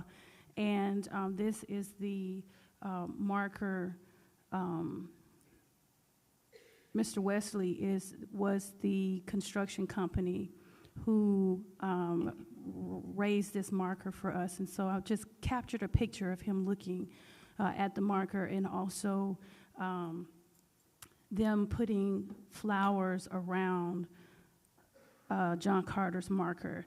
For more information about John Carter, because we can't talk too much about it, it is a story, all of them worth listening to and hearing, but we do talk about what happened. And just to talk about the flowers, and I know that's kind of later on in this, in our little list of things to do or say. So we talked about benches, and I think that's important for more dialogue. But the one thing that I've learned as well is also having this living thing around these markers, whether it's water, whether it's flowers, whether it's something that represents life and beauty. And so for us, at the bottom base of our markers, and this was a temporary bed, it's now going to be built up in a different way, is to have some form of life and beautiful flowers and things like that will be changed out from season to season is a part of the work that we're trying to do with this. And so having that living, that life there is a part of it. Is that me? Okay. And so speeding it up, this is one of our, Dr. Denise Donnell, and she was participating in the soil collection of John Carter, and just, of course, with the saying here by Brian Stevenson. We talked about genealogical reparative justice, and again, that is very important to us to repair. And this picture, which is a video, I did a small documentary of Beth. Beth Lambert is an artist. She's also a member of the deaf community, and she found out about the work we were doing with John Carter, and she wanted to, as a reparative action of repair, she wanted to kindle the soil, or burn the soil, as you spoke about earlier, about cleaning it and getting the microbes out of it. So the thing is, she is a descendant of her great-grandfather and grandfather being a part of the mob who assisted in lynching John Carter. So this connection was a godsend in a way that her hearing about this, her stepping forward and saying, I want to talk to them, I want to contribute and do my part. Her process with the soil was actually longer than she even had to do it. She decided to wash the soil, rinse the soil, strain the soil. She did the whole thing, and it was more of what she described to me as a ritual of repair for what her family had done to John Carter and his family. That says hunting, and I want to point to what that said. It was H-U-N-T-I-N-G, but H-A-U is another thing. We were talking about the hunting of John Carter, but the hunting that Beth was also experiencing in her family's history of silence around being a part of the mob and the death of John Carter. This is Kwame and I, of course, at the marker of John Carter. And do you want to talk about this? Again, life with flowers. This is the marker of Homer G. Blackwell that we actually had his marker ceremony last Saturday. And we're going to hurry up and get off of here. But the chair over here is, in each ceremony, we decided to put an empty chair with an orchid on it to represent the soul of the person, the delicate soul of the person that was lynched. So you'll see that at each one of our ceremonies. Here's a picture of the marker that just went up last weekend, and you see the life around it that Clarice talked about. One thing that happened this time is we got massive media coverage last weekend where every single newspaper in the state wrote an article about it. Every single news channel did a story on it. So we think that that's going to help us in the future, but we need to go ahead and wrap this up. These are the 5 other counties besides Pulaski County that have community remembrance projects that we're working with. And here's how to contact us. Our Waffle Mac page, you can check us out there. And then here's our apjmm.org. That's our site for the Peace and Justice Memorial Movement. And we also have a YouTube page with about 75 videos of the work that we've been doing that you can check that out. And that's it. Thank you.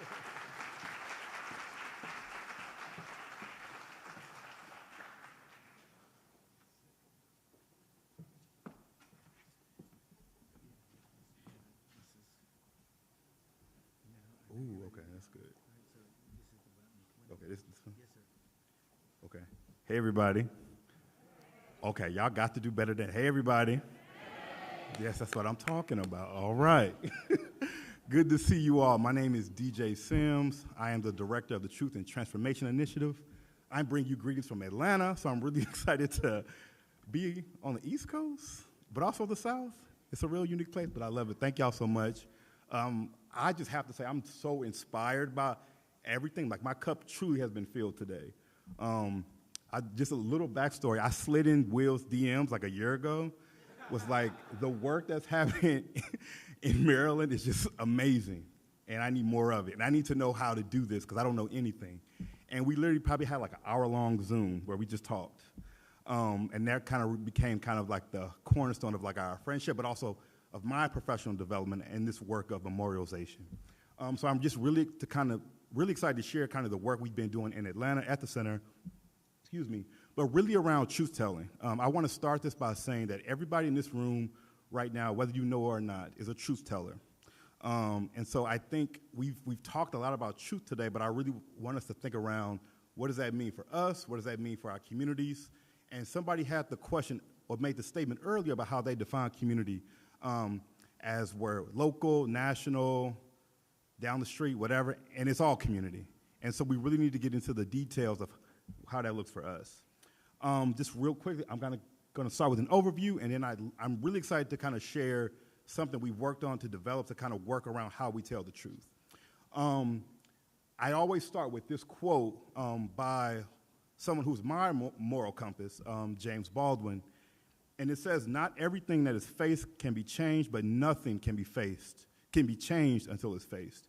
And so for me, for this work, that is my alarm, to understand that, yes, this work is hard, yes, this work is heavy, but it's necessary. And that because we won't change anything by avoiding it, by not telling the truth about it. And we both, all of us know that we have a huge problem with telling the truth in this country. And so I think right now, with this amazing group of leaders I see, that might not always be the case. Ignore the picture, but look at the words.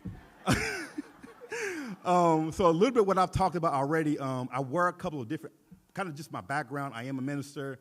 I have worked in legal spaces before. I've worked on anti-death penalty campaigns.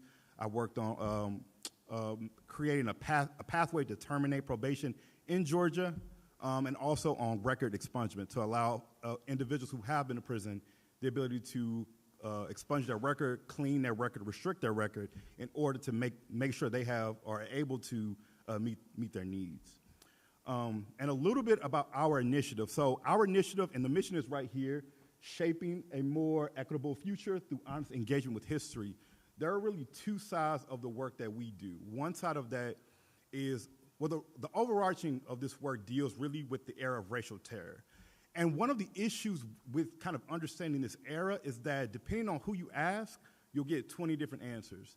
The era of racial terror really is hard to place on the timeline, right? Because racial terror, we say post-Reconstruction, right? But racial terror was happening before that. We say pre-civil rights, but we can tell from the civil rights movement that racial terror was also happening during the civil rights movement. And it's actually still happening today if you turn on the news any day of the week. And so first, the understanding is this is a very hard era of history to talk about because it hasn't been talked well. And it hasn't been being talked about well. But with the work that we do, we kind of codified in two specific points. One is the era of of racial violence immediately after the Civil War, and then also with forced labor. And yes, you're correct. These two also often do connect. Forced labor is just a different form of racial terror because lynchings also took place inside of these labor camps, right? The same way they take place right now in the Fulton County Jail. If you haven't paid attention, over 10 people have died this year alone. And so what we consider a lynching can also, and I'd like to have you think about that, a lynching may look very different ways in this point of history. And forced labor does not get enough of space in the conversation. So I hope to talk a little bit about that today. One thing we worked really hard to develop is a truth-telling model. Somebody mentioned earlier, or maybe it was myself, I don't know, but we really do have a hard time in telling the truth in this country. of having honest dialogue. And what I've just realized is a lot of people don't know how. Telling the truth is like a muscle, right? And if you've been an athlete, you know if you don't practice it, you lose it. And so a lot of us haven't really been taught in the beginning, how do we tell the truth? How do we talk about the truth of history? And then also, who models that for me? I'm also a former teacher. And we have a quote in education saying, you can't be what you can't see. So if nobody's ever showed me how to tell the truth or talk about history, I don't know how to do it. And so that was kind of the first step when I kind of walked into this role in Atlanta, and I'll talk about the ways we've applied some of this in a minute, but I'll just walk through it very quickly. The first step we want to do when we're wanting to identify or talk about truth is we need to understand what history is missing. What history is just not clicking. It's not making sense for me. And then the next step is to determine why is that history missing?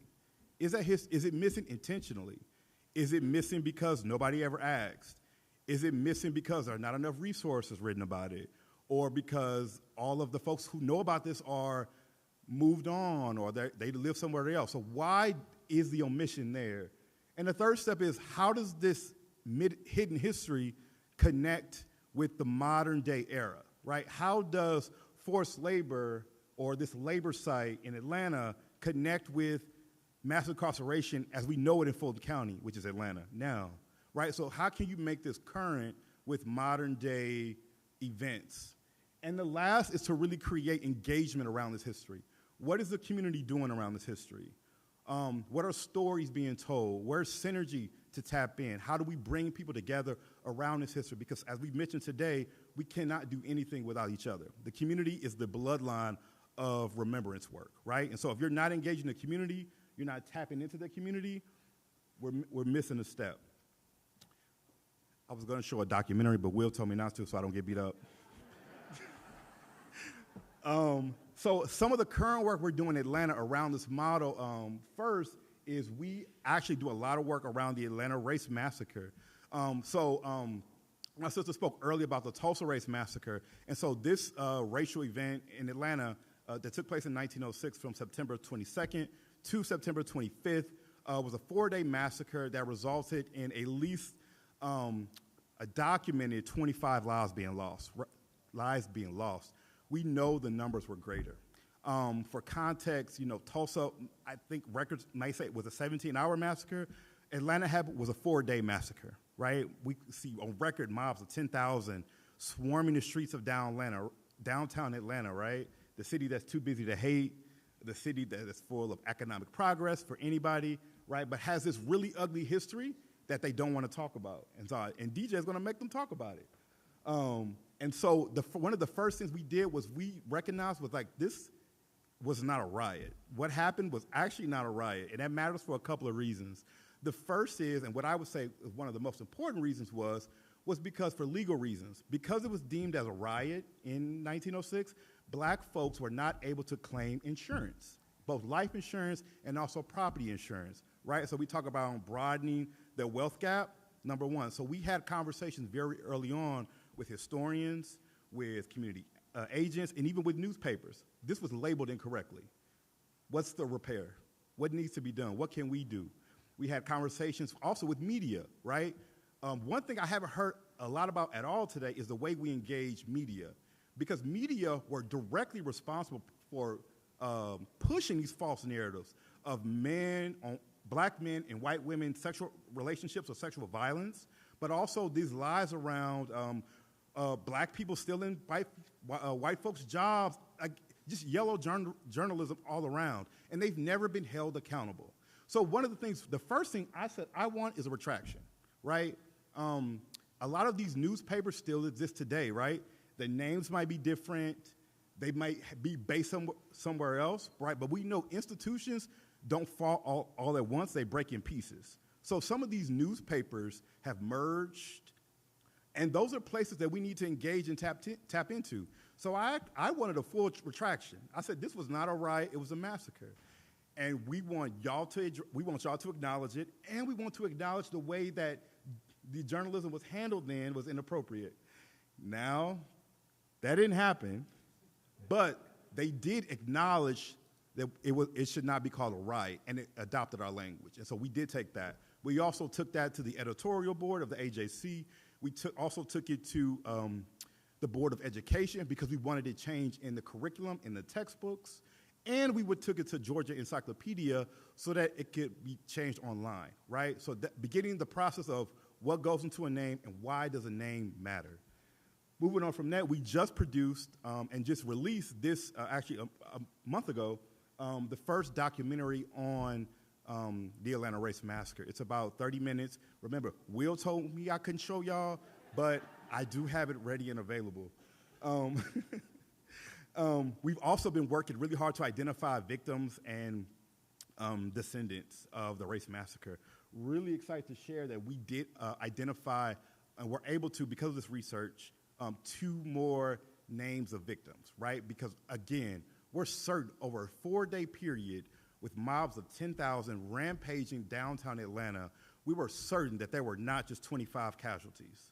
And so we were able to find additional victims. We submitted their names to EJI, but also we own this history. This is Atlanta history, so we don't wait for approval. We know that these names need to be remembered because, as has been told to us, for some of these victims, no one has said their name since they disappeared. And that's that's something I consider, I would like all of you to consider, if there are communities and names you're working with right now that have not been spoken since who knows when. And so what does it look like for us to say their names today?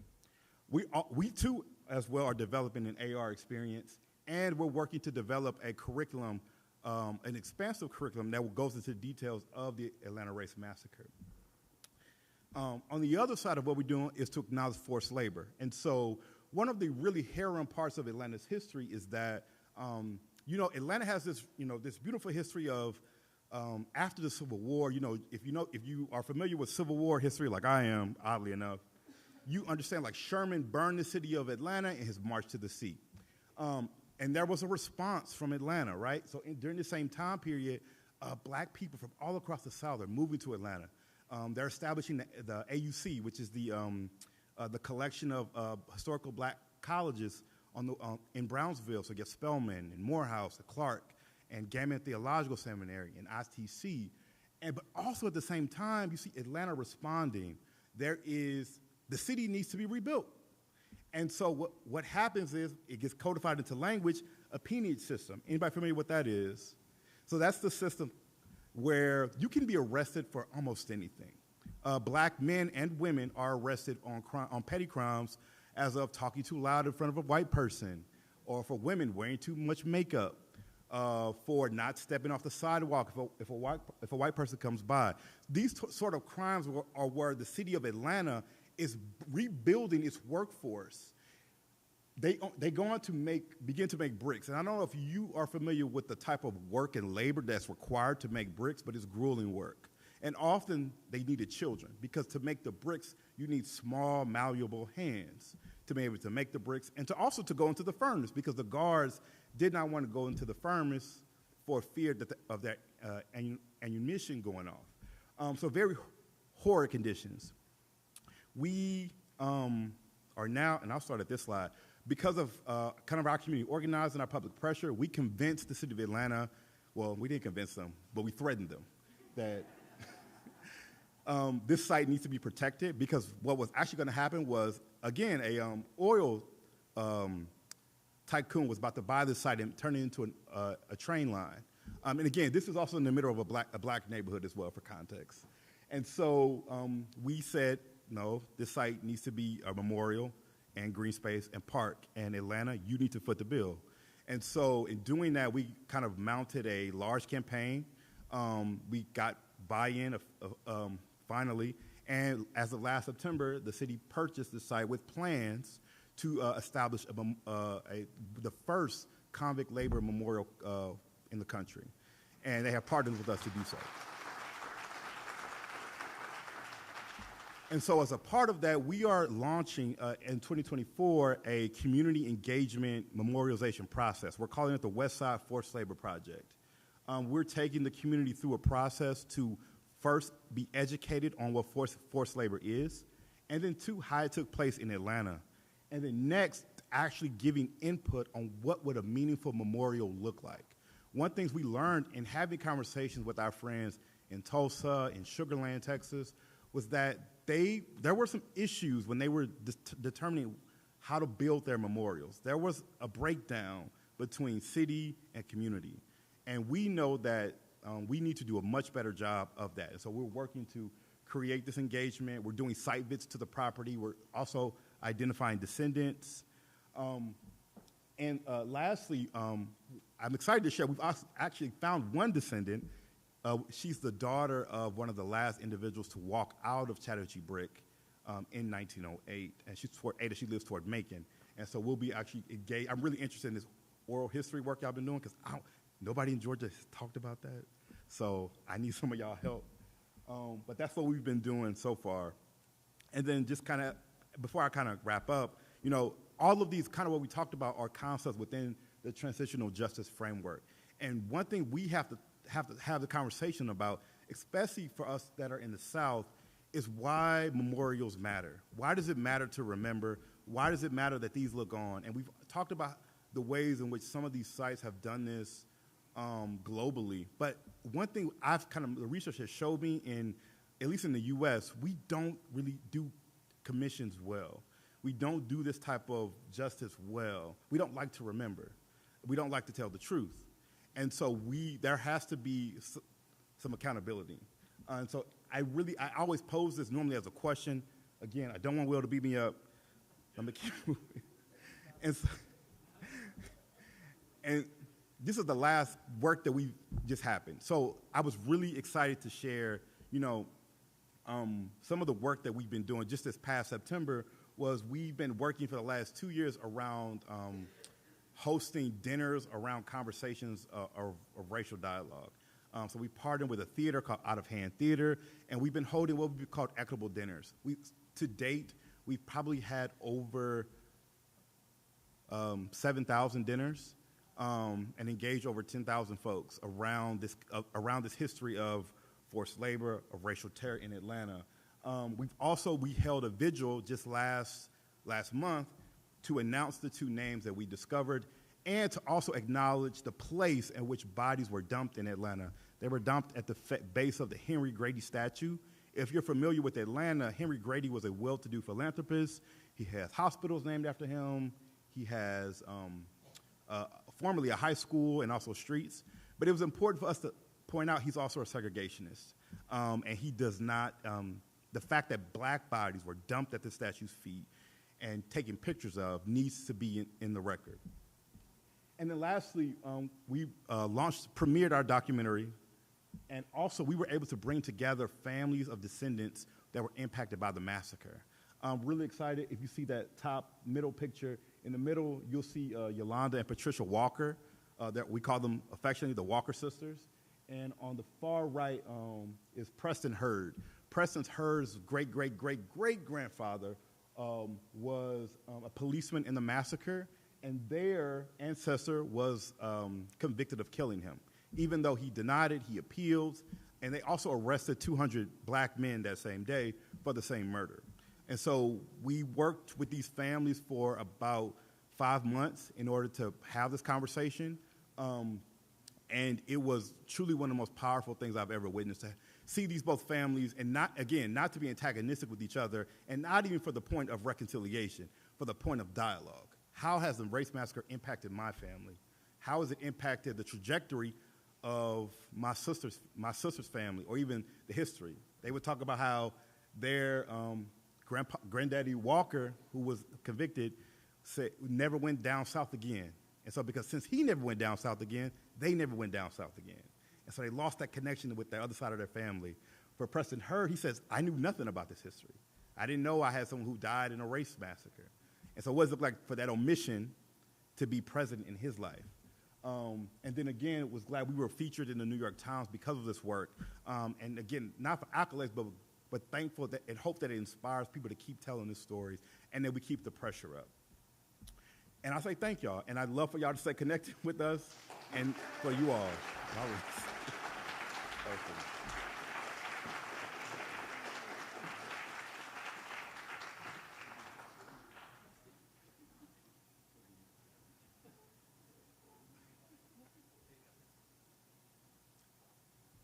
Great. Good afternoon. Wave your hands around. Woo! Okay, this is really super exciting. Not who I am and what I'm about to say, but later on in just a moment. I'm Amy Millen. I'm one of the co-founders and co-leaders of the Baltimore County Coalition, and I'm also on the Maryland Lynching Memorial Project Board. Before I go forward with my prepared comments, I really want to give a shout out to our nearly 30 volunteers who helped pull today off. So can we just say thank you?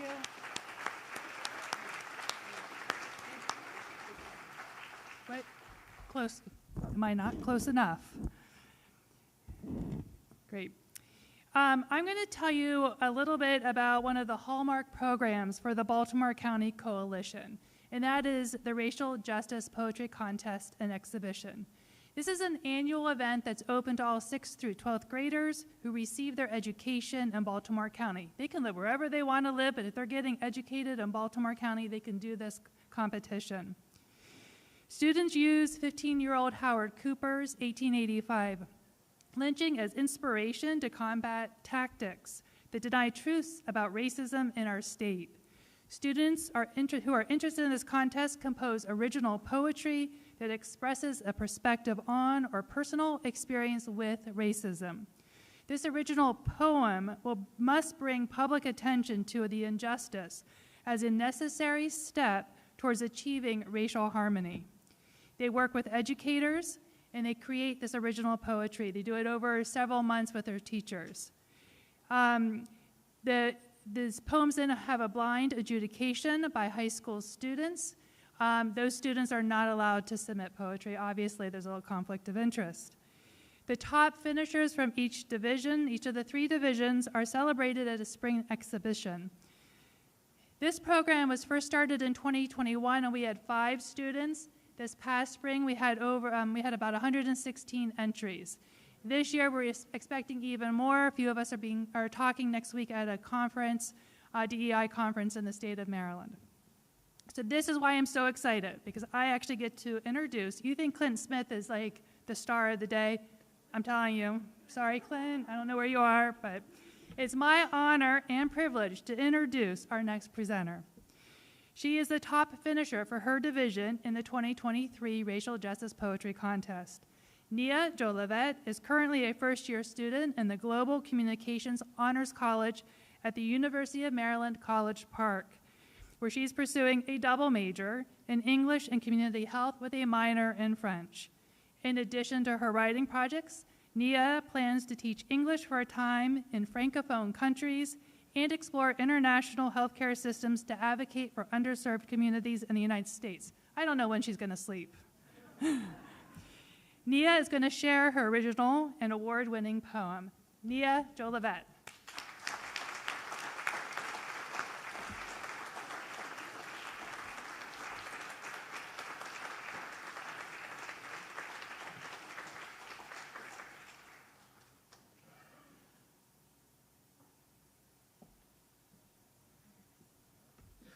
Thank you very much. Good afternoon, everyone.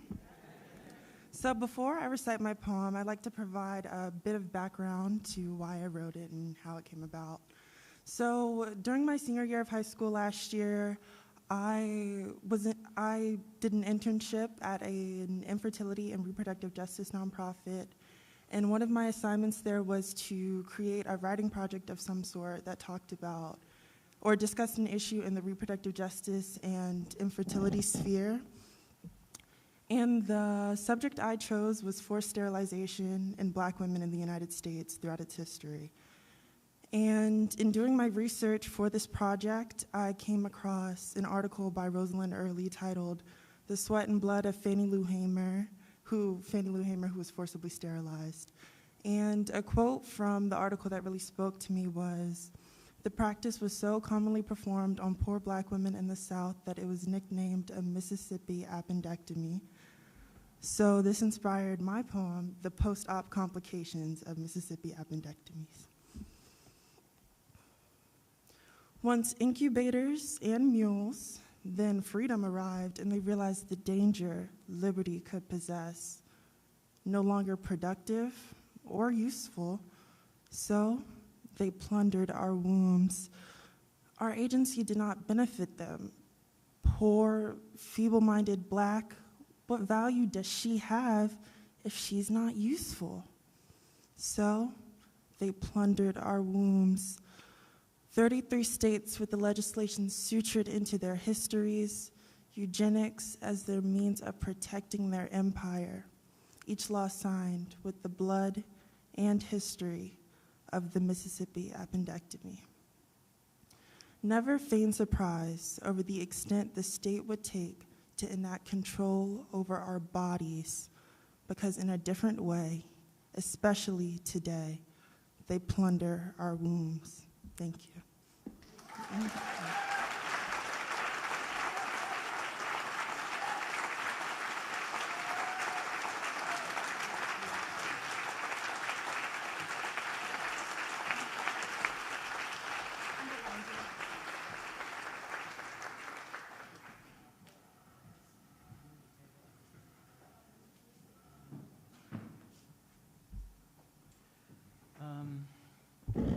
So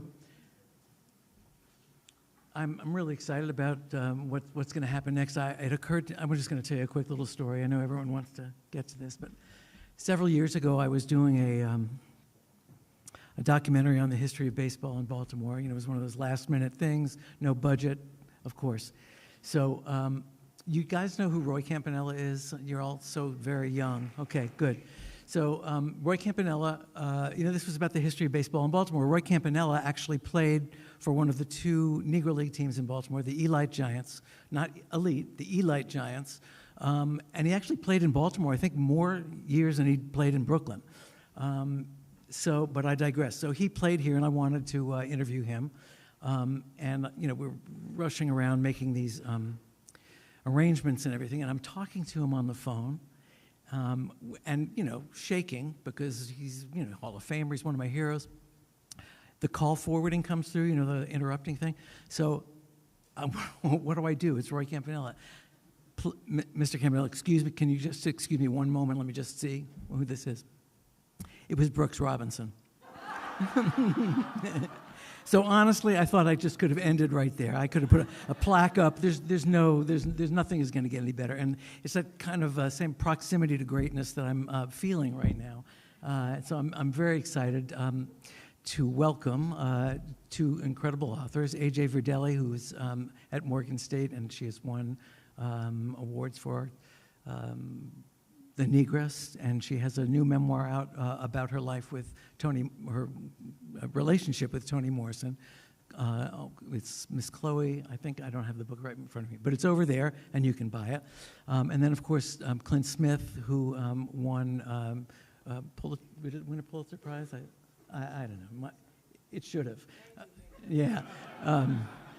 Number one, you know, New York bestseller. The you know, How the Word Is Passed, right? And then he also wrote a wonderful article in The Atlantic, I guess it was last year or the year before, that is really worth finding on Now We Know Their Names, it's called, and it's about how we in Maryland remember the victims of lynching, and it's a wonderful article. And it's my pleasure now to bring them both up here for a conversation. Amy.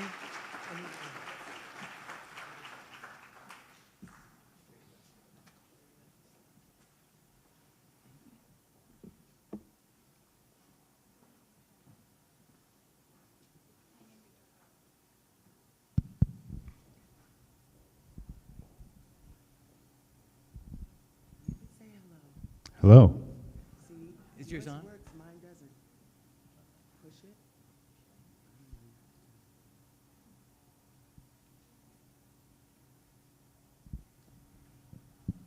He's more accustomed to this than me.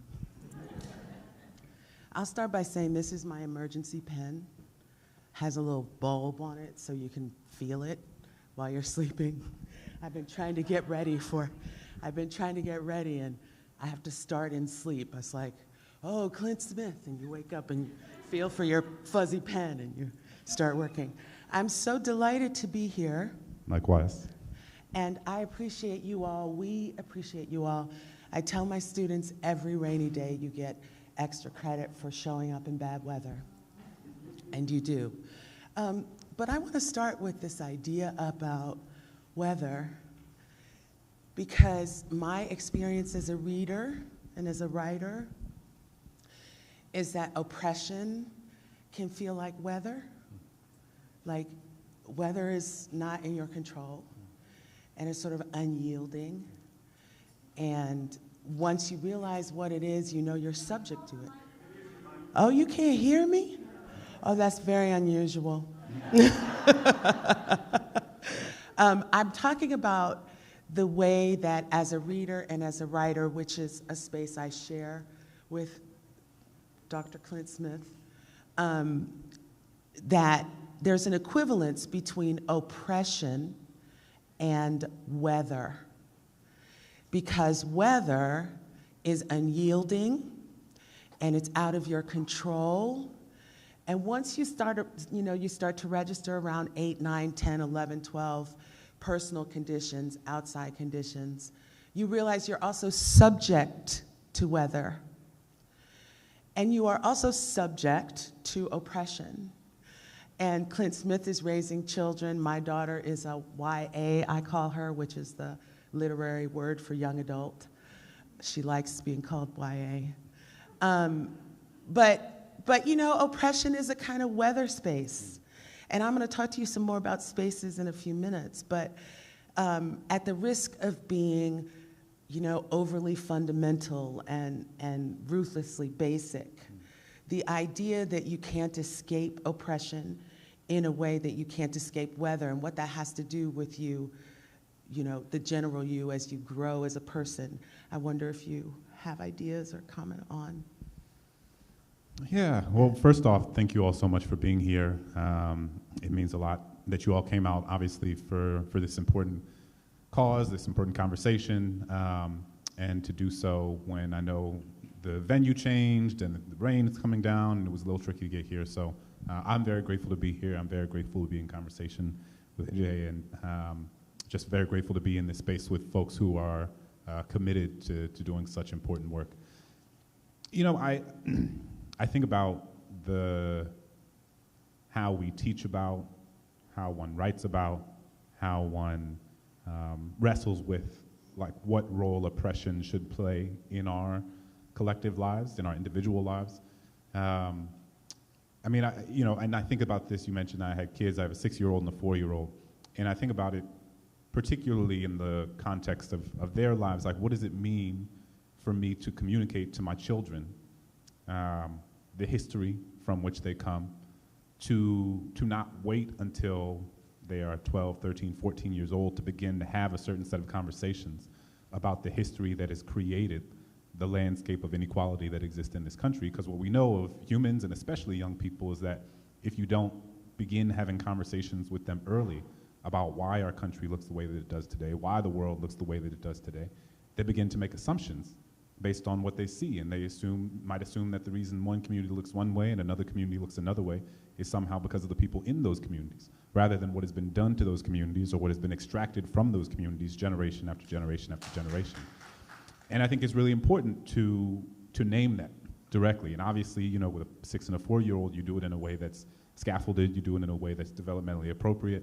But I would never want to wait until they have already begun the process, which children do from the moment they arrive in the world, of making connections that might seem clear without providing them with some level of historical context with which to understand more deeply. With that said, I also don't want my kids to singularly understand their lives and their histories in the context of oppression or violence or fear. And so much of it is finding that balance. And I was thinking about this when I was a high school teacher. I think about this as a writer. I think about this as a parent. How do you communicate the realities of history and the realities of the world without falling into the trap of having my children somehow believe that they are singularly defined by that history of violence and oppression? And so what that looks like in a practical way, like in my kids' little library, is, you know, you got the picture, the books about Harriet Tubman, you got the books about Martin Luther King and Coretta Scott King and Malcolm X and Frederick Douglass, and you also have the books about the little black boy who wants to grow up and be a scientist, and the little black girl who wants to grow up and be an engineer, and the little black child who wants to grow up and be a bottle of ketchup, right? Like you want, what I want for my kids is the both-andedness of understanding their history, but also understanding that the potential for their lives are only limited by their imaginations. And so I want their imaginations and their view of themselves and their potential and of the world's potential to be grounded in an unlimited imaginative space that is informed by a recognition of generations of people who struggled in order for you to have that space and opportunity to imagine in the first place. Right, and you know, beautiful long answer through parenting and through education. And I think we'll come back to education in a minute, hot topic in America right now, in case you hadn't heard. But hold the mic. My students react as if I'm yelling, so I don't want to be too loud. But we'll come back to education in a minute. Your beautiful writing about the Rockville experience, the Montgomery County memorial to those two young men that were lynched there. I want to go from sort of the sky of oppression, which is problematic because I'm equating it to weather, so I'm saying it feels like a sky, and you're right. Imagination is what's human and what's important, and what is denied, really, as you are sort of ruthlessly oppressed in this country. But if there is the sky of imagination or the sad sky of oppression, which in my work with young adults, college students, HBCU, that sad sky of oppression is very visible. And it's very unarticulated. There's not a lot of language about it, but it definitely exists for children who are not the children of people like you and me who can say you can be a bottle of ketchup or you can be an astronaut, you know. But there's the sky and then there's the ground, right? And the ground, I think, in the context of our memorials and our remembrances, we think of as holding memory, which is in part what you talk about, how overwhelmed you were with that experience. So I wonder if you can talk about sort of the baseline, the ground, you know, like when I was growing up, I used to fantasize that Nina Simone song, my father always promised me we would live in France. I don't know if you know that. And I used to say to my mother, I'm moving away from this country. And my mother would get so stern, and she would say, your grandparents died for you to be here. You will not leave. You will not leave. And it was one of the sternest messages that she ever delivered. But the point being, her idea was, my foreparents' blood is in this ground so that I can give you what I'm trying to give you, and I expect you. So if you could talk about ground, talk about you know, where you are as a seer and a writer around the soil. No, I appreciate that, and I'm really struck by what you're saying about what your mom said, because it taps into something that I think about all the time, which is the sort of intergenerational nature of this work, the very intergenerational nature of our presence. You know, the first enslaved people came to the British colonies that would become the United States in 1619. Slavery didn't end until 1865, formally. But what is true is that from the moment enslaved people arrived on these shores, they were fighting for freedom. They were fighting for emancipation. They were fighting for liberation. What that also means is that the vast majority of people who fought for freedom never got a chance to experience it for themselves.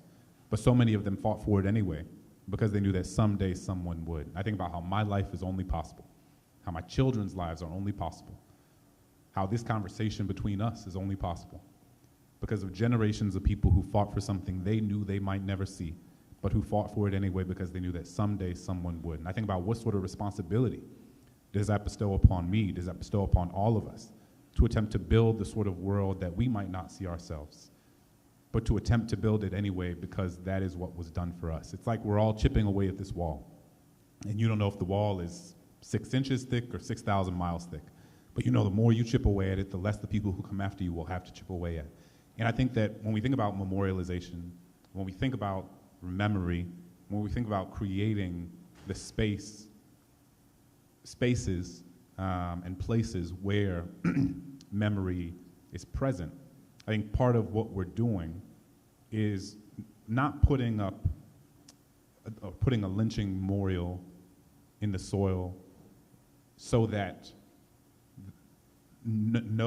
because we expect that we will live in a world in which there is no extrajudicial violence, but because we want to move toward a world in which that is that reality. And I think about that in the context of all my, like whether it's mass incarceration or poverty or anything. It's not that, I don't work in prisons because I expect to see the end of mass imprisonment in my own lifetime. That would be wonderful, I hope to.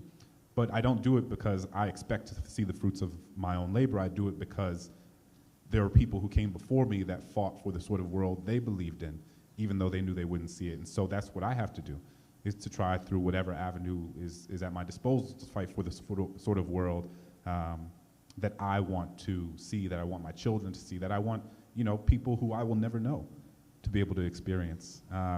Because I think that that is part of the tradition that we're all a part of. And in the context of the lynching memorial specifically, I mean, I hadn't planned on writing about it, and I kind of stumbled on I had heard about it, but I wasn't sure that I would be able to attend.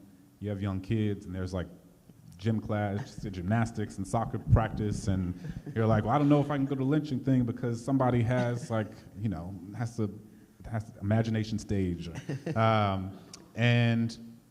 I was able to go, and it was so.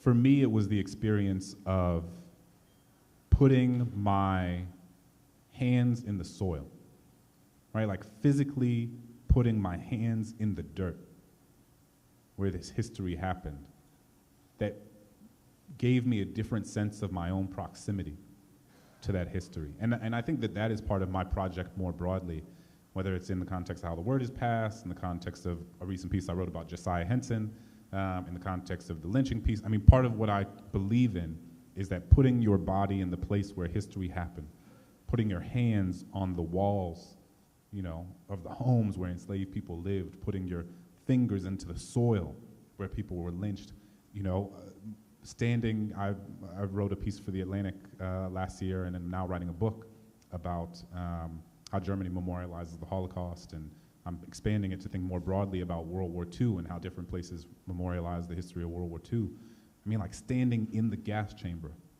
in Dachau, right? Like standing, I was just in South Korea a few weeks ago, and like standing in front of the homes from which Korean women were taken by the Japanese military before being forced into sex slavery for years during the war. I mean, for me, it's all about enhancing your proximity to history because it strips it from the realm of the abstract and it makes it real, it makes it tactile, it makes it human. Mm-hmm. Yes, and so this business of Clint Smith's project of touching, being tactile, putting your hands in, really is a testament to the power of geography as I read his work. There's so many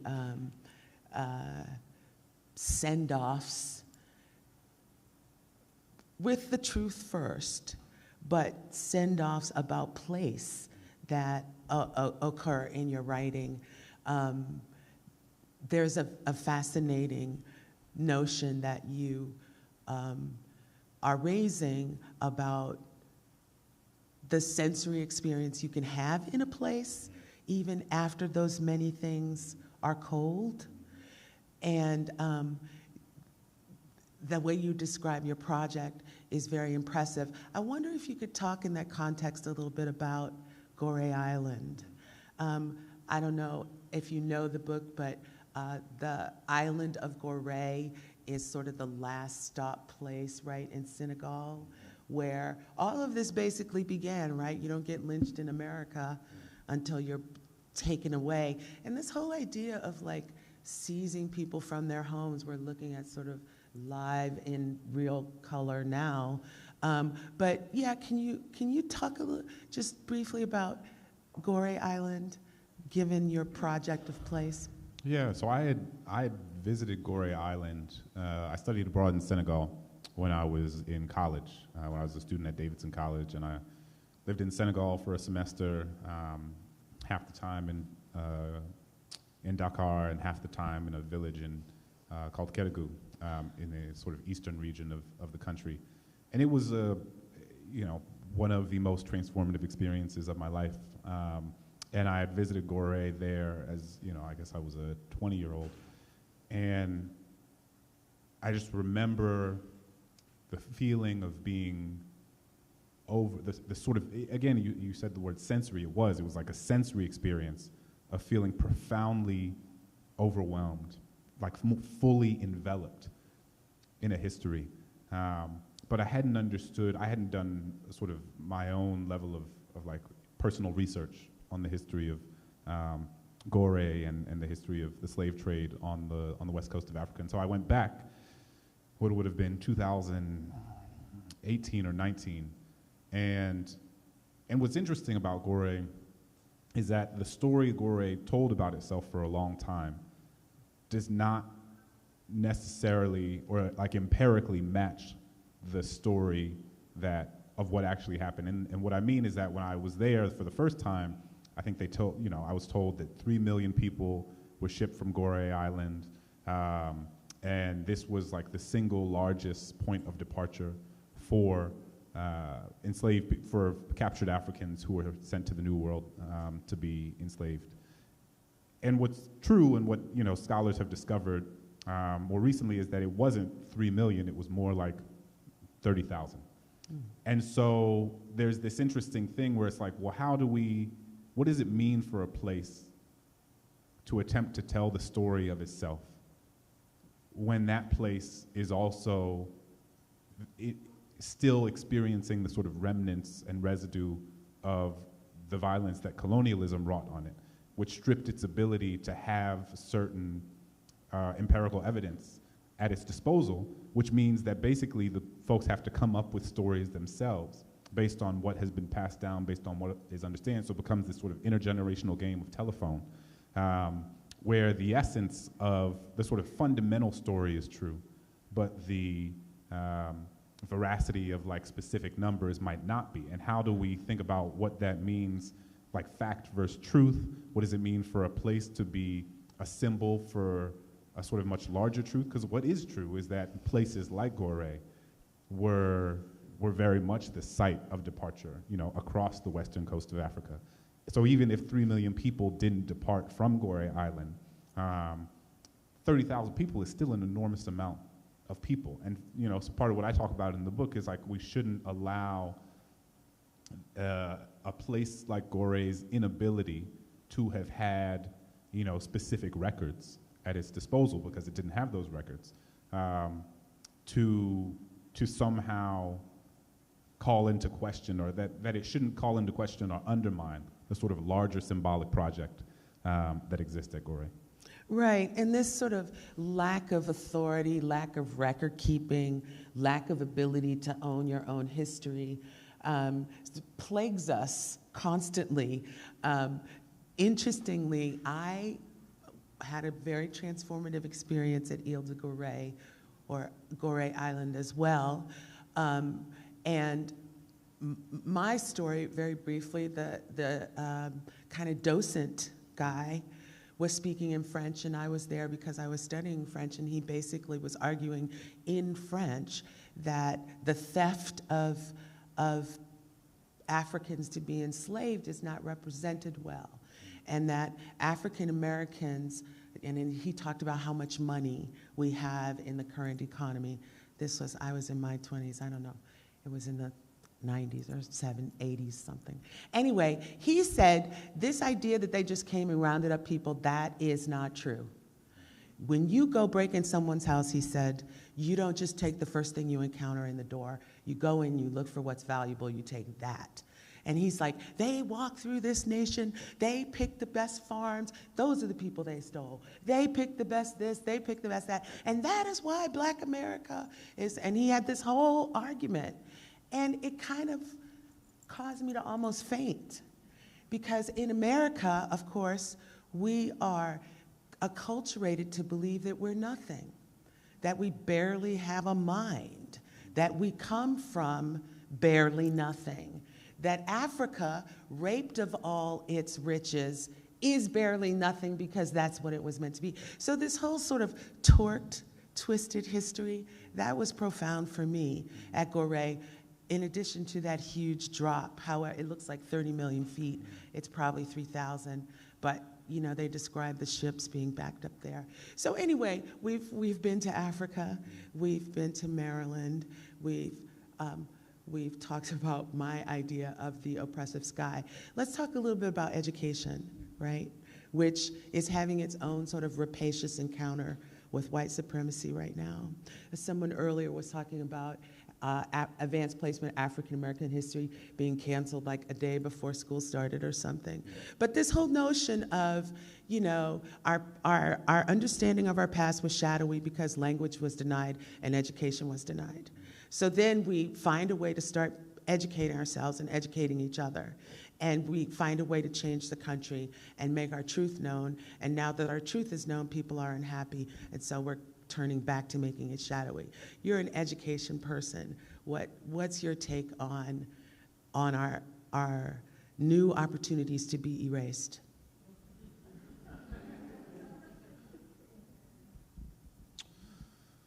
You know, I think that one of the stories from the book is about me going to the Blandford Cemetery, which is one of the largest Confederate cemeteries in the country, where the remains of 30,000 Confederate soldiers are buried. And one of the folks that it's interesting because I also, you know, I didn't write my book proposal saying like, I'm gonna go spend the day with the Sons of Confederate Veterans. My wife would have been like, no, you're not. And so, but part of what I love about writing nonfiction is that it allows for you, the story sort of, especially in this kind of narrative nonfiction grounded in travel, the story sometimes tells you that you're going in a different direction than you anticipated. And so I remember I thought I was going to write a chapter on Civil War battlefields. And I went to Petersburg, Virginia to write about the siege of Petersburg and the historic site there. And I was having a conversation with one of the park rangers in Petersburg. And I was telling him about my project. And he was like, oh, that sounds really interesting. You should go to that Confederate cemetery down the road. And it's almost like in the movies when like the devil and the angel appear on your shoulder, except it's like on my shoulder, it's like regular Clint and writer Clint. And so writer Clint is like, we got to go to the Confederate cemetery. And regular Clint is like, we are absolutely not going to the Confederate cemetery. Like, what are you talking about? But in those moments, I follow the impulses of writer Clint because I know that that is where the story is trying to take me. So I was there, and I was, folks who've read the book will be familiar with this, but I had a conversation with a guy named Jeff. Because I was there on the Sons Confederate Veterans Memorial Day celebration. I had a conversation with a guy named Jeff, and Jeff had this long salt and pepper ponytail, this handlebar mustache, this round belly, this biker vest with Confederate paraphernalia all over it. And he was telling me a story about how when he was a boy, his grandfather brought him to this cemetery. And they sat in this beautiful white gazebo at the center of the cemetery. And his grandfather would pull out his banjo and sing these old Dixie anthems, and they'd watch the sky turn from blue to purple to orange to black. They'd watch the fireflies come out of the forest at night and hop from one tombstone to the next. They'd watch the deer come out and graze around the gravestones. And he would talk about how his grandfather would tell him the stories about the men who were buried in this field. And he would say, these men didn't fight a war over slavery. Secession had nothing to do with slavery. Like, this was about protecting our families, protecting our culture, protecting ourselves against the invasive, aggressive North, who were trying to, strip us of sovereignty and strip us of our state rights. And Jeff told me that now he brings his granddaughters to that same cemetery. And he tells his granddaughters the same stories that his grandfather told him, sings the same songs on the same banjo that his grandfather sang to him, watches the same sun set behind the same trees that he and his grandfather watched. And so the thing is, I could go to Jeff and be like, Jeff, look, man, I know that your grandfather said that, slavery had nothing to do with secession. But all you have to do is look at the declarations of Confederate secession, where, in 1860 and 1861, the Confederate States very explicitly said it for themselves. A state like Mississippi said, our position is thoroughly identified with the institution of slavery, the greatest material interest in the world. So they're not vague about why they're seceding from the Union. They're very clear about it. But the thing is, if Jeff is to accept that information, he would have to accept that his grandfather was lying to him. And if he had to accept that his grandfather was lying to him, it threatens to disintegrate the foundation of his relationship with a person who is fundamental to his understanding of himself. A person who not only represents himself, but who also represents a family, a community, a way of moving through the world that is central to Jeff's very identity. And so now we're not talking about just the sort of need to for Jeff to reassess his relationship to American history. We're talking about something that's creating within Jeff an existential crisis, like a fundamental crisis of identity, because the story that he has been told about who he is in relationship to this country, in relationship to this country's history, has been revealed to him to not be true. And that is like a profoundly jarring experience for somebody like Jeff. And it was important for me to go there because it helped me take seriously the sort of like emotional underbelly that sort of undergirds so many of these beliefs, so much of this fear. And it's not as a way to excuse it, but as a way to understand the spaces from which it is emanating. And I tell that story because I think, your point about education, I think what we're dealing with is a country that is having an existential crisis.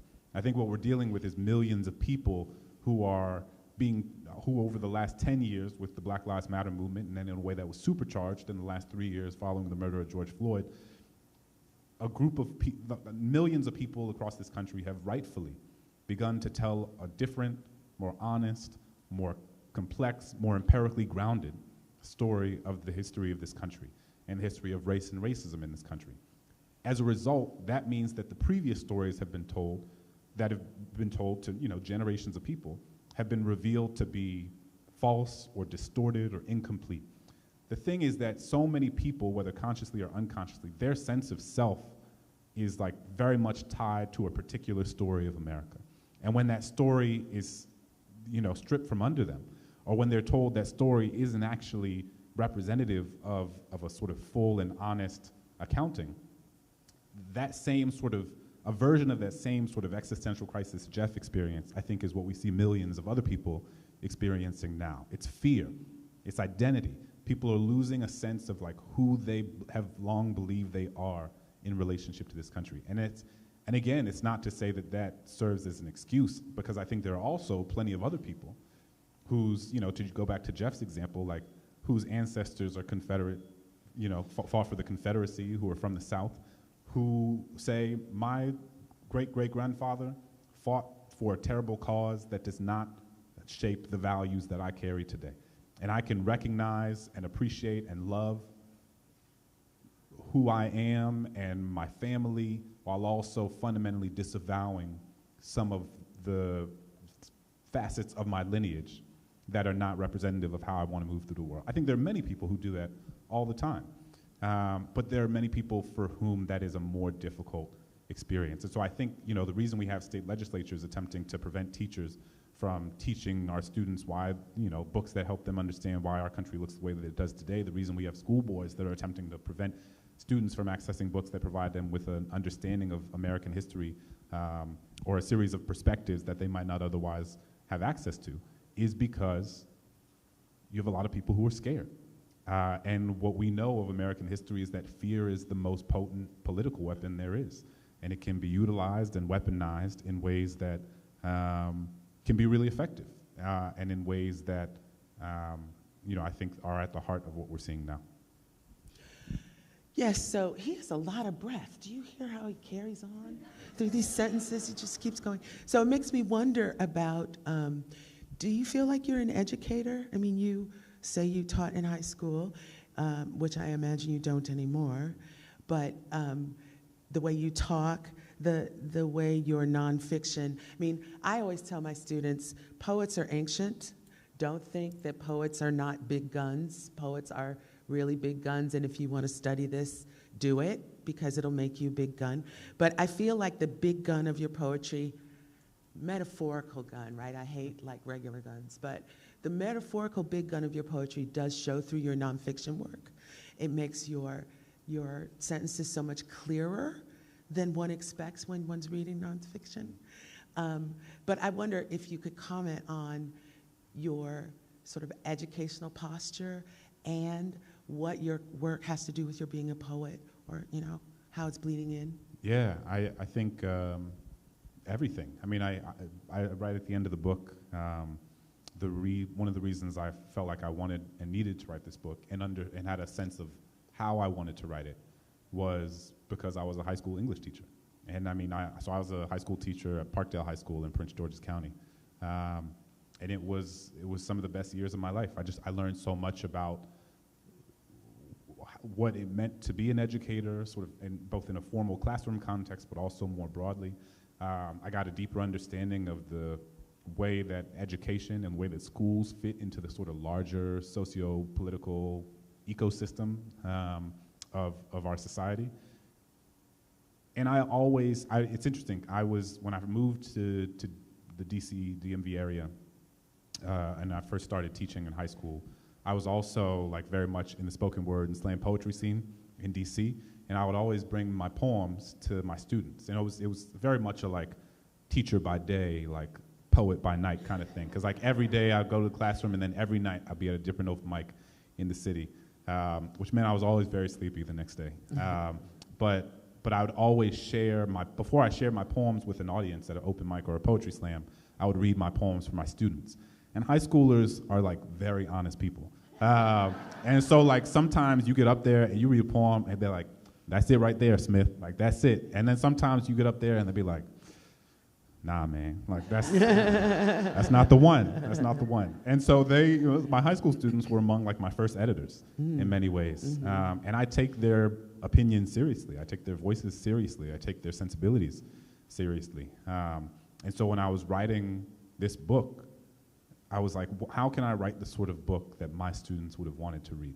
Like, how can I write the sort of history book that I felt like I needed in my, high school American history class? The sort of book that would have felt both engaging and also would have given me the language, the toolkit, the history with which to understand who I was in relationship to the world around me. So that was, both my own experience as a student growing up in Louisiana and my experience as a teacher were like fundamental to how I wrote this book. But I think, we were talking about my project, I think it's also very central to my sort of larger artistic and scholarly project, which is in part a fundamental rejection that like rigor and accessibility are mutually exclusive.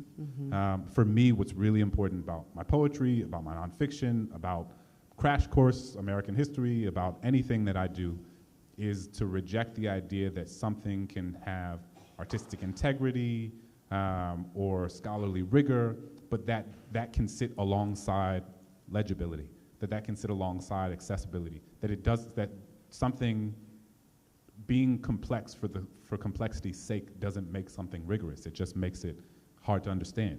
I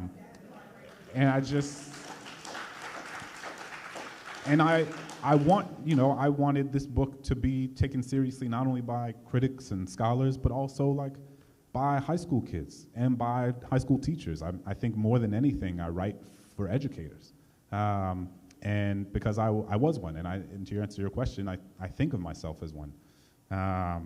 When I taught high school, and then I taught for many years during graduate school in prisons. My dissertation was on how people in prison, specifically how children sentenced to life without parole, make meaning of the purpose of education while they're incarcerated. And so I taught in a prison in Massachusetts, I taught at DC jail, and I think about all the stuff that I'm doing as education. And I think about doing my best to meet people where they are. And so much of that is through books, but also, I did this YouTube series called Crash Course Black American History, which some of you are familiar with, and I was drawn to that in part because I thought it was another way to reach young people who might not, for whatever reason, pick up this book or might not pick up some other books, but I wanted them to encounter the ideas and hopefully have it serve as an entry point to a larger body of work. And a big thing that, and I alluded to this, another big thing is like, I really want to create resources that educators can use. When I was a teacher, like all I wanted was people to like give me like good books and people to give me good syllabi, people to give me good resources that I could, it just made my life so much easier. And to the extent that my work can help educators in their classroom in that way, I think that shapes a lot of how I think about my work. Excellent. I don't know how much more time we have, but I wanted to answer. I want to, if there are questions you might want to think of them. I want to ask you one last question really about this, this movement to have tactile memorials, which is what you wrote about in your piece about Maryland and the soil. You mentioned Brian Stevenson, whose museum is in Alabama? Montgomery, Alabama, where he has these big, very tactile, even though I don't think you can touch those. I don't know, many of you know Toni Morrison. She wrote an important passage about there being no memorials to slavery. There's no place you can go and stand and say, this represents the, so she said there's no big towers, there's no crosses, there's no bench by the road. So the Toni Morrison Society has started to place benches by the road in various places that have significant slavery history.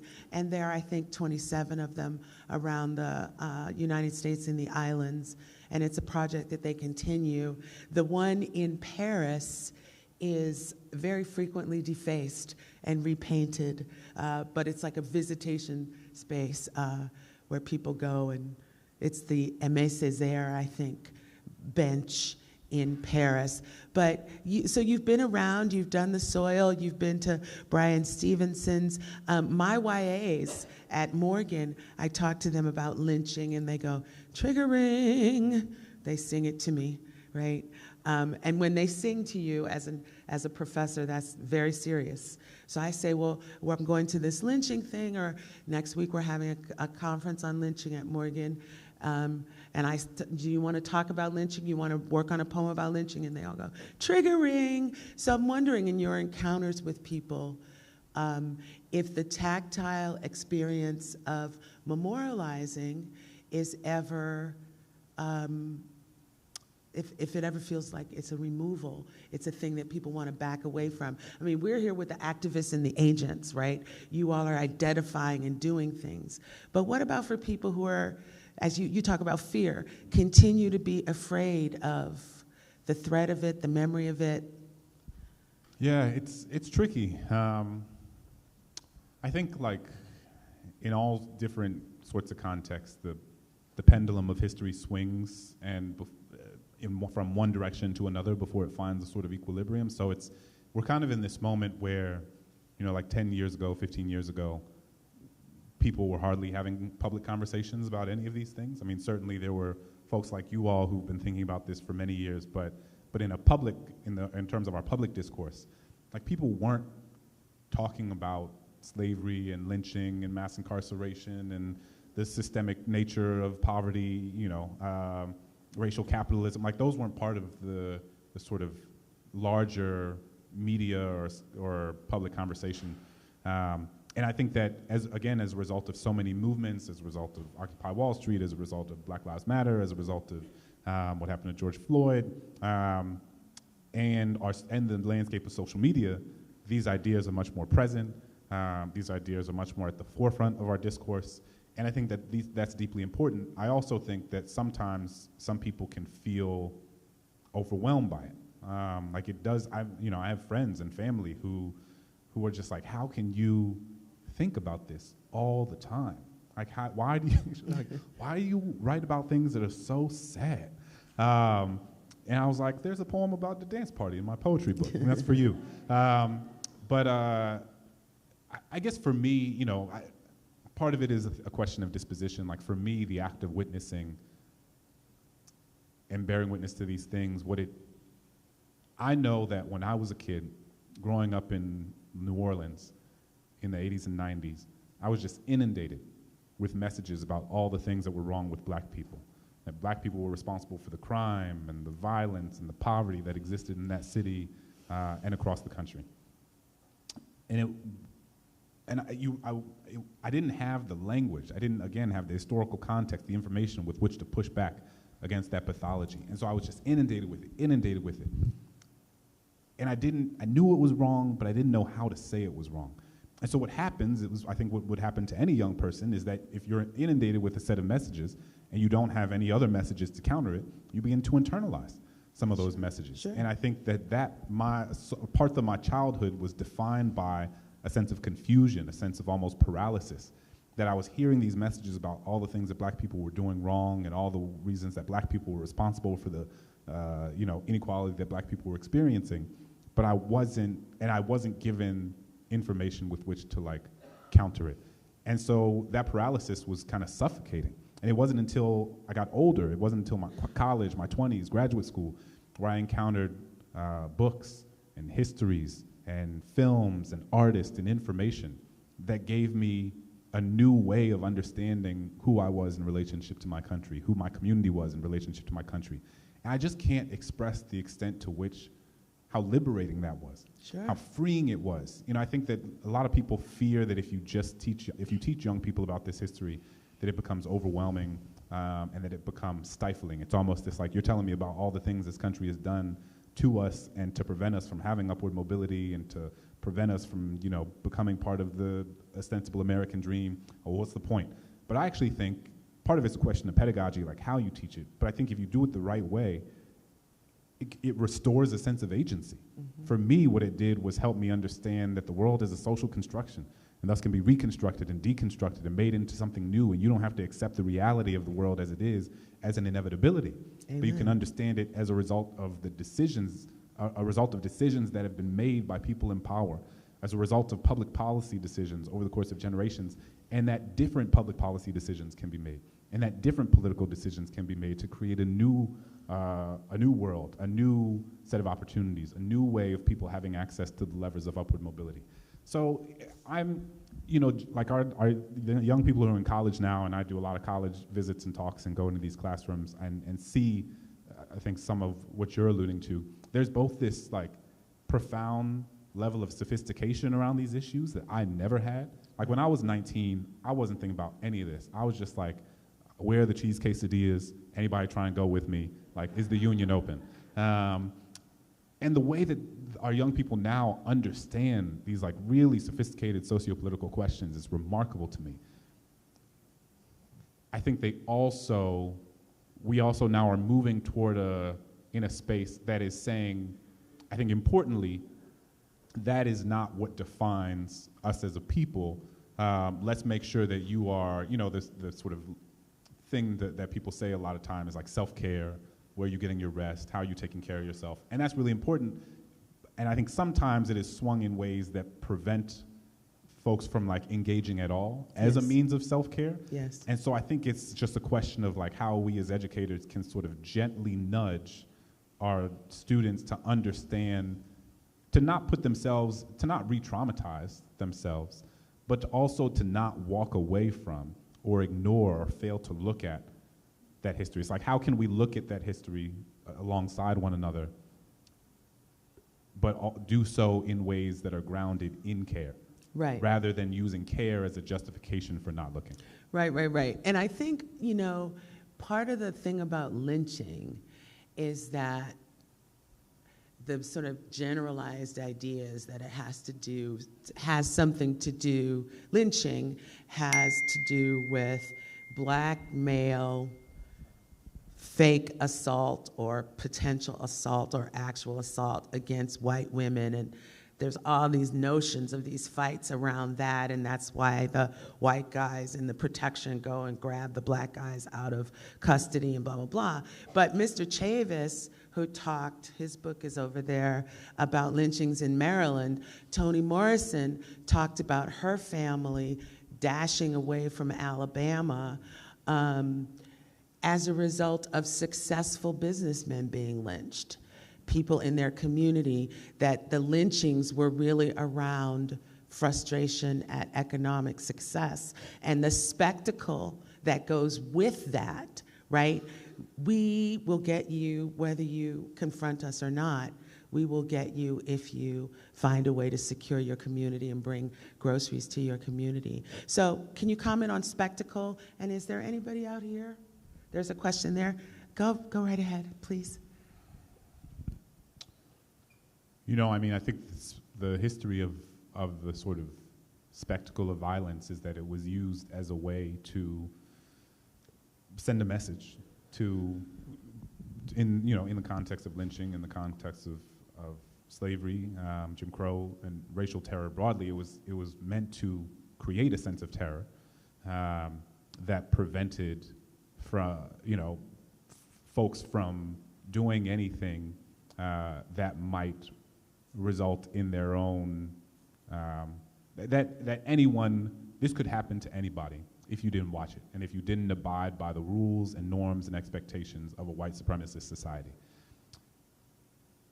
I think what I like about the work that this community is doing, and so much of what's happening around the sort of lynching memorializations and memorializations around histories of racial terror more broadly, is that it almost like inverts the history of the spectacle and says, like, we're gonna take this thing that was used as a spectacle to inflict terror and create a spectacle that creates healing. Mm-hmm. And I think that that's really important. I think, for me, that is when I went to the lynching, the soil collection ceremony, like that is what I experienced. It was it was almost a reclaiming. It was this reclamation of like this person's life will not be defined by the spectacle of violence that was inflicted on them 100 years ago. Instead, we are redefining it through the spectacle of remembrance, through the spectacle of respect, through the spectacle of using their life as an opportunity to tell a more honest story about our history, but also to think about the way that history shapes the world around us today. And I think there's a lot of value in that. Excellent. Yes, sir. I read how the word is passed, and then I read your article about Dachau and the remembrance in Germany. And I've been to Dachau, the worst place I've ever been to in my life. And the idea of Angola and Louisiana, we put a large plantation that we put a prison on, something that would never happen in Dachau or any of the KLs. And my question to you is, when will we as society shun people who get married at plantations because those were factories of misery, despair, and death, and yet you can never get married at Auschwitz? The last person got arrested. When will America accept plantations for what they are instead of these large palatial, what they believe is green, verdad places? Yeah, no, I mean, I think you're absolutely right to point out that the existence of Angola would simply never happen in a different geopolitical context. It just we would never have, as you allude to, we would never have a prison that disproportionately incarcerates Jewish people on top of a concentration camp, on the land that used to be a concentration camp, in the way that we have prisons that disproportionately incarcerate black people on top of, sites of former plantations.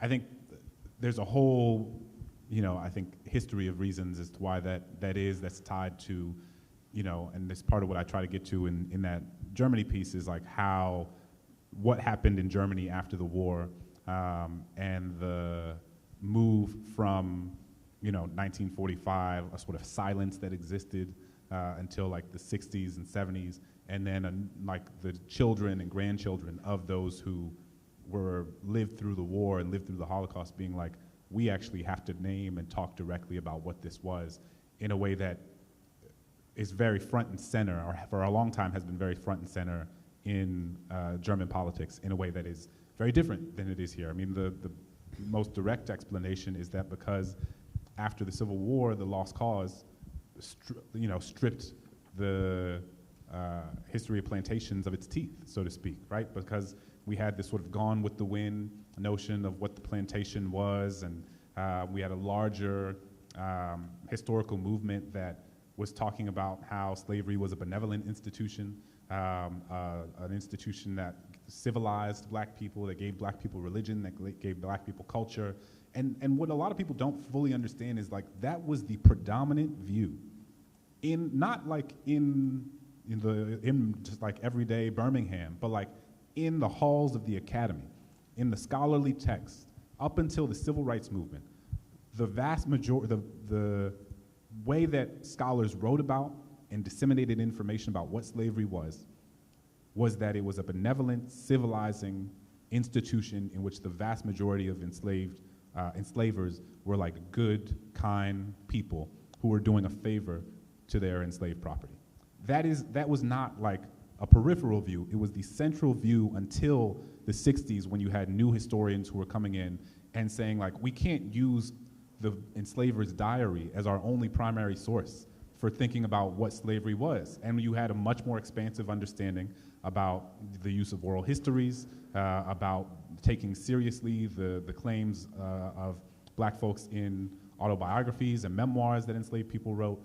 And that became much more central to our understanding of what slavery was, that necessarily complicated and expanded our vision. And so the reason that people continue to have weddings at sites of intergenerational torture and exploitation is because we are still living with the remnants and the residue of a history that said that those weren't sites of intergenerational torture and exploitation, that they were actually these beautiful places where black people were cared for and held and were treated just like all of the other children there. And I think, and the way that also, there's a thing about capitalism and marketing and the way that like slave plantations began to sort of like both romanticize their history, but also like sidestep their history. It was a sort of both like, oh, we're a plantation, but like a beautiful plantation where, your dreams can come true. And there's a sort of Disney World commodification of plantations, I think, has played a role. But yeah, I mean, there was an entire chapter in the book that was going to be about plantation weddings, and it didn't make it in for space and a couple other reasons. But yeah, it is a strange phenomenon, but I think it is in large part because as much as us here think about the horror of plantations all the time, I think that is not necessarily reflective of the sort of larger sentiment around what so many of these places are, especially in terms of how they present themselves to the world.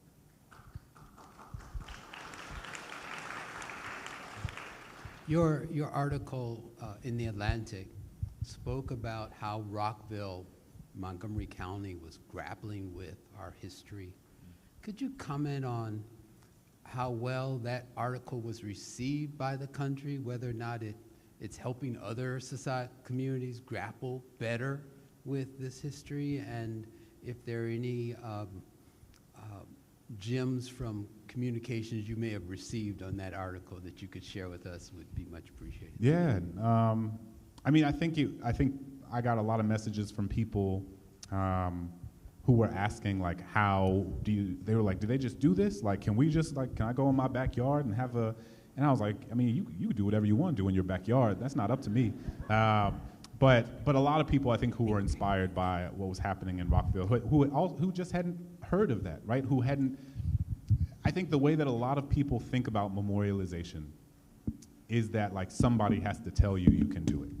I think that there's a sense that like it's a top-down thing, and that like, oh, the government has to say like, your local council has to say you can do this, or your state government has to say you can do that, or you have to, you almost have to wait for someone more official than yourself to embark on this process of memorialization. I think what that story did, from what I've heard from people, is it helped reinforce or helped introduce people to the idea that like ordinary people can make a decision collectively and then push and hold their government accountable hold their local government, hold their state government, hold their national government accountable to things that otherwise would not have been on the radar of your local governments in the first place. And I think that's a lesson that I took from Rockville. It's a lesson that I took from Germany. It's a lesson that I take from so many of these places I've visited. These don't, like the stumbling stones in Germany, for example, didn't happen because the German government was like, we should put down some stones in front of the homes from which people were taken by the Nazis. It was because of one man whose father was a Nazi soldier who was trying for himself to sort of make sense of what responsibility that bestowed upon him as a contemporary German citizen and as an artist that he started doing. He started putting thousands of these in the ground, and then the government tried to stop him, and then there was so much support for what he was doing that they were actually like, actually, we're not going to stop you, we're going to help you, right? And so it became, but it's because he made a decision to do it. It's the memorial to the murdered Jews of Europe in the center of Berlin didn't start because the German government just was like, this is something we should do. It started because there were ordinary people who were collecting signatures, who were holding rallies, who were saying, this is something that we have to do. And so I think what it has taught people is that memorialization is a grassroots endeavor. And I think Rockville and the soil ceremony there and the sort of process by which it has happened was a really important lesson for a lot of people. I think we have time for Beautiful. one more. So one more? One more? Okay. I just wanted to the question about when will we stop having like marriages and wedding on plantations and things like that. I think from my perspective in study and also family, that there is an ancestral connection to the land that's there for formerly enslaved people and their ancestors and our ancestors that is different. And I think the connection, that spiritual and ancestral connection is what is trying to be achieved, and not necessarily, oh, we're just gonna go back to the plantation and get married. And I don't have to tell all of you, the history of that is, basically building that land,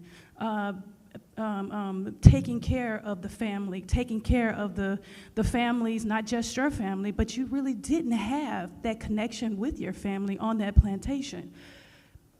What about bringing joy back to? What about cleansing that land and that space that was once a place of hatred and separating the family and the generations, but to say we're going to connect and we're going to join in joy and we're going to heal this land that our ancestors were made to till and to grow and to establish for an enslaver. So for me, it's different. I look at things in a different way, and I just feel like that spiritual connection is what people are trying to reach when they are getting married on plantations. I don't know about, getting married in a chamber and that type of thing, I don't think, but I think from my perspective and family that there is a generational connection that was lost, and they are trying to reach it. No, I appreciate you very much sharing that. And I think part of the distinction it sounds like we're talking about is like white people getting married at a plantation versus black people getting married at a plantation, for sure. And so, yeah. I think that's I just wanted to clarify. I think that, so much of this is context, like anything, right? And so I think what it means for some white folks to get married at a plantation based on context means something fundamentally different than what it means for a black family to decide that that is something they want to do. And I think that part of the heterogeneity of black people means that there are going to be some black people who are like, I don't want to go anywhere near that. And there are going to be some people who share your sentiments. They're like, actually, I want to use this process as a way to reclaim something that people tried to define for me. In the similar way that like the spectacle of lynching, like so much of what happens with the lynching memorialization is a redefining, a reconceptualization of what the spectacle of lynching was, and now turning it into a spectacle of healing. And so certainly, and I think that for me, both of them make sense, right? Like you saying like this is actually something that in my family, we take seriously as a way to sort of reclaim this land, reclaim and heal from that trauma. And I very much understand somebody who's like, this place is a site of intergenerational torture and exploitation, and I don't want to celebrate the most joyous day of my life in that space. And I think that because we're all different, we all have different ways of processing trauma and making sense of trauma. And I think that that's okay. So, yes, give him a hand.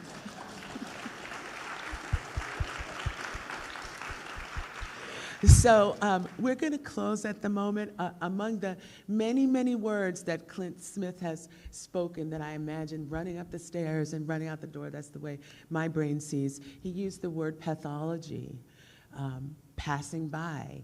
And one of the complexities, just like black people are heterogeneous and so are white people, we have these weird black-white names, but one of the complexities we have to accept, and I have to credit my mother, you know, racism is not just a burden, it's also a pathology. It is a pathology. It is a wrong-headed, screwed up way of thinking that makes people think it makes sense to think that these other people are all wrong, as Clint expresses his early childhood acculturation. So as we go out into our complex world with Clint Smith's ideas on our mind, think about that part of the complexity as well. Thank you. Thank you both. And I just wanted to add, just to reinforce that, like, as you said, so many of you all in here are activists and organizers and advocates who are doing this work every day. And I just want to express my gratitude for the work that y'all do in education, in memorialization, in like bringing this work to the attention of a larger public. My work is only possible because of the work that y'all do every day. And so I feel enormously grateful, and I know that it's this type of work that sometimes doesn't get the recognition that it deserves. But there are so many of us like me who are incredibly, incredibly grateful for the work that you all do, and I just wanted to name that directly and to say thank you. Thank you. So, thank you both very much. I think, Clint, you both would hang around for a couple of minutes and sign some books. That'd be awesome. Mari, did Mari arrive? Mari, I just want to recognize you. Thank you for coming. There you go. So, just in closing, I'm kind of remembering this feeling I had at the end of the commission hearing that we had here in Baltimore County, and that is that you know, what brings us together and what is so reinforcing for me, and I think for a lot of people, is this belief that we share that you know, that we want to affect social justice. But it's more than that. It's more than the desire to create social justice. It's also the belief that we can, right? It's the belief that we can move the needle. That's what brings us together, right? And that's hope. That's what we call it. That's hope. And so I you know, thank you for coming. I'm thinking also that of Pliny the Elder, who said that hope is the pillar that holds up the world. So thank you all for coming. Thanks for spending so much time today and putting up with everything that's been going on. And here we go. Thanks again very much for coming.